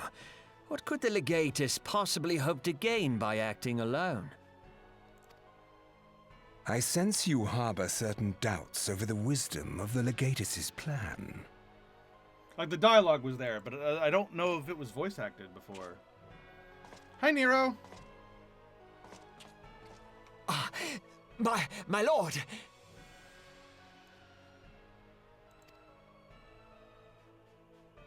Please, call me Nero. Tell me, where were you born? I don't remember. Like, correct me if I'm wrong, but I thought Nero's first stint of voice acting wasn't until Heaven's Word. Othard, my lord. Alamigo, my lord. Oh, authored in Alamigo. Two places that, we go later. I definitely do not remember his face reveal this early. That's true! He was wearing his helmet originally! Ah, codename Hummingway, I presume. You're right! His face reveal wasn't until... Yeah, his face reveal wasn't until way later. They've changed this cutscene! You're absolutely right. I don't know what you... Silence. Your denials will not change your fate. I assure you, Frumentarium sees all.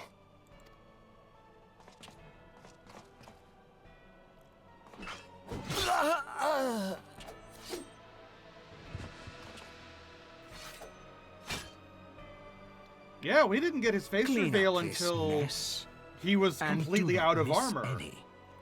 Or I shall be most displeased. At once, my lord. See, and then he puts the helmet on. I don't remember him actually executing a guy. No, he definitely did do that. To know the true power of Magitech. Yeah, no, he definitely did do that.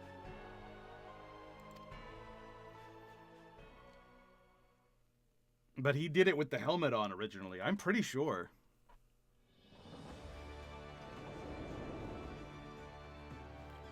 Although maybe they didn't. Maybe he didn't kill them. Maybe he like ordered him being taken away or something like that. But I know that that confrontation did happen before. It's just small, slight context changes.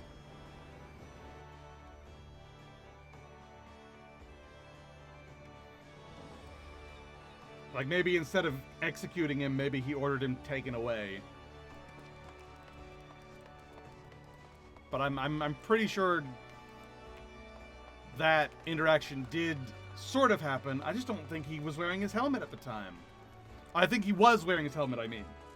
We didn't see his face, is what I mean.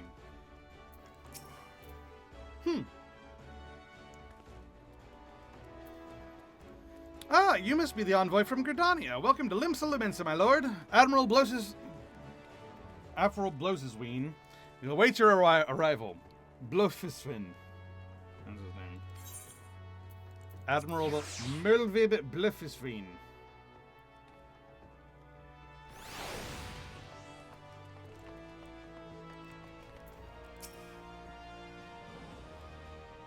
You're the Gridanian envoy. Welcome to Limsa Limensa. The Admiral has been looking forward to your arrival. Please proceed to the Crow's Lift at the earliest convenience. I'll take you to the Bulwark Hall. Once there, pray speak to Zenthale. He'll be pleased to show you to the Admiral's command room at the bridge.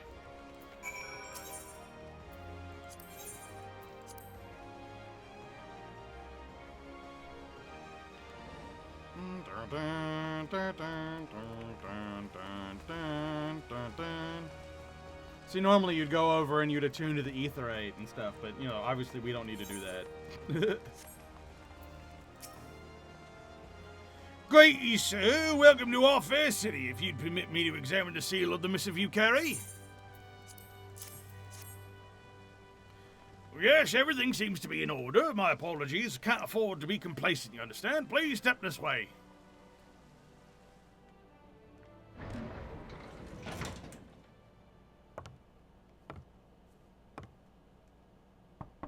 Enter. Admiral Melvib Blosvisfane.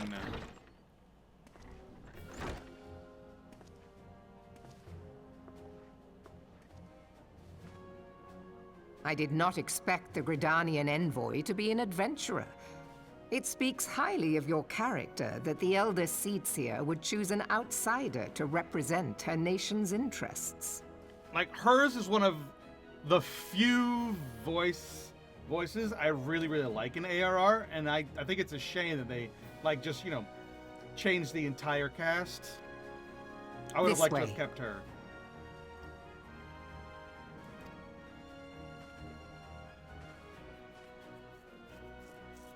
I bid you welcome. I also kind of liked Lolorito's original voice, although I don't particularly mind his new one. But I think his original voice was also better. I am Melvi Blufisvin, Admiral of Limsa Lominsa, and Commander of the Maelstrom. Now, what news from the Black Shroud? Melvib Blufisvin.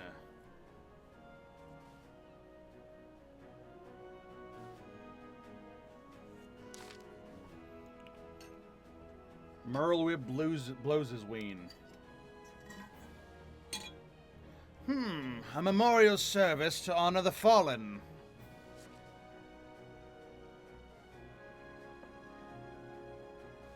Seven hells. Has it been 5 years? 5 years since the Garlean Empire sought to wrest Eorzea from our grasp.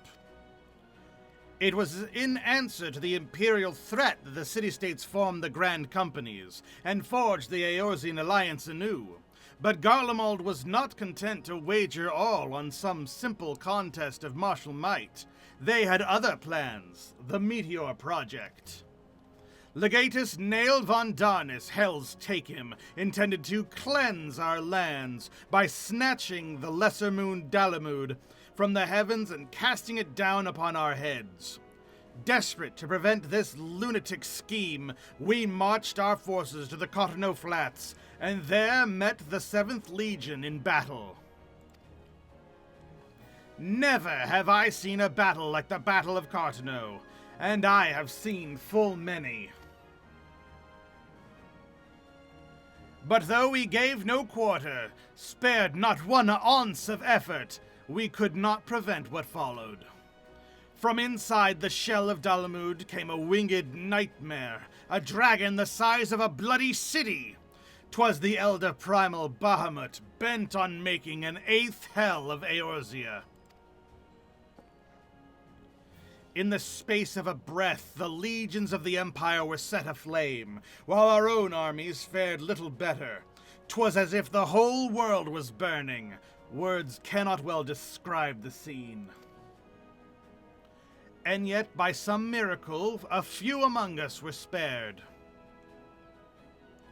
Even as I steeled myself for death, a blinding white light enveloped me, robbing me of my senses. When I regained them, the dragon was gone, and the still smoldering land was warped beyond all knowing. Were Archon Louis Sois still with us, he would doubtless shed some light on these unfathomable happenings.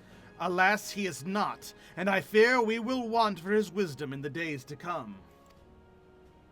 For while our nations struggle to recover from the devastation, the beastmen call forth their damned primals to torment us anew. Unless we put aside our differences and rebuild now, our foes will catch us unprepared. Foes? And I speak not only of the beastmen. Do not imagine the Empire has forsaken its claim to Eorzea. The Imperials crowd our borders, waiting to strike. Damn it all, we need champions to replace those we lost.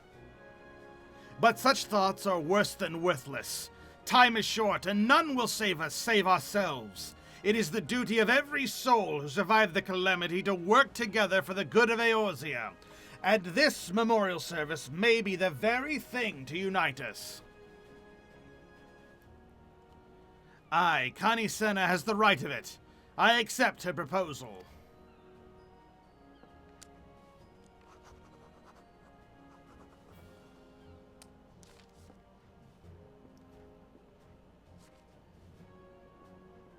I love the lore of these two, by the way.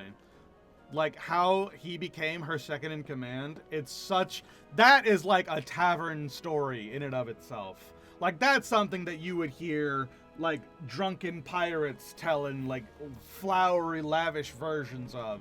while getting blasted in a seaside tavern. It's so fucking cool. Your duty is done here, adventurer. I will see to it that the Elder Seedseer receives my reply. You travel next to Uldar, yes? Nods. Pray give my regards to General Roban. Oh, and tell him the wolf has been sniffing around the stables. A private jest and one in poor taste, but I would have you tell it all the same. Fare you well. May the navigator guide you on your journey. Because, yeah, her second in command, like, used to be the Pirate King. It's so fucking cool, man.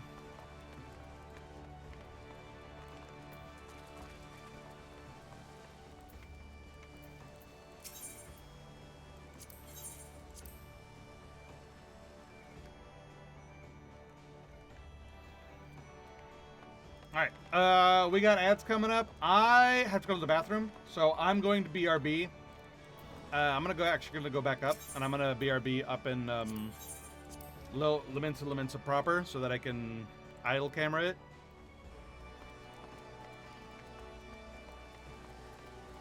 And I will be back.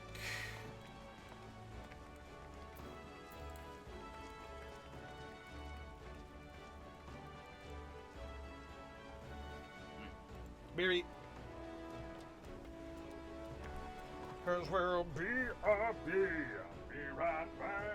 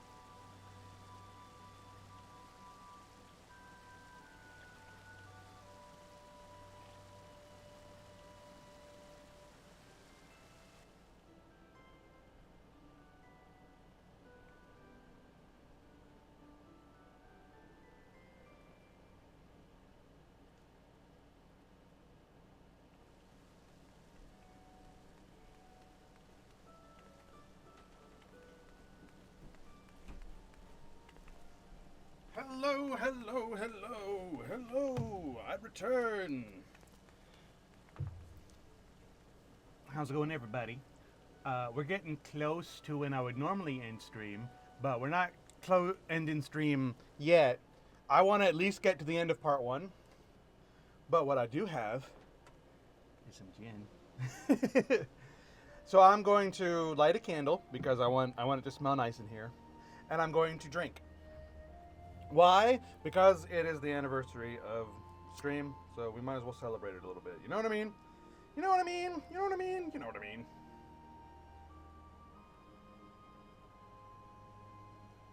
Yeah. It's blush peach scented candle. It's gonna smell good in here.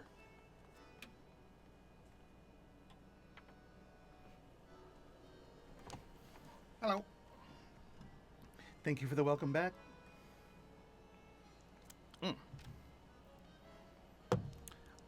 Idle camera, I don't want to look at cat girl feet right now. Thank you.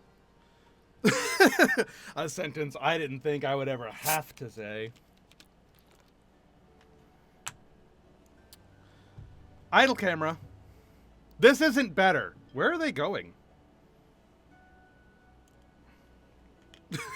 What?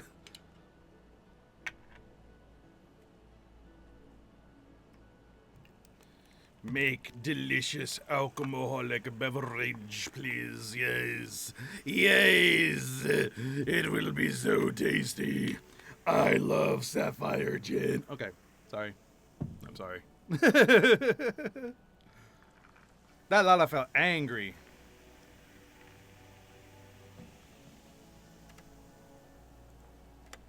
Okay. To the airship landing.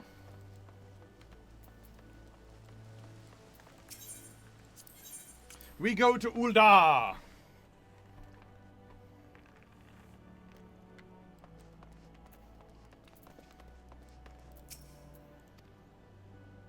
Alright, a pleasure to serve you again. To Ulda. Actually, I have no idea how long I'm gonna stream for because I'm having a great time. I like doing New Game Plus.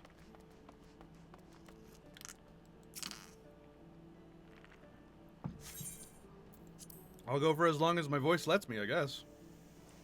Or until I get too drunk.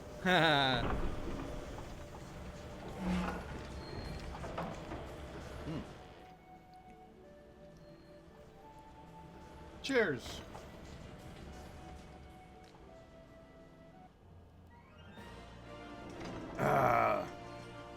Ulda! The steps of Nald.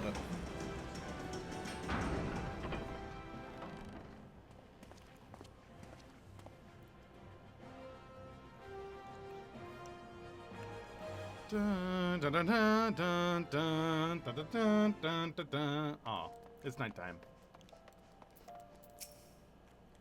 Ah, you must be the envoy from Gridania. Welcome to Ulda, sir. The Flame General awaits your arrival.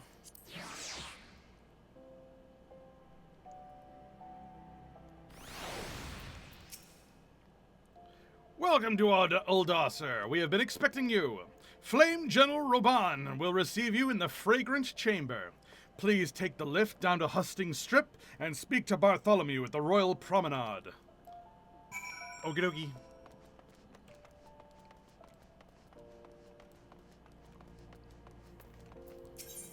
Haste Hustings Strip.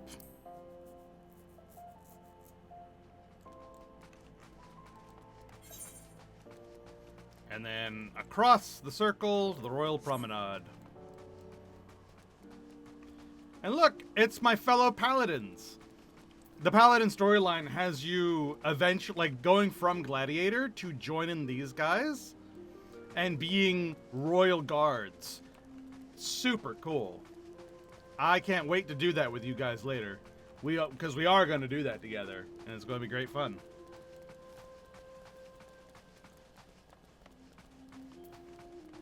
And that's why we get these outfits. And that's why I'm going to end the ARR story wearing something at least semi-similar to these outfits. The Gridanian envoy, I presume. Would you be so kind to allow me to inspect the missive you bear, sir? My thanks. Ah, yes, the seal of the eldest youths here. Please proceed.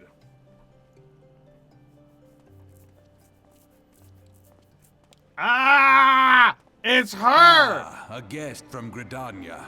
I thought I smelled leaf mold. Wow, rude. It's her! I won't hold it against you. If you're half the warrior Kane says, 'tis a wonder you don't reek of dead Ixal. Welcome to the Sultanate of I Ul'dah. bathe. I am Rauban al-Din, General of the Immortal Flames. How come he gets to have every single scar option on at the same time, but we only get like one? But you did not come all this way to trade formalities.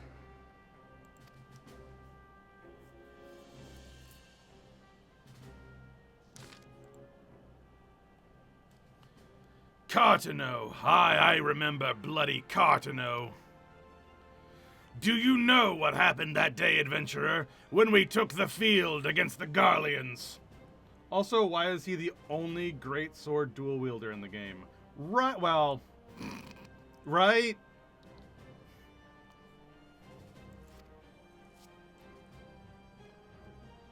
So my counterparts have educated you. Technically speaking, they're not great swords. They're one-handed swords. He's just a big guy. But he's a paladin that has a sword in his shield slot. That's his class, which is like a precursor to Viper, essentially. But yeah, he's a gladiator paladin job, but he has a second sword in his shield hand.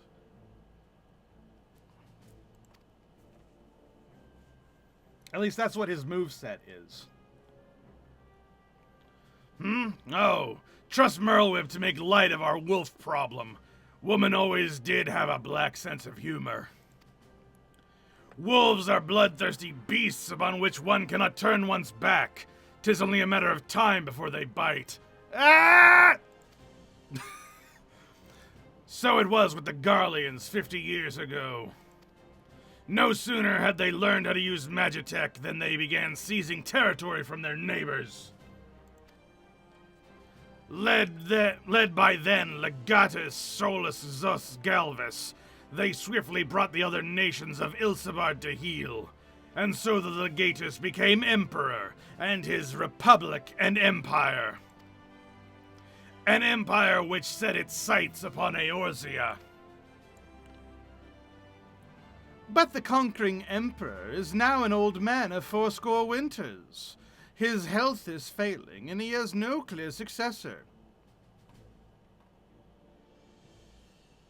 What? I am learning exactly in this moment that the Emperor is an old man of 40 years old. That's what 80 means. He's 40. Have you seen images of what the Emperor looks like?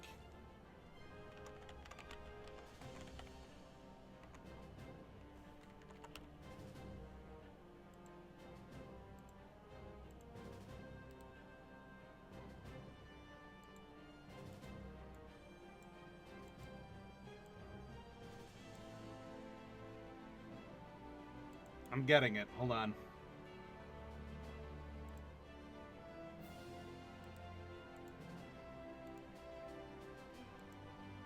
Whoop, not that one.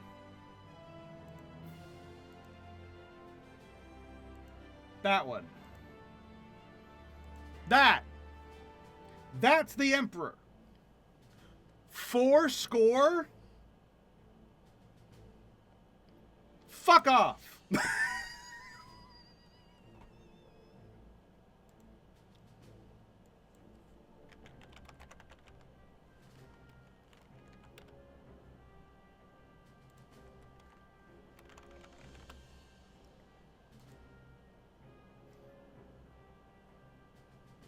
Oh no, 4 score means 80. Never mind. 4 score means 4 times 20. Score means 20. Okay, so no, he's 80. I thought score was 10.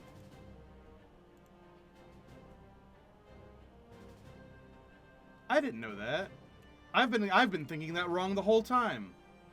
Okay, well no, if it's 20, that makes more sense. So yeah, he's 80 years old. Okay, no, that works. That fits.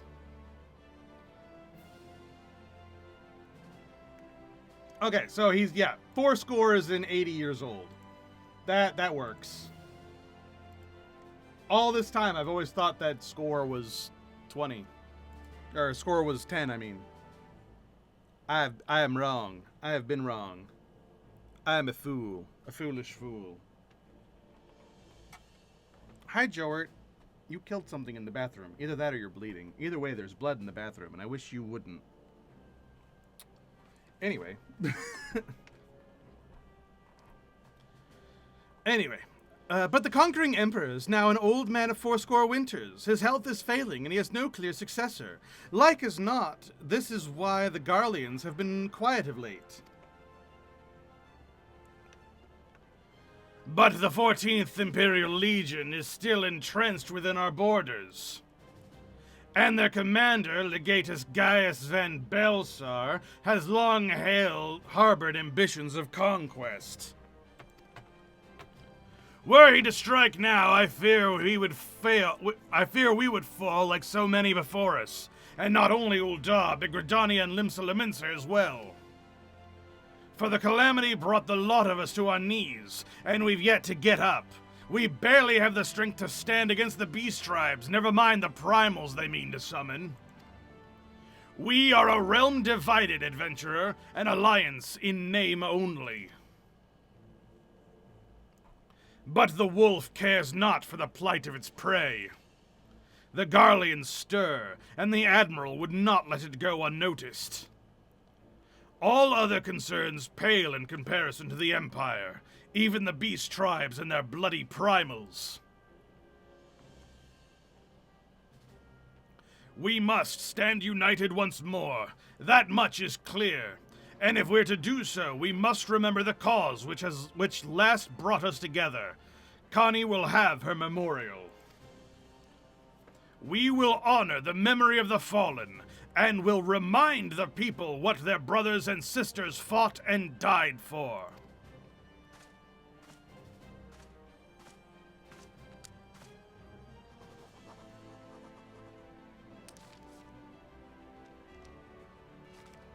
Ah.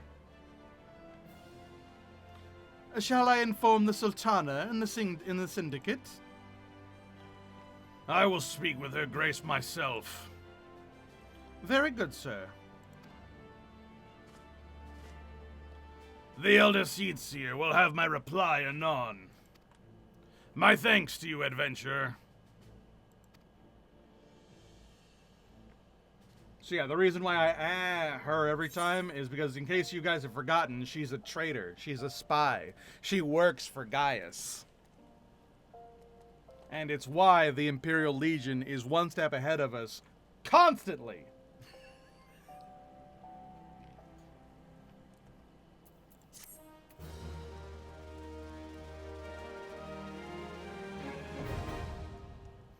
You may now make use of the airship routes connecting the 3 nations. Before you board an airship, you must pay the requisite fare and gil. Except, I obviously will not be doing that. Bartholomew has information that may be of interest to you.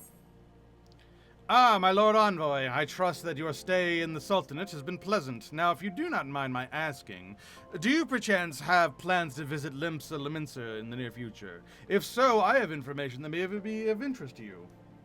It feels bad to see rewards unobtainable, but it makes sense. Yeah, I do kind of wish you could do New Game Plus to get XP and like level alt jobs, but I do understand why, you know, farming the storyline over and over again could be abused.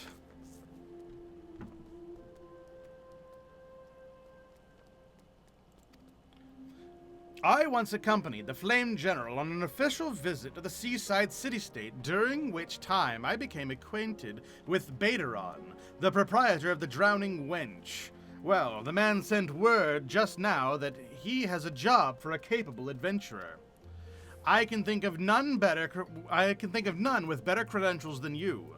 Bateron would doubtless be pleased if you were to offer him your services. Alright, our job done. Let's go to Limsa Liminsa.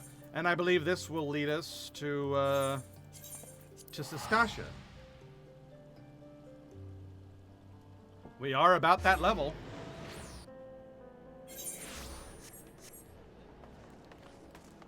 And then Sistacia will lead us to Tamtara, and Tamtara will lead us to,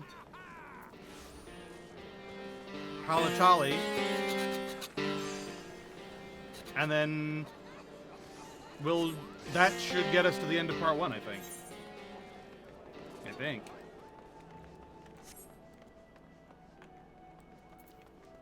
To the Drowning Wench. That's right, we go over here, we take the elevator.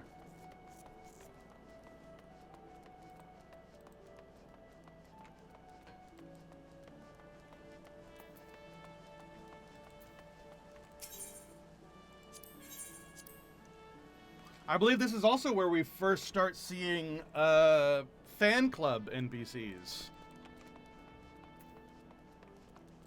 We got to keep an eye out for them in case they ever come back, because I don't remember.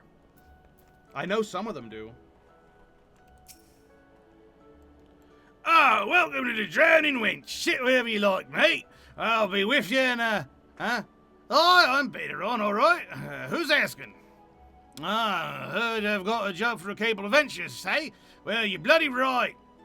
Just so's you're fairly warned, this ain't no job for a fate of art. The thing's liable to get downright bleeding hairy. But if you think you're still interested, let me know and I'll fill you in on the details. I have completed Chapter 1, exiting New Game Plus. Oh, this is where New Game Plus ends. Oh. I thought it ended a little bit further down. Well, there we go. We've ended part 1. And now we're going to do the Gladiator storyline. As promised. We are now fully an adventurer, and people actually know who we are to some extent. So it's a good start, and it's a good time to properly get into our Gladiator job.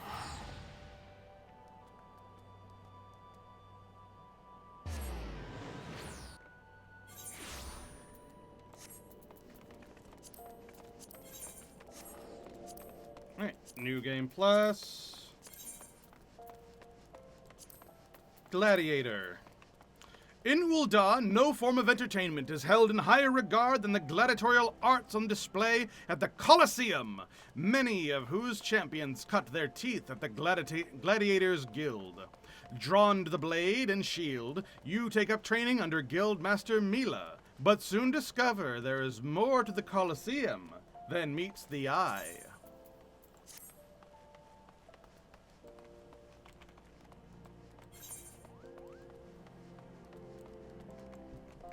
Alright, I believe we have to go down this way to this passage over here.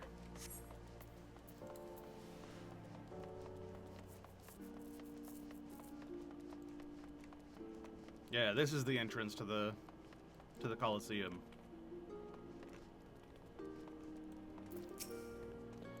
Did you hear? My beloved Franz is fighting today.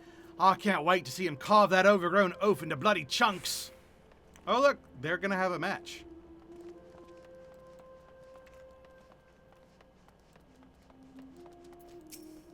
Ladies and gentlemen, boys and girls, tonight's main event, the Prince of the Blood Sands and the Pride of Ul'dah, the suave southern dandy, Franz the Fair.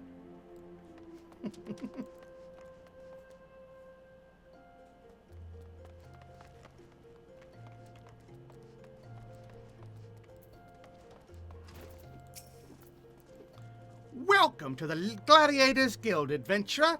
Here, our members train tirelessly with sword and shield so that their name may one day be writ in legend.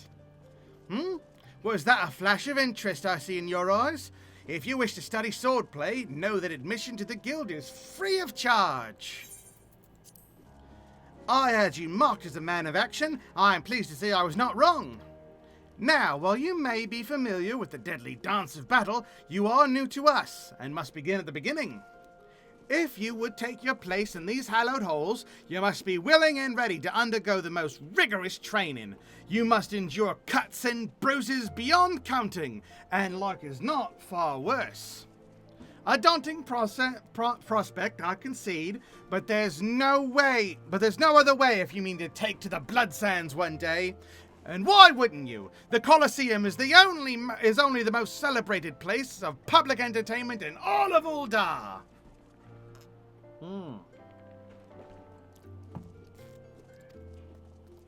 Where else could a poor man amass a fortune so fast as to one day allow him to claim a seat on the Syndicate? That's Roban. Roban did that. There's not an Uldan alive who hasn't been inspired by the rise of the self-made man. And there's no truer embodiment of that dream than the gladiator who wins riches and fame with his sword. Throughout its long and storied history, this guild has nurtured countless champions. Our training methods are second to none, and our members ever strive to develop new techniques. If you desire true glory, to fight and triumph amidst the roar of 10,000 voices, then this is where you belong, adventurer. Think of it. Think of your legacy. And if your soul stirs, join us. Good sales pitch. What will it be? Will you rise above the masses and inscribe your name in legend? Or will you resign yourself to mediocrity and die in obscurity? The way of the gladiator. A decision you shan't regret. One moment, make way for Kadasha Spin. Fresh meat coming through. Now then, before your enrollment can be considered complete, you must present yourself to First Sword Mila. Seek her out and obtain her approval.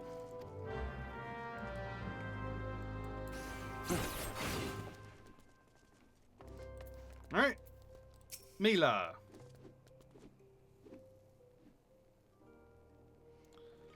Aye, I heard from Lulutsu, so you're Kadesh Yuspen. 'Tis a good, strong name. On behalf of the Gladiators Guild, allow me to welcome you. I am Mila, Guildmaster here. So, you wish to study our arts. I presume you have your reason for choosing the sword over all other weapons. Perhaps you think it's easiest to learn. A sword is a simple weapon, but to wield a blade well is anything but simple. For every Colosseum champion to emerge from our ranks, there have been countless disappointments who failed to achieve greatness. Bear that in mind before you answer me, Kadash, for I do not ask this question lightly. Have you the strength to live by the sword and, if it be your fate, die by it? I like that her armor is literally the same as the Royal Guards. It's just painted silver. Yes, I do have the strength to live by the sword. Then welcome, Gladiator, to your new home. Take this sword. There are many like it, but this one is yours now. Consider it a gift if you like. Now wear it on your hip as I do, and show me that you're ready to begin your training.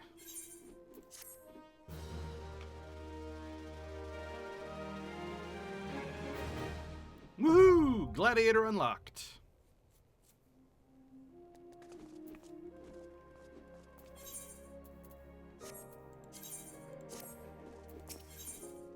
Oh, I have to take off my job crystal.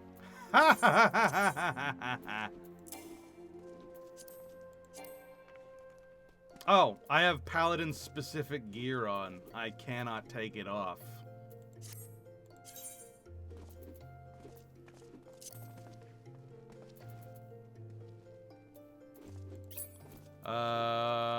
Do I have an old gladiator's weapon? Shit, hold on.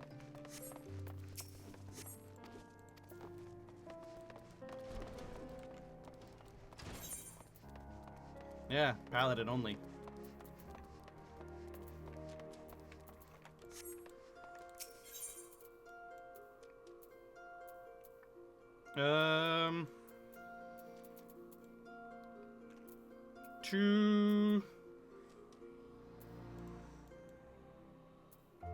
The Sapphire Exchange.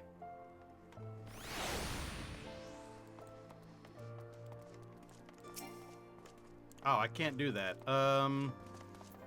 Battlecraft Armorer.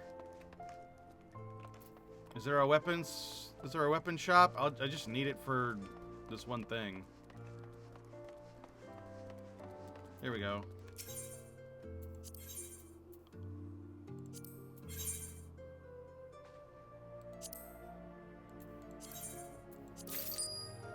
I don't suppose you have a shield too. Yeah, you do.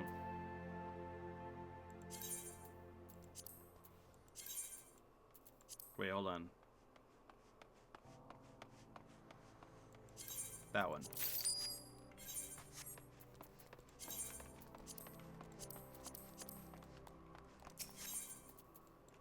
Can I take my job crystal off now? Yeah.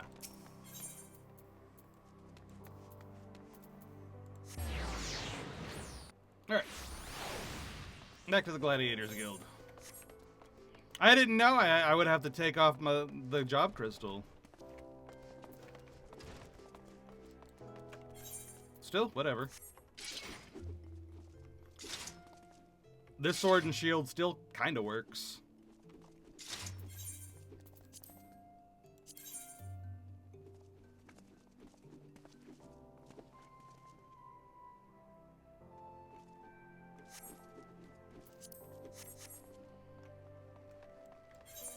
Here, I'm actually gonna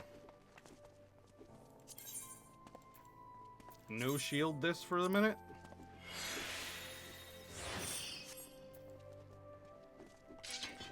Yeah.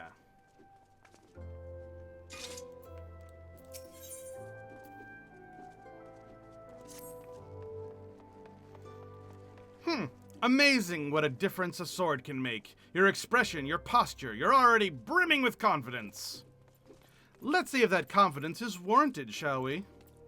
Just outside the gates of Ul'dah, you'll find plenty of marmots, hornets, and shrews. Slay 3 of each and return here when you're finished. Oh, and use your sword. I'm a gladiator, and I am aimed to train you as one. Now go!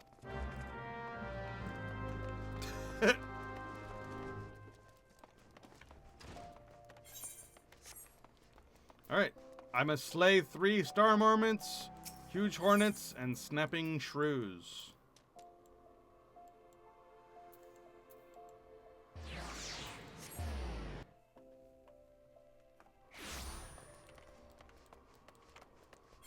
With my little dinky sword.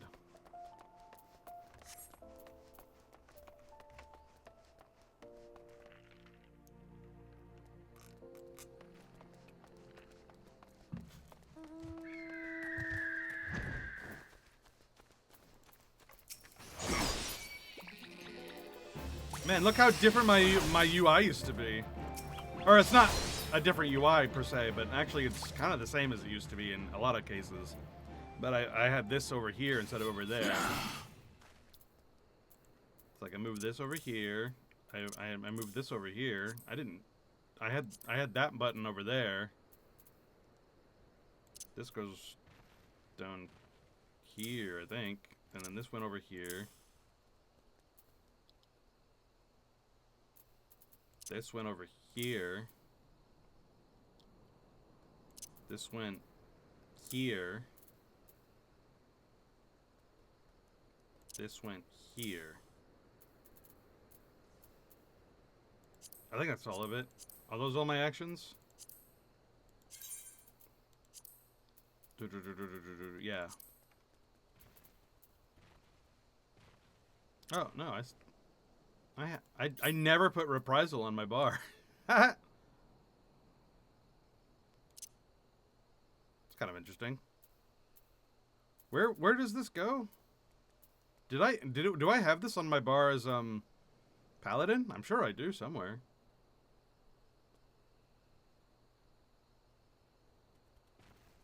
Oh wait, no, it's right there. It's right there, right there, right there.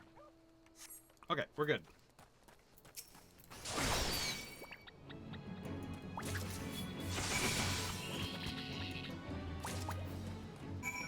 Alright, Star Marmot and Huge Hornets. Now we just need the Snapping Shrews.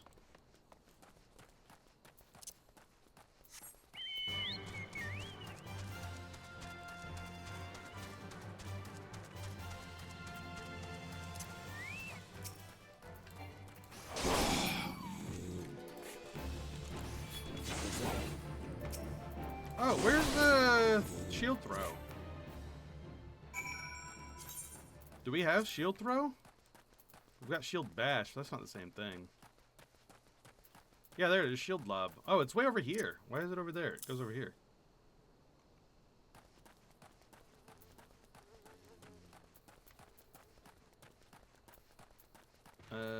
Is that everything?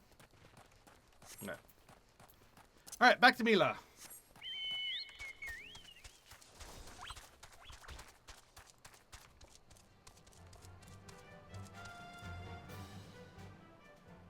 God, it feels weird to be a gladiator again.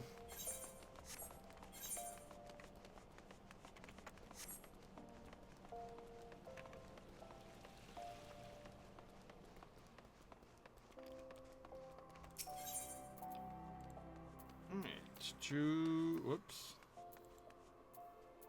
Gladiators Guild.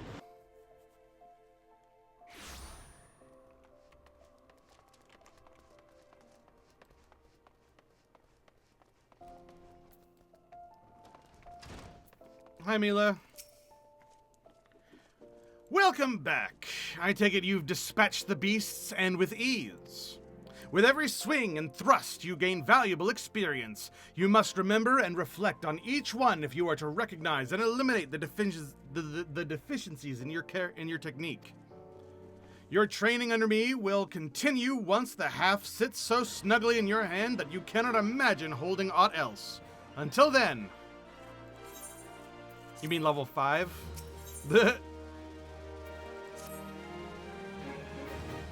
Ah, Kadash, I take it that you and your sword have become better acquainted. Then I will now instruct you on another fundamental aspect of what it means to be a gladiator, commanding an opponent's attention. As gladiators, we are trained to engage enemies at close range, weathering their attacks as we deliver our own. However, there are times when we must do battle alongside allies, whose talents are not the same as ours. In such a situation, your role is not to slay the enemy in front of you, but rather to defend the man beside you. We do this by eliciting the enmity of our opponent through attacks and techniques designed to incite their hatred. You must learn to draw the enemy's attention to yourself and trust in your stout constitution to endure. In so doing, you protect your weaker comrades who would otherwise perish. To help you better understand this, there is a task I would have you perform. It just so happens that Momodi of the Quicksand has requested our assistance. A gang of Leminson marauders has paraded into town and begun harassing people outside her establishment. Men like these prey on the weak, but will turn tail and flee at the first sign of defiance. You need not resort to violence. It will suffice to show them that you are not afraid of them, and will not tolerate their behavior. Seek out the Leminsons and make your presence known by bellowing, "Face me, Marauder!" In this way, you will protect the people of Ul'dah as you would your allies in battle.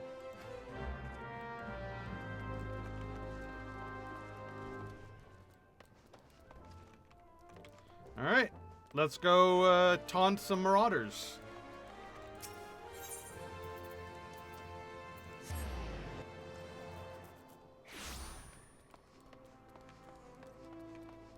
By the way, you know you can talk to people before you like do the proper emote thing in these situations, so it's like, "Bugger off, can't you see I'm having a civilized conversation with this proxy whore, son?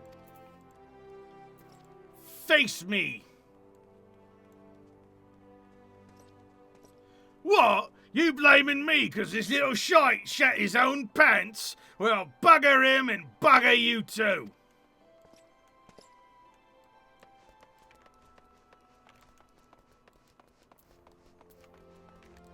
Hey. The hell's you want? This don't concern you, so bugger off. Face me, coward. You know your friend is a 12-damn cheat. Thinks he can charge us more 'cause we're foreigners, but he'll get his own back, mark me words.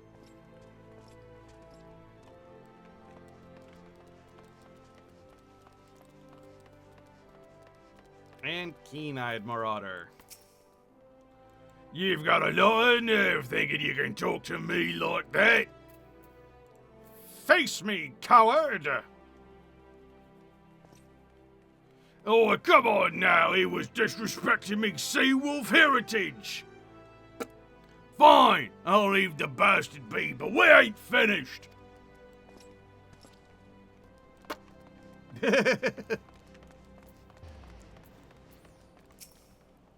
Just turn around and walk away, Venture. You deaf? Get lost! Face me, coward! The hell's your problem? Maybe she likes a man rough. What are you supposed to be, your bleeding manservant? Oh, don't matter, you're gonna spoil the mood. And she was cornering this poor lady. Oh my god.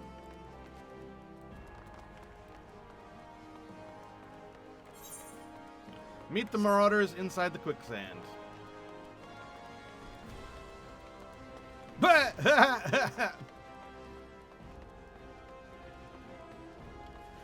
Farmal.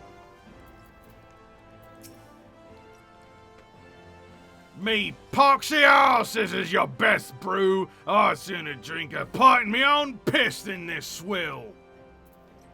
Face me, coward. Just who the hell you think you're speaking to, maggot? I'm Farmer the Driven, and me bloody marauders have been raving so long, mothers scare their children with tales of us. Don't believe me words, I'll let me axe do the talking.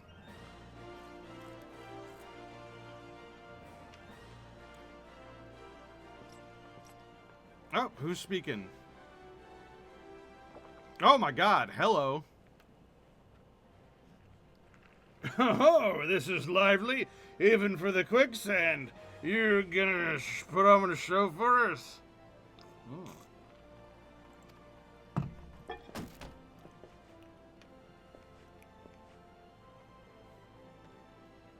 What's that? Another goddamn fool? Show some respect when you talk to Farmer the Driven, leader of a bloody troop of mummers or some such. I heard you the first time. Your voice carries quite well. Then unless you want me to split your skull with me axe, you better... Huh?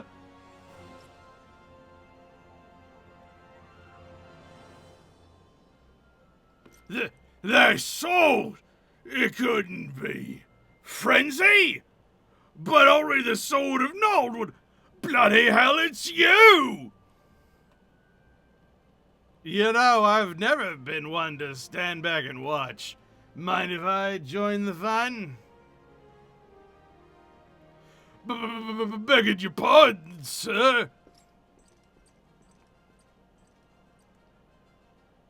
Why do they always do that? Looks like it's just you and me. Standing up to that Levinson was quite brave of you, and quite foolish. I think I like you, gladiator. Name's Aldous, and I'd buy you a drink, but I'm afraid I just spent the last of my coin. I used to be a gladiator like you. Back then, that hardly concerns you. These days, I'm just an explorer of the unexplored, a seeker of as yet unknown experiences. Like that beautiful stranger keeping my bed warm right now. Gods, I miss this city. This wonderful desert jewel of debauchery and sin. Now, if you'll excuse me.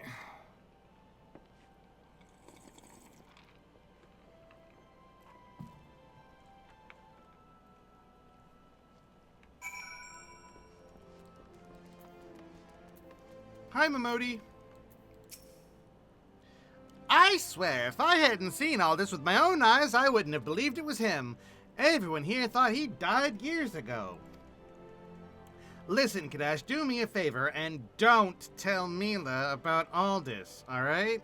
She doesn't need this sort of drama. Why? Well, let's just say some folks ain't good for one another. Oh. Bad breakup? I'll be real, I don't remember this story, like, at all. I remember the Paladin story, I do not remember the Gladiator story.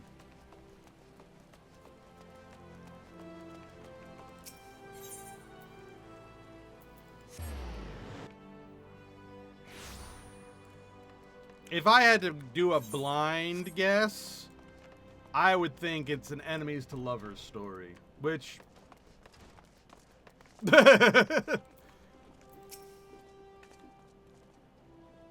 I've already heard of your exploits at the quicksand. You did well to send those marauders packing. I wish I could say that we've heard the last of them.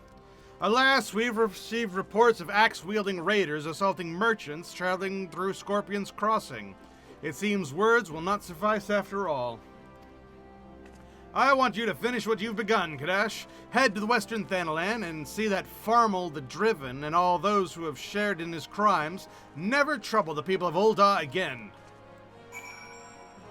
Okie dokie, over to Scorpion's Crossing. Oh, that's right outside the city. Alright. Probably faster just to walk.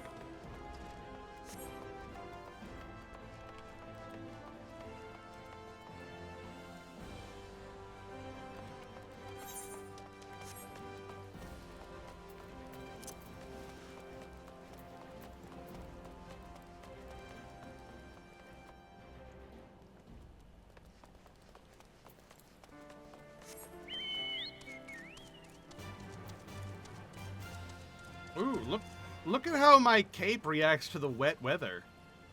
That's really cool. I like that a lot. It's sodden.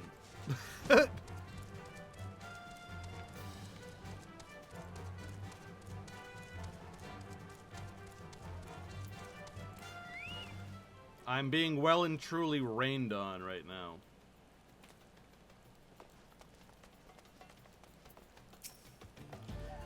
They tore me from my saddle and they took everything I owned. Bring my goods back to me, I beg you.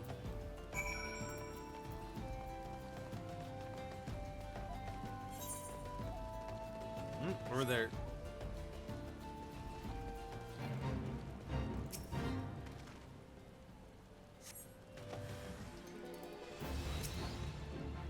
Poke.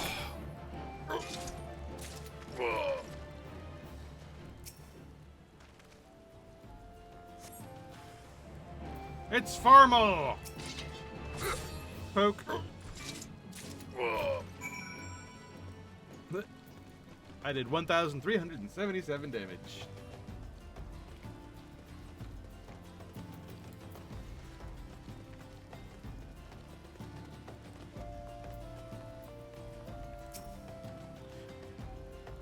Here you go. Here's your stuff. 12, bless you, adventure. If it weren't for good men like you, I'd never leave home. Alright, back to Mila.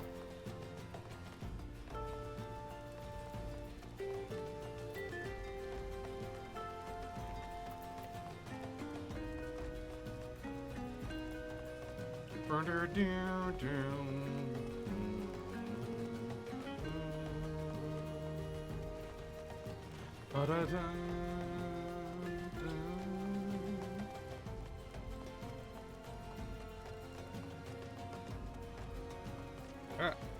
I got something stuck in my teeth. There we go.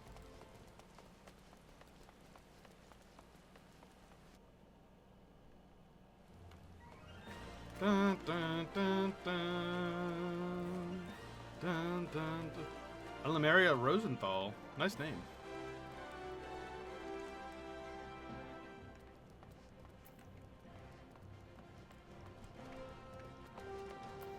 Hi, Mila. Good, it's finished, and with that, the stage of your training is complete. This time, your enemies were ill-behaved ruffians, but who knows what manner of opponents you'll face in the future. Regardless, I have faith that you'll do well. Master your sword, and you shall master yourself. Now then, there will be work for you in the days to come. Return to your training, we'll speak again.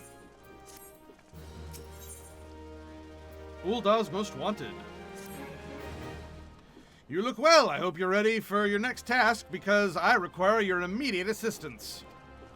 There have been several violent murders recently, the victims of which were all Huron men. Based on the multiple spear wounds found upon the bodies of the deceased, we believe that Lancers are responsible for the crime. Not only are these murders a blight upon our city, but I fear it's only a matter of time before one of our own gets targeted. I've just received reports of a foreign Lancers skulking about Stone's Throw. Considering the circumstances, I find it likely that these are our culprits. We cannot abide any more murders. Go to Stone's Throw, outside the gates of Nald. Speak with any you find in the area. With luck, we may find these Lancers before they strike again. Alright, over to Stone's Throw. What a nice name. Nice name for a town. As so named because it's a stone's throw from the city, I imagine. Because I believe Stone's Throw is a shanty town made by people who weren't allowed to come in. Like Alamegan refugees who were denied at the gates because they got max capacity.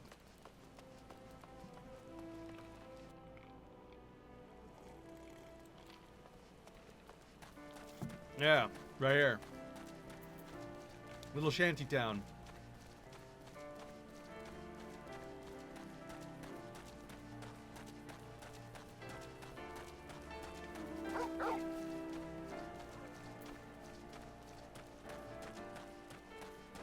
Oh, level 50 rare. Gutless Gladiator. Please don't kill me. I'm not the one you want. Oh shit.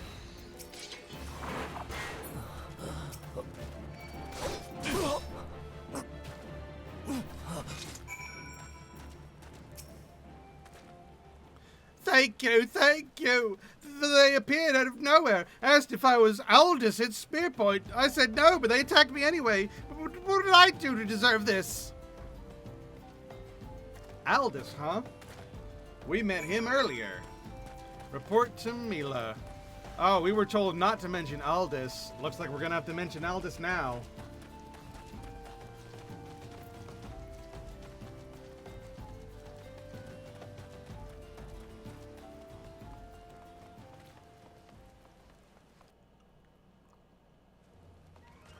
Bum, bum, bum, bum.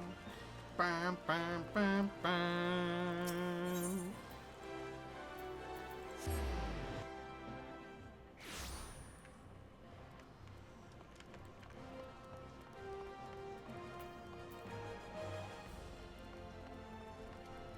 Alright. Hi, Mila.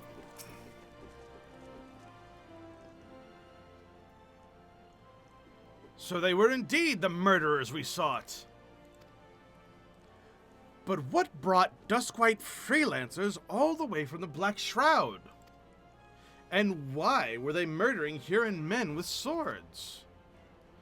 First sword! What is it? Lancer's first sword, a gang of them hiding in a tunnel south of Blackbrush Station. Humph, seems we're not rid of them yet. You might as well finish what you started. Go to Central Thanalan and dispatch the last of these freelancers. Bruce, accompany Kadesh. See that he doesn't die. Well, I can't keep the bloke from getting skewered, but I'll patch him up best I can. Kadesh, defend Bruce. He knows powerful healing magics, but he cannot employ them unless you keep all your enemies occupied. Make sure you command their full attention at all times. Nods. I'm counting on you, but to keep them bastards away from me. Watch me back, and I'll watch yours. Nods. You have your orders, gladiators. Send these freelancers to the 7th gate. All right, it's me and Bruce to Black Rush Station.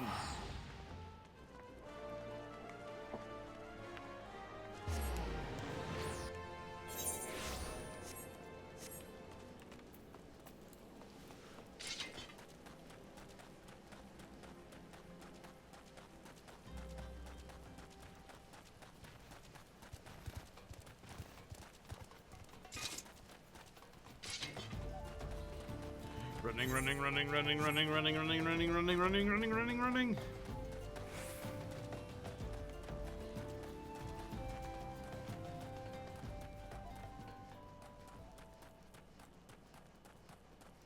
Bruce the Big. Seems no one's home. What say we wait here and ambush them when they return? All right, here we go. We're gonna get scaled down for this one.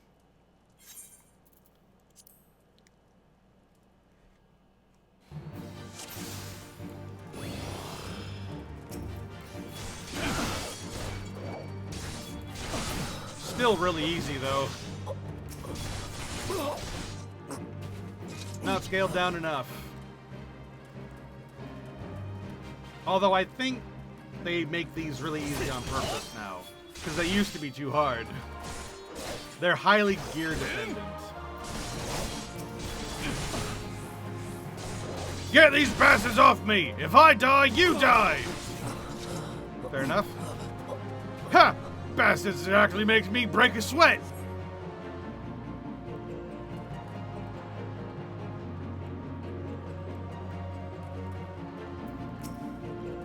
Ooh, looks like someone pissed in his peas porridge.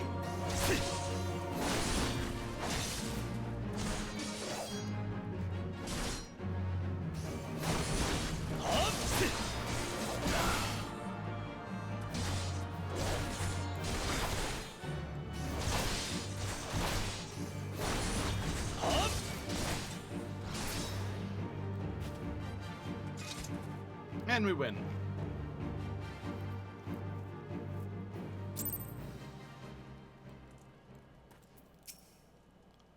Looks like we're done here. Let's head home, Gresh. I could use a drink. Alright, back to Mila.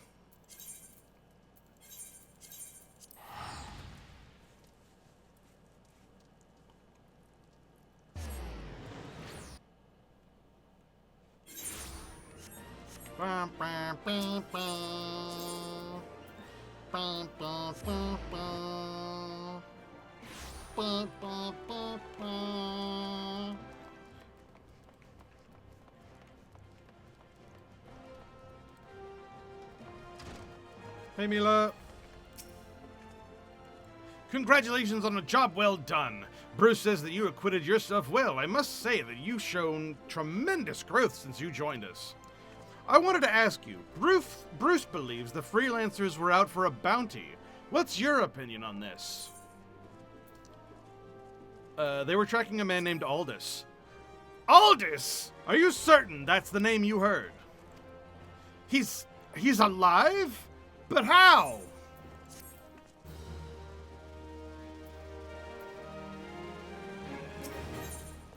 First Sword Mila wishes to assign you another task. Hail, Kadash! You come in a good time. I have another task I wish to assign you. The immortal flames and the brass blades. Someone's talking to me. Yo. Have requested the guild's assistance in maintaining security at Camp Drybone. Your character reminds me of Drizzt Duro Erden. Ha! That's nice.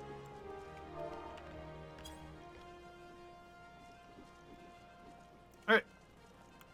The Immortal Flames and the Breastblades have both requested the guild's assistance in maintaining security at Camp Drybone, a vital outpost along the Royal Allegan Sunway. The Amalja have been raiding caravans with reckless abandon, creating a significant disruption in trade. Ul'dah has a long, troubled history with the Amalja, so raids are not unheard of. However, this recent escalation must be addressed. Go to Camp Drybone and search for these raiders, Kadash. I've already dispatched other gladiators to patrol the region, so I suggest you speak with one for more information. Okie dokie. We do have an ad that's about to go through, but I think it'll take me a minute to get to Camp Drybone. Actually, no, there's an Aetheryte at Camp Drybone. Still, I'll see you guys after the ad.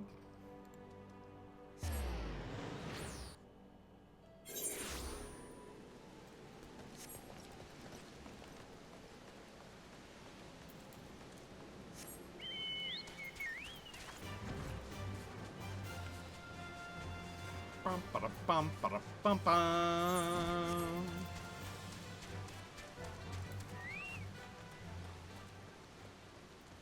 Alright. Look, here's the gladiators. Cheers.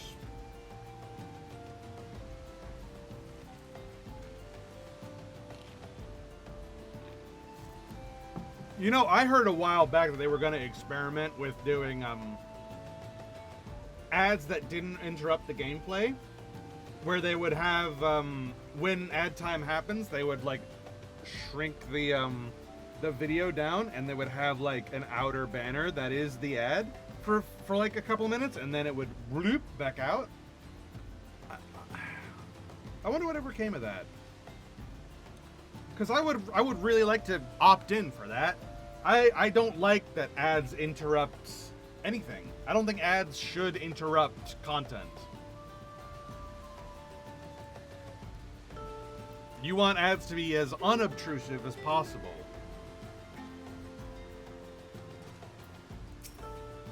Alright. Get down! They're still here! Oh shit. Poke. Poke.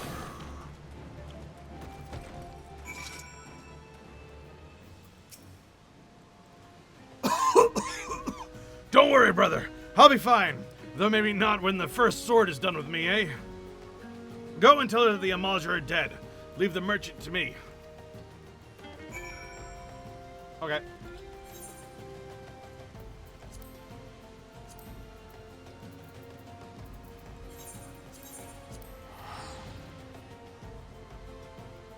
Back to Mila.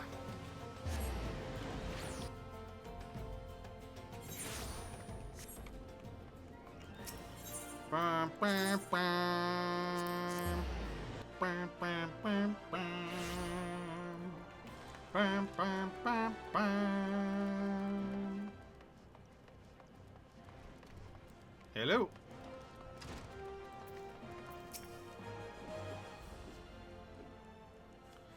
I knew I was right to send you. You've done us proud. Yay. Oh god, it's Aldous. Savardels, this place reeks of sweat. How do you expect a man to concentrate on his sword play in a place like this?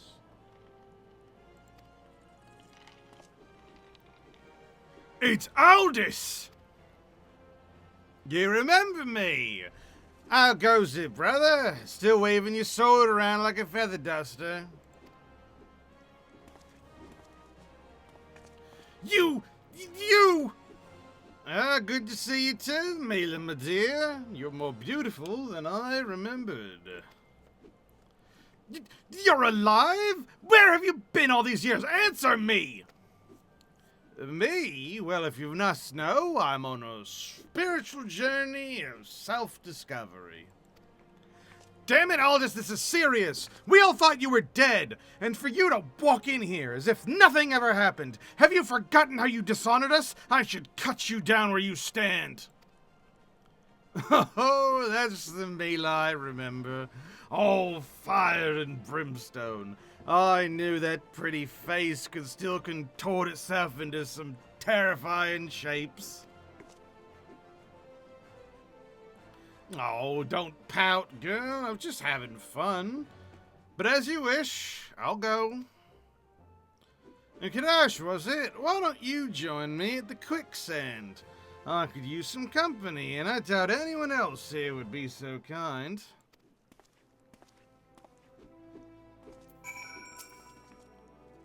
That bastard! Why now? After all these years!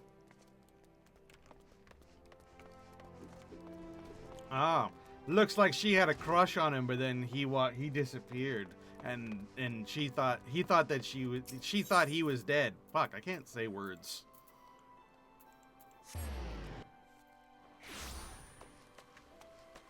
But why does Momody say that, why does Momody think that they're bad for each other? Oh shit. There's combat to be had with this. Okay.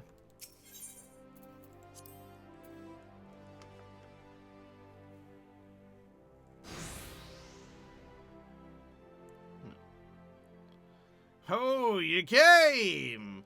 Sorry you had to witness that little reunion between me and Mila.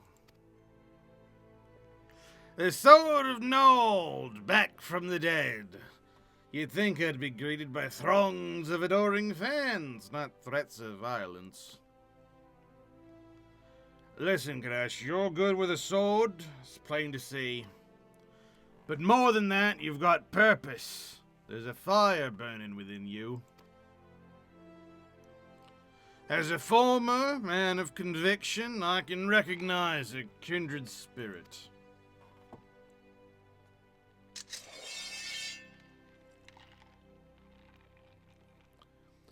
Geralt named her Frenzy. She's one of a magnificent pair of swords that the drunken prodigy forged for the Colosseum champions. Oh shit, Geralt mentioned?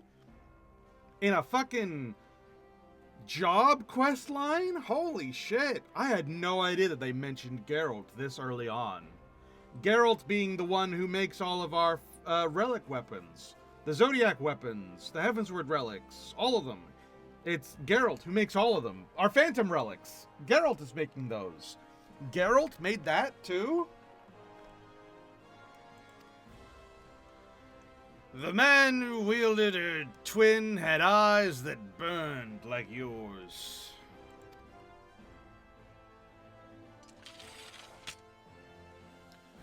Crash, Huh? The hells? I like how Momody's like, not again.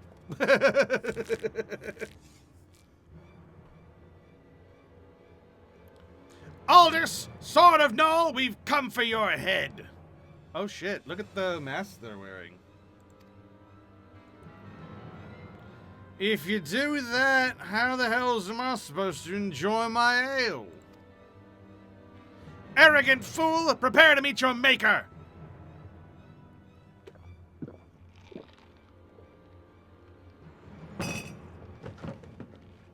Well, ain't you a bunch of impatient, humorless fellas? Up for a bit of fun, Grash? I'll lead, you follow.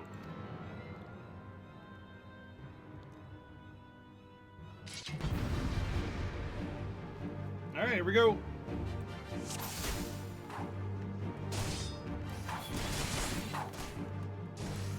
Watch closely now, Grash. I'll show you a Colosseum champion fight.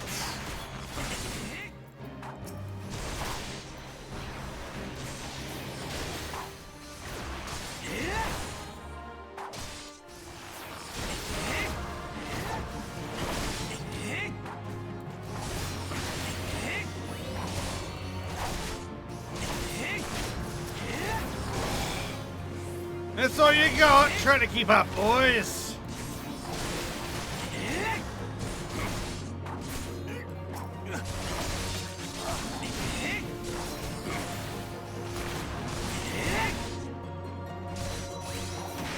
Wow, even with my Iron Will turned on, they will not focus on me. There we go.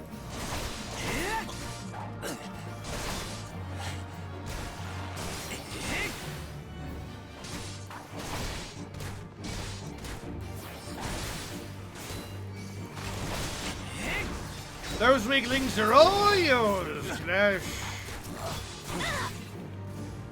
Oh yeah, they are weaklings.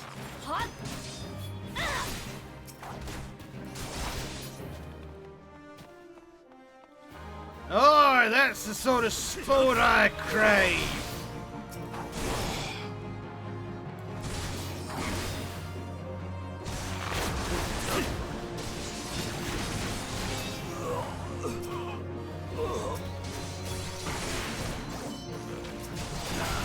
Watch their eyes, Crash, not their hands.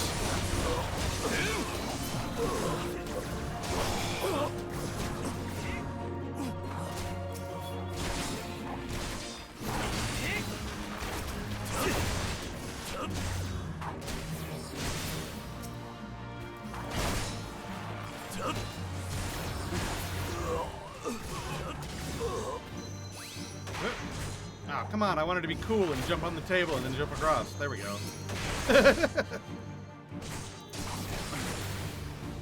Look at him fighting on the banister, fancy bitch. Yay! That was cool. That was fun. A whole fight in the tavern type thing. Didn't think he'd go as far as to send a gang of sellswords to the quicksand in broad daylight. Why is it never a bevy of beauties? Or let's continue this another time, shall we? I need to find a new place to drink. One with more attractive company than this sorry lot.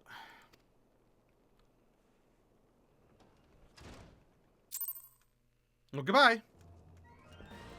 Well, that came and went out of nowhere. Alright, back to Mila.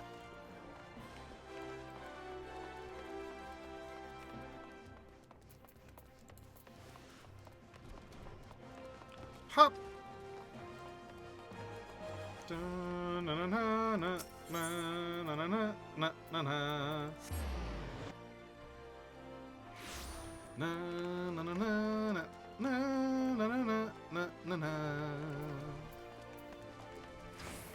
Oh god, it's Holshifon!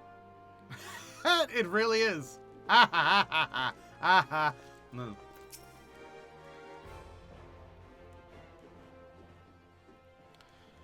My apologies, Crash. I meant to teach you a new technique earlier, but with that idiot arrived, I'd completely forgotten. He's just so infuriating.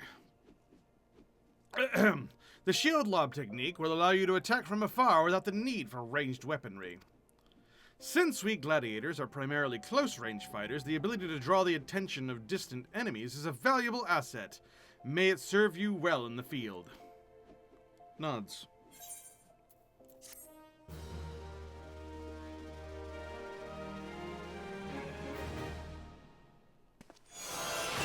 Woohoo! I learned shield lob. I already knew it, but I know it now. The face of Thal. Kadash, I'm glad you're here. One of our members has been attacked, been gravely wounded, and I need you to go and help him. I suspect this is the work of more bounty hunters. It may even be a trap to lure more of us into the open. Nevertheless, we cannot ignore our comrade's plight. When last he contacted us by Link Pearl, he said he'd try to seek shelter at the Coffer and Coffin. Take this potion and search for him there. Alright, the Coffer and Coffin. Over by Black Brush Station.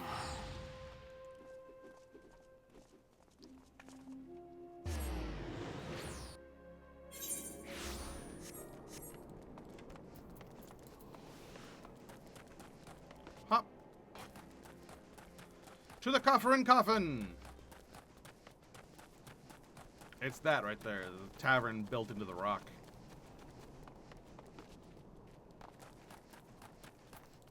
There he is. Help me. I can't feel my... everything. Thank you, brother. It all happened so fast. Over by the tracks to the north.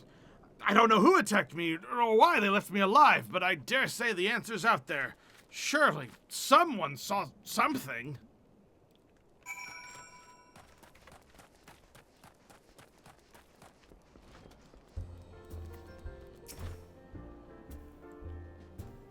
Oh god, it's... It's that guy. It's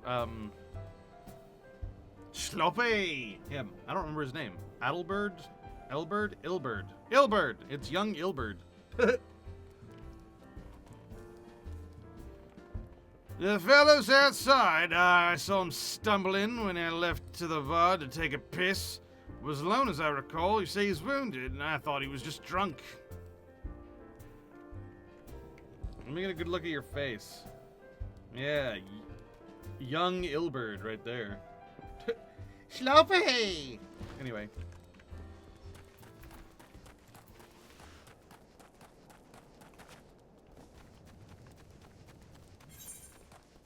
Alright, we got a guy there and a guy there. Hello, Fled. What a name. A suspicious character? Well, now that you mention it, I did see a strange fellow wearing a garish purple robe. At first, I thought he was talking to himself, but then I realized he had a link pearl. I heard him say something about the wrong man in the Silver Bazaar. Does that help? Thank you, Fled.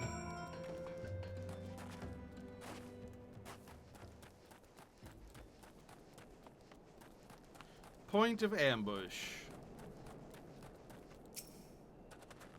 I hope it was the point of, yeah, it was just...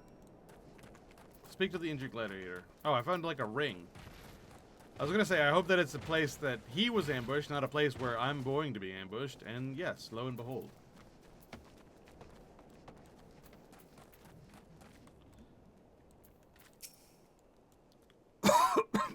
Purple robe?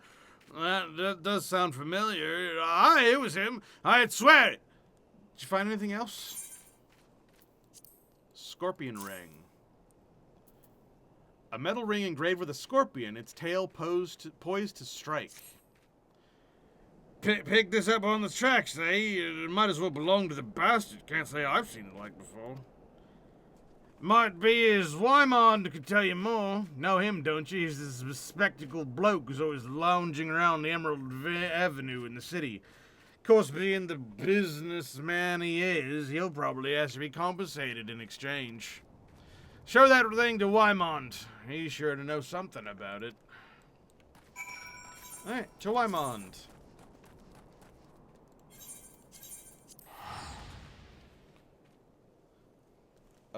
Wymond is a tutorial guy. He gives you a lot of blue quests early on, so we know who Wymond is. A lot of early game tutorials come out of Wymond.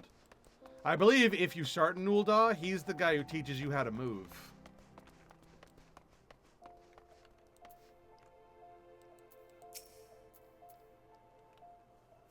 Well now, if it ain't Kadash, everybody's favorite venturer. I hear you threw your lot in with the gladiators. A question of decision, given the events recent days, but to each his own. To what do I owe the pleasure? Oi! Put that away before someone sees it. Where in the seven hells you'd get one of those rings? What? Don't recognize the sigil? God's damn fool. Before you go stumbling around a brush, you ought to at least know what kind of venomous bastards be lurking in. Been a long time since Ul'dah's seen a criminal organization rise from obscurity to notoriety as quickly as the Alacran. Word is they got connection to the Brass Blades, the Syndicate, God knows who else. But you didn't hear it from me. I want no part in whatever mess you and your mates have gotten yourselves into. Understood? Alright, back to Mila.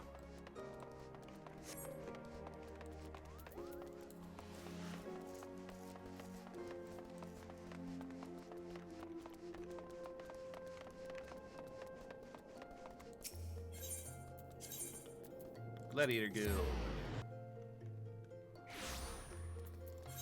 What level is this? This is level 20. We're getting there. Level 30 is the final one.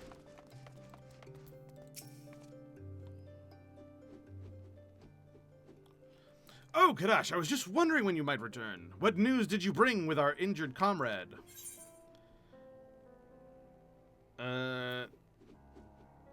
He was attacked by a member of the Alacran. The Alacran? I find that hard to believe. But no matter. One of our comrades returned from Stone's Throw a moment ago. A gang of bandits is headed for the Silver Bazaar. They're after a man with an enormous bounty on his head. The people living there are in grave danger. In their frenzy to find their quarry, the bandits won't scruple to destroy property and harm civilians, and the few brass blades stationed there will be powerless to stop them. We must stop them. We'll protect the Silver Bazaar and avenge our injured guildmate and all in one fell swoop. A bit melodramatic, if you ask me. Aldous, I told you to never come here again! I couldn't sit idly by while you charge into battle against an enemy you know nothing about. Mila, a responsible guildmaster, would never risk the lives of her charges like this. Who are you to lecture me about responsibility? Mila, listen to me. This is the Alacran you're dealing with. So, whatever notoriety they may have achieved means nothing to me. We'll cut them down like the common bandits they are. It's not that simple. More importantly, it's not your fight. What are you saying? They want me, Mila, and I've been fending off assassination attempts ever since I returned to Thanalan. Just stay here and let me handle this. It'll be over soon, I promise. Just stay here while you go off on your own, is that it? It's been 7 years since I let you leave all this. 7 years! Do you have any idea at all what you put me through? Mila. I don't want to hear it, you selfish bastard! Do you even care about the people who suffered because of you? Just get out. We don't need your help. We'll settle this ourselves. Mila, wait. There's something you need to know. Enough! Get out! Get out! All right. Save some of that for the Alacran, but do try to let Kardashir, but do try not to let Kardashir come to harm while you're at it.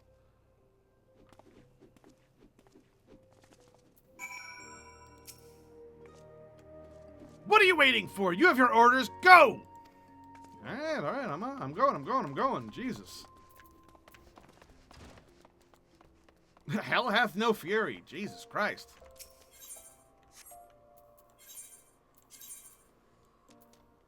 Oh, that's really far away. Okay.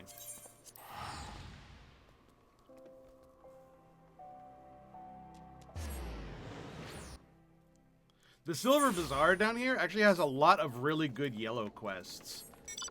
If you haven't done those quest lines, you should. It's also where you do ARR mastercrafting. Silver Bazaar is really weirdly important to a lot of little storylines here and there.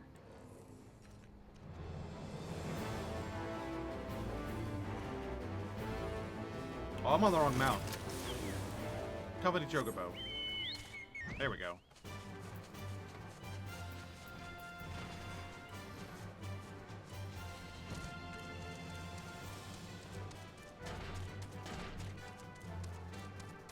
You can, if you want to, go to Horizon, and then on your way to the Waking Sands in Vesper Bay, you can actually hop a ferry right there, and it'll take you to this dock right here.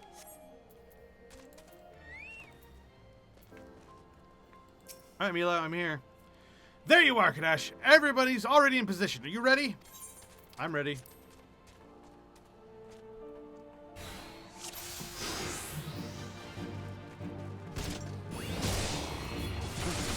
Stay focused. Choose your target and finish him. Nah.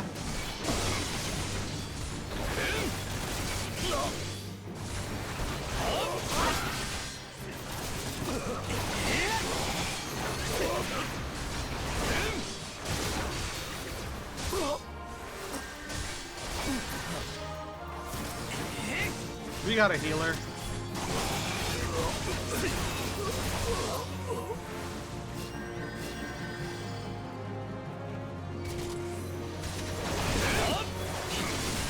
More damage to me means less damage to everybody else.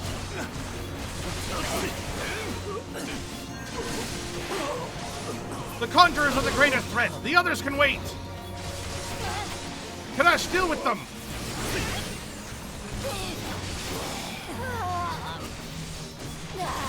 Thaumaturges? Gods, I've always hated mages.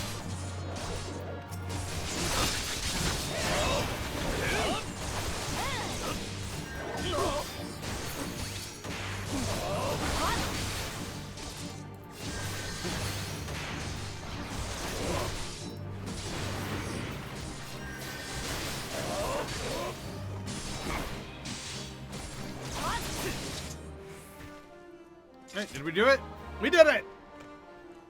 That was cool. Nice little brawl.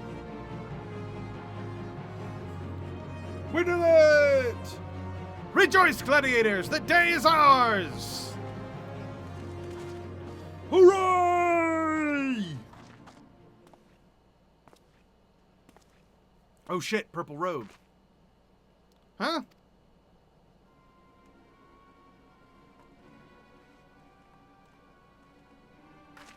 Gasp.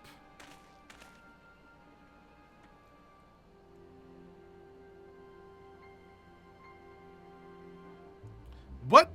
But why would you be? Leave him to us, First Sword. Oh, they're unbloodied. They haven't actually fought in the... Oh, well. Oh, shit. Such brittle blades, so easily broken. Perhaps the First Sword is made of stronger steel? Leave us, Anna. Our business here is over.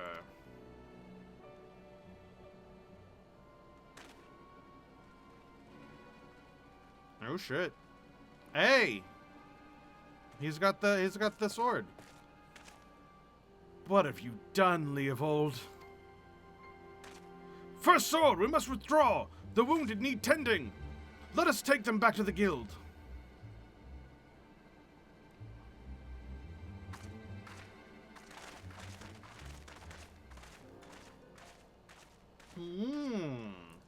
The plot thickens.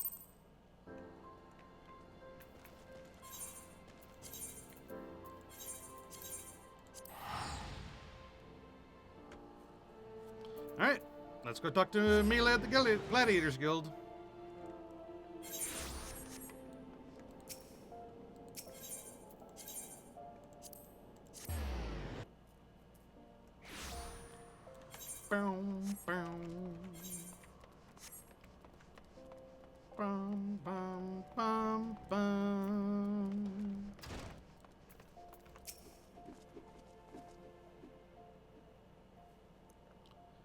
Give me a moment, Kadesh. I need to think.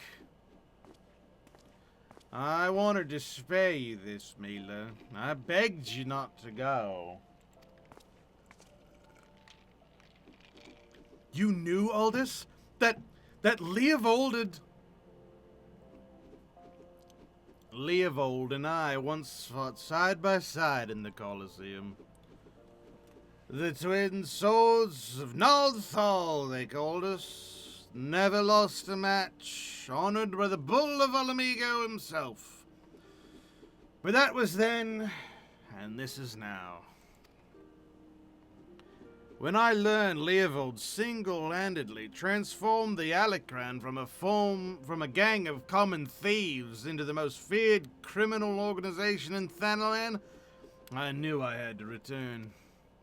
It seems like a lifetime ago that the three of us used to train together in this hall. The Leovold I knew would never stoop so low. He was a good man, strong and true. What would drive him to do this? When I find him, I'll be sure to ask. Unfortunately, he seems determined to kill me for my curiosity. What aren't you telling me, Aldous? I'm not clever enough to keep secrets, my dear. I'm a simple man, only capable of dealing with what's right in front of me. Is that so? I'll find him, Mila. Promise.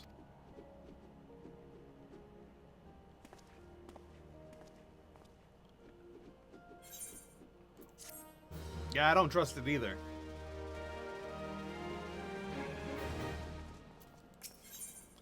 On holy ground. Level 25, this is the second to last mission.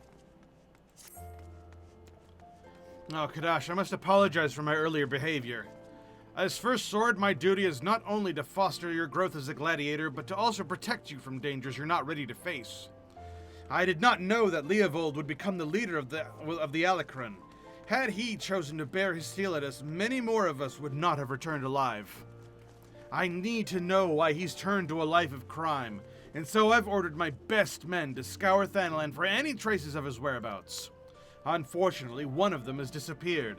I have a strong suspicion that he has been taken prisoner by the Alecron, or worse. If there's any hope of saving him, we must act quickly. I would have you search for our missing comrade. His last report stated that he was tracking the Alecron near the Hammers in western Thanalan. If you go there, you may yet find some clues to his fate. I've been far too reckless in recent days, and let too many good gladiators come to harm. Please, Kadash, find our missing comrade and bring him home safe. Alright, to the Hammers.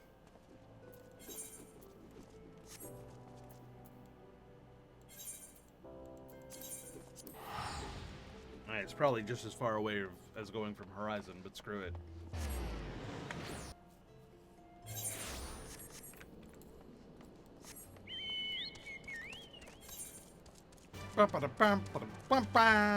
Alright.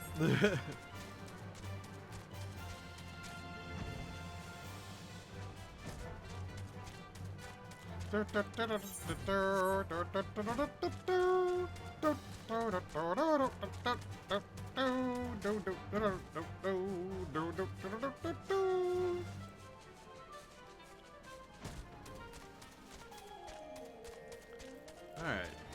It's funny how they call this place the Hammers. It's very on point.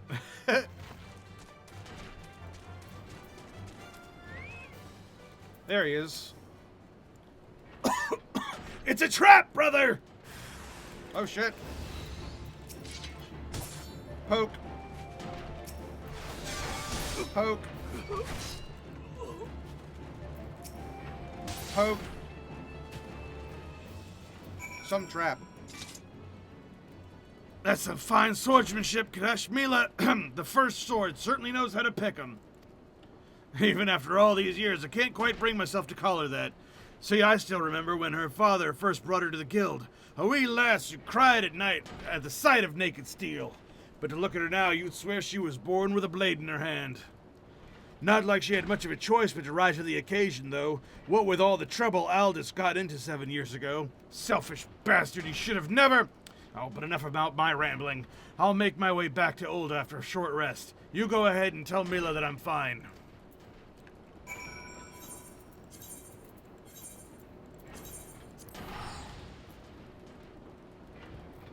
I smell the stink of a love triangle. The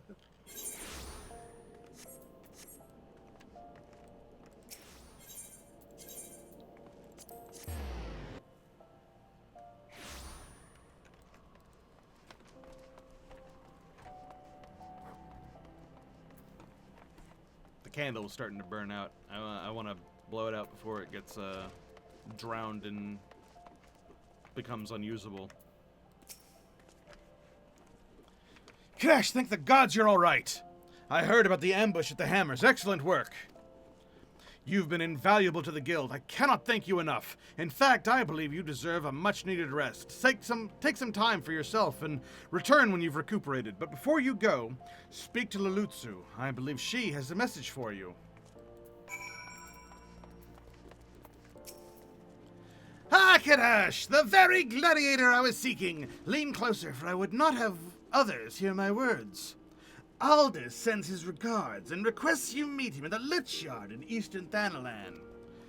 Naturally, I've not divulged this information to the First Sword. As you may have gathered from their previous interactions, she's still rather upset with him, and would likely forbid any further association. Quite understandable, since he was clearly being groomed to become the next guildmaster before that horrible scandal. They would have made such a lovely couple. Forgive me, this is hardly an appropriate topic of conversation. Anyway, you have my word that the First Sword will not hear of any rendezvous from me. Ah, so Aldous and her were set to be married, and he was going to become the next guild master, but then some scandal meant that he disappeared for 7 years.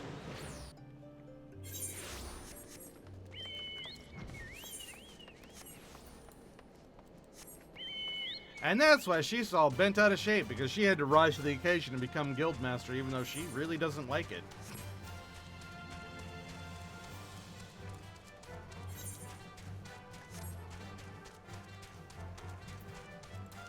Oh, looks like we'll have to fight.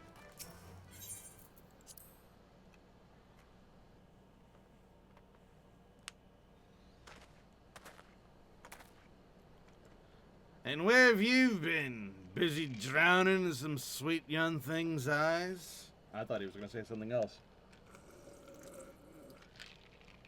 Well, if that's the case, I understand completely. It's been 7 years since Mila's father was laid to rest here. He was mean and stubborn, an old goat through and through, but gods, when he danced with a sword in his hand, it was pure poetry in motion. Mila's right. There's no way I could know what it's like for her back then. Forced to replace her father under such terrible circumstances.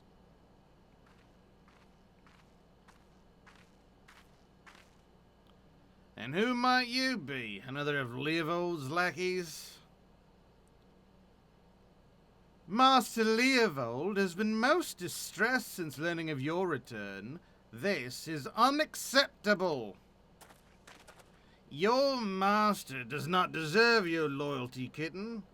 When you've outlived your usefulness, he'll dispose of you like so many others. Believe me, I speak from experience. Say what you will, I'll not be swayed! Oh, she looks awfully determined to kill me. Still, I'm not really in the mood to play. Mind stopping her? Yeah, sure.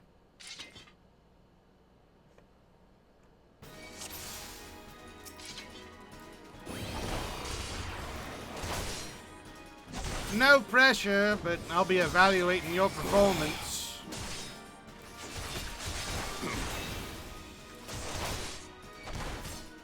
You would die for the scum? Very well. Rate of movements. It's not exactly high literature. This ends now! Huh? Missed. Watch it, Kadash. This kitten's got claws. Your interference is inexcusable!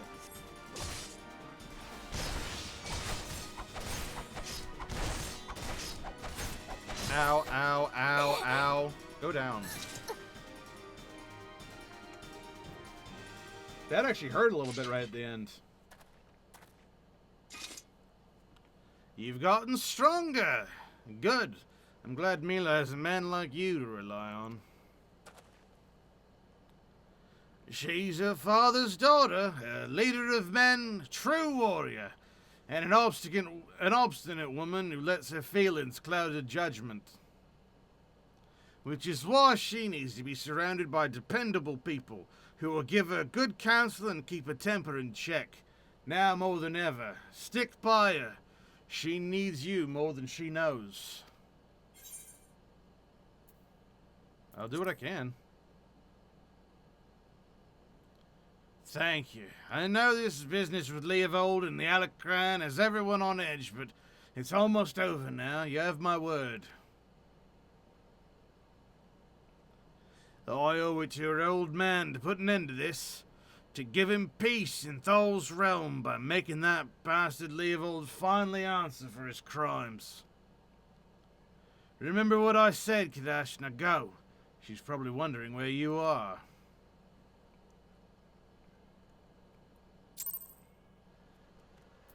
Alright, back to Mila. You know, the way he talks, it almost sounds like we're dating Mila, but we're not. Although I have noticed that there is a lot of, keeping that sort of stuff open-ended in a lot of places. I do kind of wonder if maybe they open the door to you considering a love triangle type thing. But I don't remember how it ends, so. Plus, not really my type.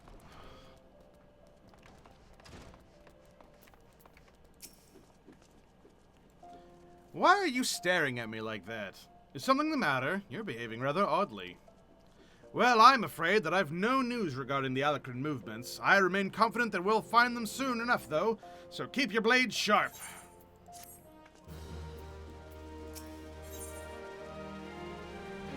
Alright, here we go, the final quest, the rematch. First Sword Melee is extremely upset due to recent turn of events. At least I think it's the final quest. It's level 30. Damn it all to the 7th hell! This is madness! It's Aldous! He's been arrested by the Brass Blades. They claim he was plotting to assassinate the Sultana! This is utter nonsense! He has no motive to do so, and whatever I've said about the man, he would never resort to using poison. The Alacran must be behind this. They may have failed to kill him time and time again, and now they're reaching out to their monetarist allies. I didn't want to believe Wymond when he said they had such influence, but... Wait, that's it! If anyone can help us unravel this plot, it's Wymond. He has a reputation for knowing things he shouldn't, after all. Find Wymond and see what he can tell us. Aldous is many things, but he is not a murderer.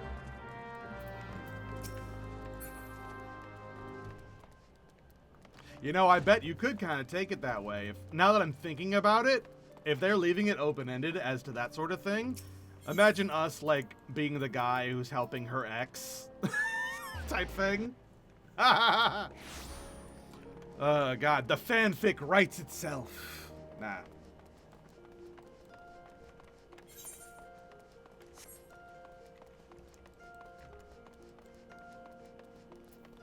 Hi, Wymond.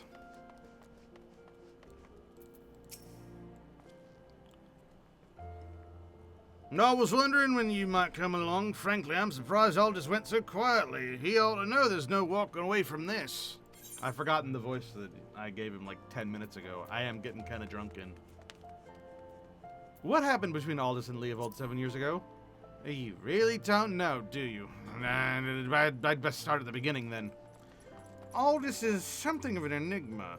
He and Leovold were two of the greatest gladiators to ever grace the Bloodsands, but he threw all that hard-fought glory away for a few guild more. See, the average old Dom loves a good Colosseum fight, and what better way to make a gladiatorial spectacle more entertaining than wagering on the outcome? So when it got out that Aldous was orchestrating a match-fixing scheme of untold proportions, well, you can imagine the shock and anger the people felt. He was expelled from the Colosseum, and his wins were stricken from the record. Your Guildmaster Mila got the worst of it, though. Not only was her friend exposed as a fraud, but around the same time, her father fell ill and passed away. There were some oddities surrounding his death, too. It was rumored that he took his own life out of shame for his disgraced pupil, or that he might have even been murdered by the man. Baseless conjecture, really, but it made Aldous look that much worse. In the end, Mila lost the two most important men in her life, and was forced to take charge of the guild alone. And Leovold, he tried to go it solo on the Bloodsands, but it wasn't the same. Without Aldous, his career was finished. Now you know the nature of the man you so desperately want. Now you know the nature of the man you so desperately want to save. Though judging from that look in your eyes, I gather you still have your reservations. Fine, and you can't blame me for doubting a man found in possession of Rhalgr's bile. 'Tis a vile poison, rather rare and expensive, too. Only the Corpse Brigade knows how to make it, I hear. Gods only know why they'd give it to Aldous. Could go to the headquarters of the Sepulchre in Southern Thanalan and ask him direct, I reckon. I have an aversion to direct confrontation personally, but you don't, do you? By the by, should you save the poor bastard's life, tell him we're even, and I hope it was all worth it. That voice works. I just sort of slid into it, but... Alright, search for Aldous' innocence and the vial of Rhalgr's bile, both of which being at the sepulcher in southern Thanalan. Alright, let's go to Little Alamigo.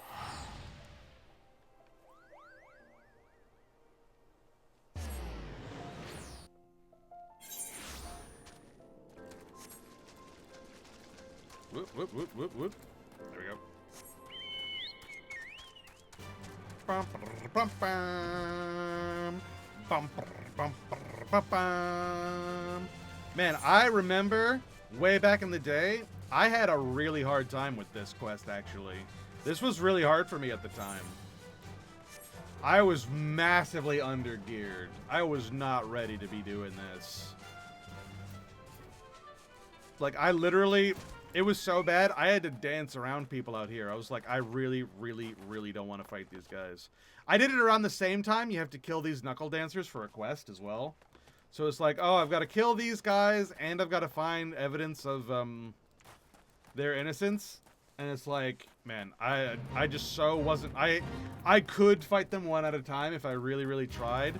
But then you come inside, and this fate's going on, and it's like, oh, no. Thankfully, I don't have to deal with that this time, but that's bringing back some memories.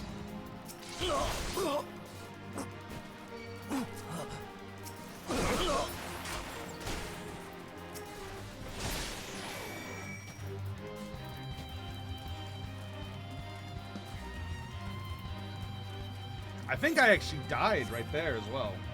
That ambush, when you pick that up, I think I died. And I was like, whatever, I got the thing, I don't care. I was pissed.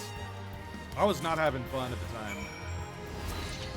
This is right around the time I quit for the first time. Because I was stuck in Little Alamigo hell.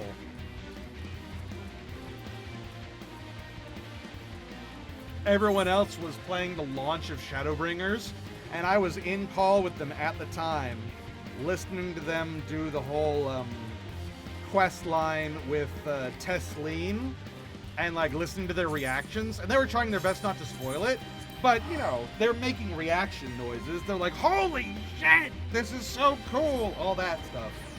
And I was sitting here being absolutely fucking miserable. I still, to this day, hate Little Alamigo. Every time I go there, I just feel slightly miserable.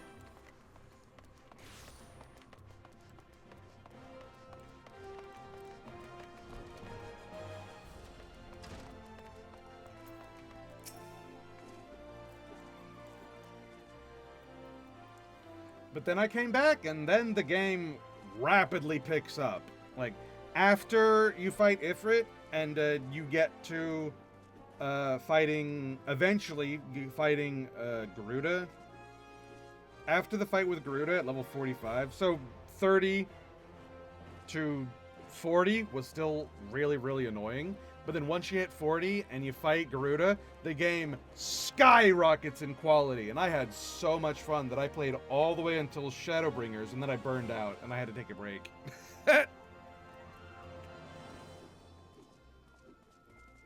Alright, where have you been? Aldous has been given over into custody of the Sacrarium. They mean to execute him. We must do something. Wrinkled bill of sale. Details of the dealings made with the Alacran and the Corpse Brigade for the purchase of a deadly poison known as Rhalgr's Bile. And Rhalgr's Bile, a terrible poison made famous when it was used to assassinate an Alamigan king. This poison, is it? You've got proof that the Alacran purchased it from the Corpse Brigade. Thank the gods you've done it! Quickly, we must show this official to the official presiding over his execution at the High Bridge. Go! Now! I assume this is how we get in with the Paladins. Like, we showed real good detective work, and they're like, you should join the Paladins.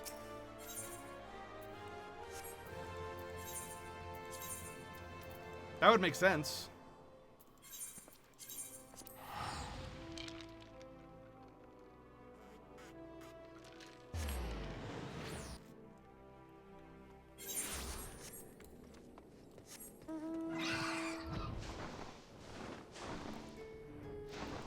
Oh, wrong mount.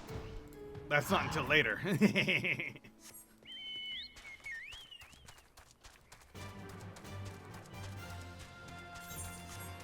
I should stop having these two right next to each other. I keep on thinking this button is that button. They look very similar.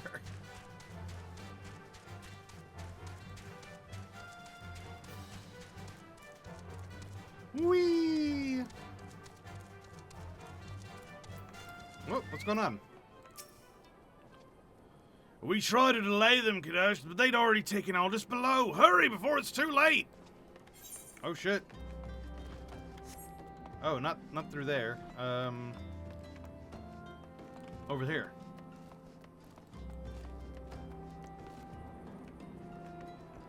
Oh, it was actually in there.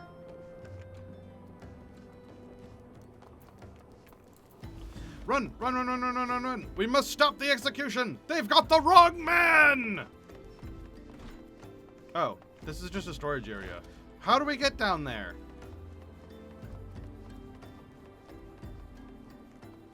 Right here? No? No?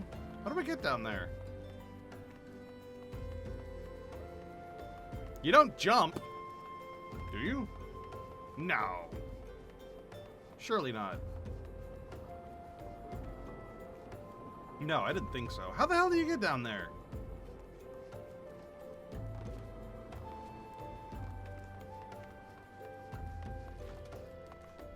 No.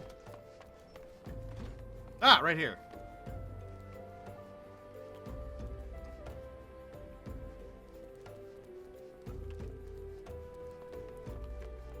Oh, damn. That's one way to do an execution. Jesus Christ. What the fuck? What kind of execution is this? Walk the fucking plank in the middle of a fucking Grand Canyon? Jesus Christ, that's cool. And also horrible. The Sacrarium has sentenced you to death for your crimes against the Sultanate. Have you any less? Huh? Who are you and what do you want?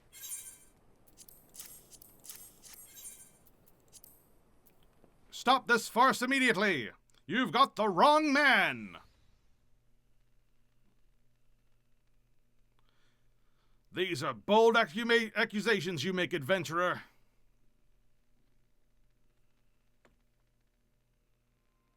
However, the Sacrarium has found the prisoner guilty in the eyes of gods and men, and he will be executed forthwith.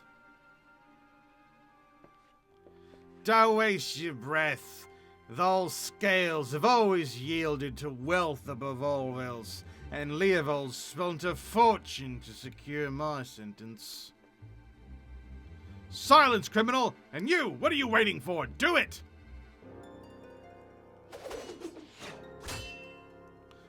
Oh, where did that... Aldous! Just couldn't stay away, could you?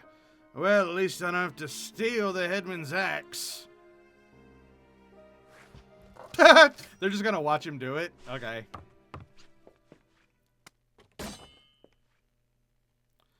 If the gods are to have the blood this...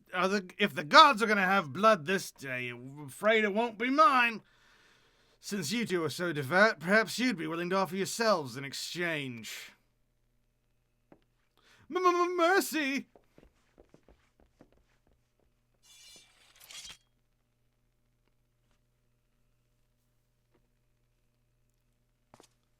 Le gasp! Wait a minute. That's a different purple robe guy. Gotwin. Interfering with the laws a heinous crime. In fact, I believe it's punishable by death.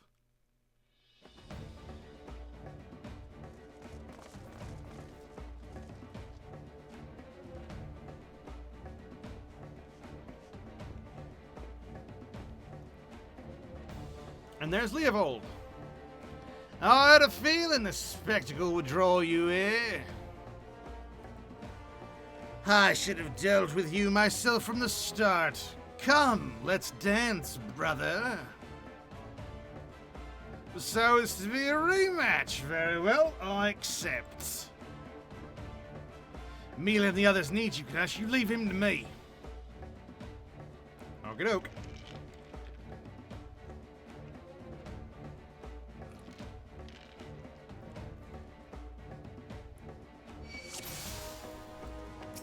We fight! Out of my way! They need you up on the bridge, Crash. I'm going, I'm going.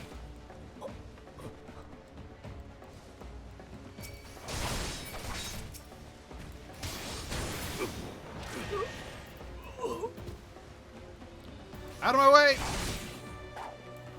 Up here, Kadash! Whoa, that guy just jumped.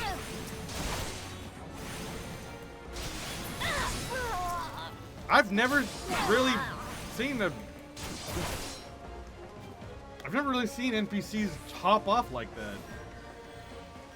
It feels more like they fell through the floor rather than jumped.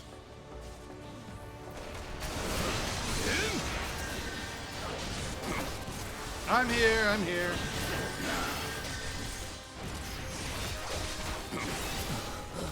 Oh, I should probably turn this on. Out of the way, Gotwin.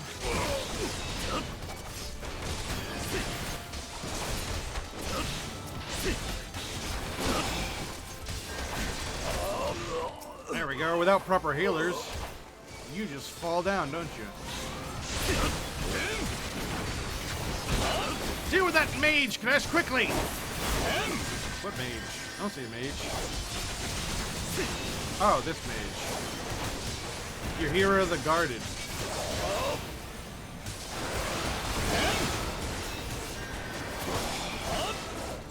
Got him.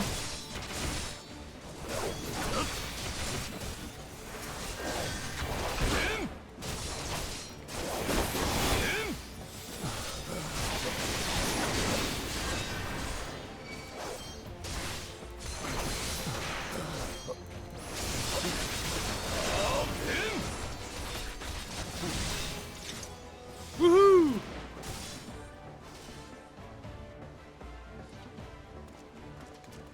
We did it! Aldous! Aldous!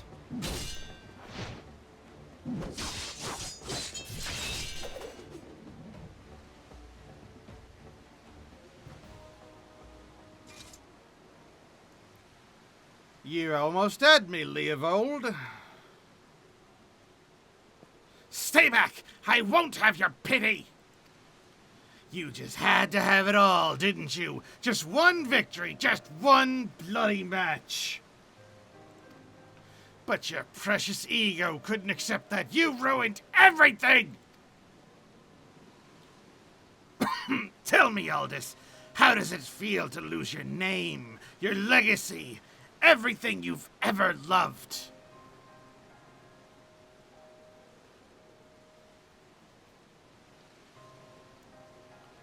I want to know how much you suffered. Let it go, Leovold. It's over.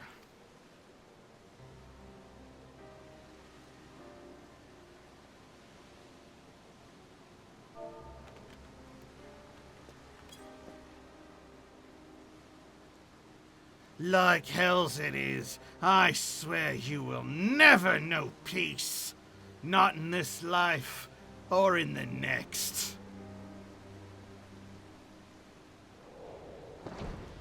Leovold, no! Oh, shit.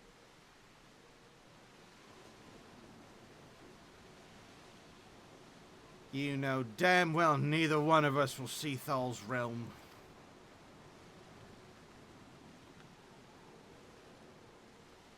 Let's go. Our comrades are waiting. Well, damn! Back to the Gladiators Guild.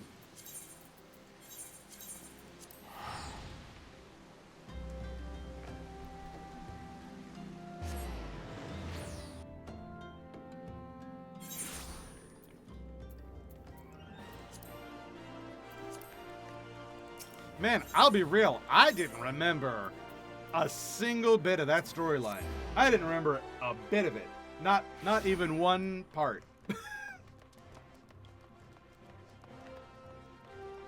I'm actually really surprised at just how little of this I remembered.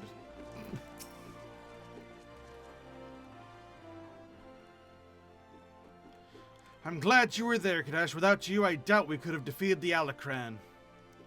Have you ever considered the Colosseum? You'd make a wonderful attraction. Of course, you'd need a title that befits your prowess. I'm a gladiator. What do you think I'm here for? Now that it's all over, you'll be staying, won't you? No, Leovold may be dead, but the Alacran are far from finished. I'd rather not linger and give him a chance to regroup and seek revenge. It is a true tragedy that I cannot enjoy the company of Uldar's lovely ladies any longer, but I have the faith that equally radiant beauties await me in distant lands. Aldous, Not another word, my dear. It's bad enough that the First Sword has permitted a disgraced gladiator to fraternize with her subordinates. Can you imagine the scandal if she became personally involved with the man? Nevertheless, I understand how you feel. I'm known to have this effect on the fatter sex. I should have let the headsman have his way with you. That way you might learn something of humility. Oh, but how am I supposed to remember the lesson without a head? Your father would be proud of you, Mila. Don't ever change. Oh, yes, there's one more thing I wanted to say to you before I go. 7 years ago, before my last match on the Blood Sands, I was given an offer. A sultan's ransom in exchange for a loss. Leovold begged and pleaded, but I just couldn't do it. Call it honor, or pride, or whatever you like. I made my choice, and in spite of all that came of it, to this day I've no regrets. It's a simple thing to know what's right. Listen to that heart of yours, and it'll never lead you astray. Trust in your comrades. Have faith in your skills, and you will triumph over any adversity. And with that, I bid you all farewell.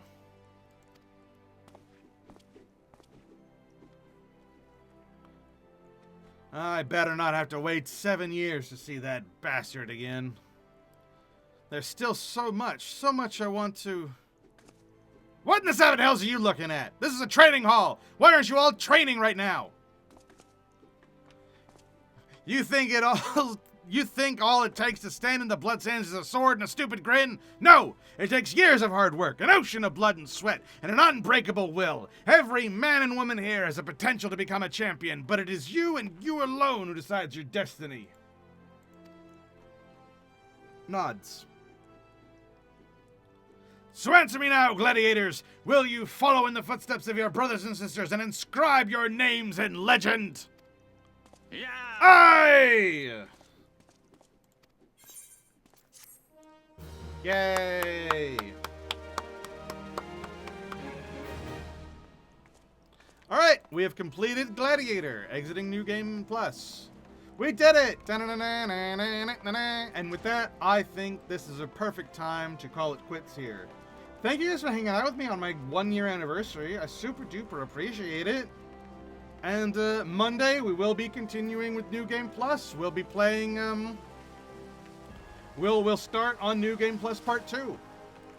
And we'll just keep on going until August is over. Man, it would be really cool if we managed to get a chapter done a day, but I don't think that's happening.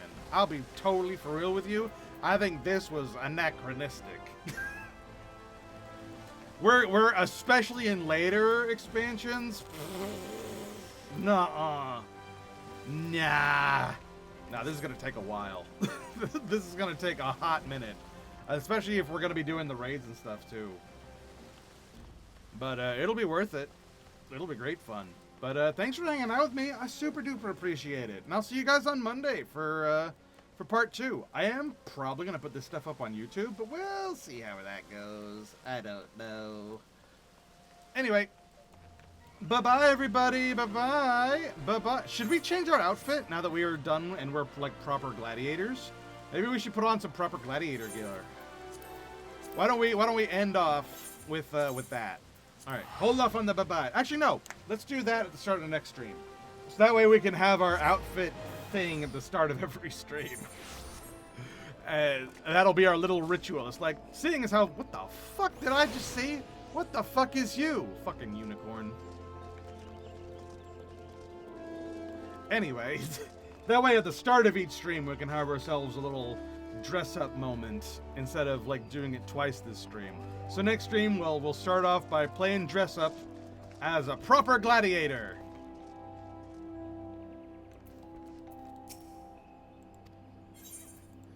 And maybe on Monday we'll manage to do part 2 of the storyline and maybe even the Paladin adventure. And then we'll dress up as proper Paladins for the rest of ARR. And that'll be fun. But yeah, thanks for hanging out with me. Super duper appreciate it. And I'll catch you guys on Monday. Bye-bye, everybody. Bye-bye. Bye-bye. I think I accidentally said tomorrow a couple of times, but that's not what we're doing. We're playing again on Monday. Monday. All right, bye-bye. Bye-bye. Holy, I'm drunken.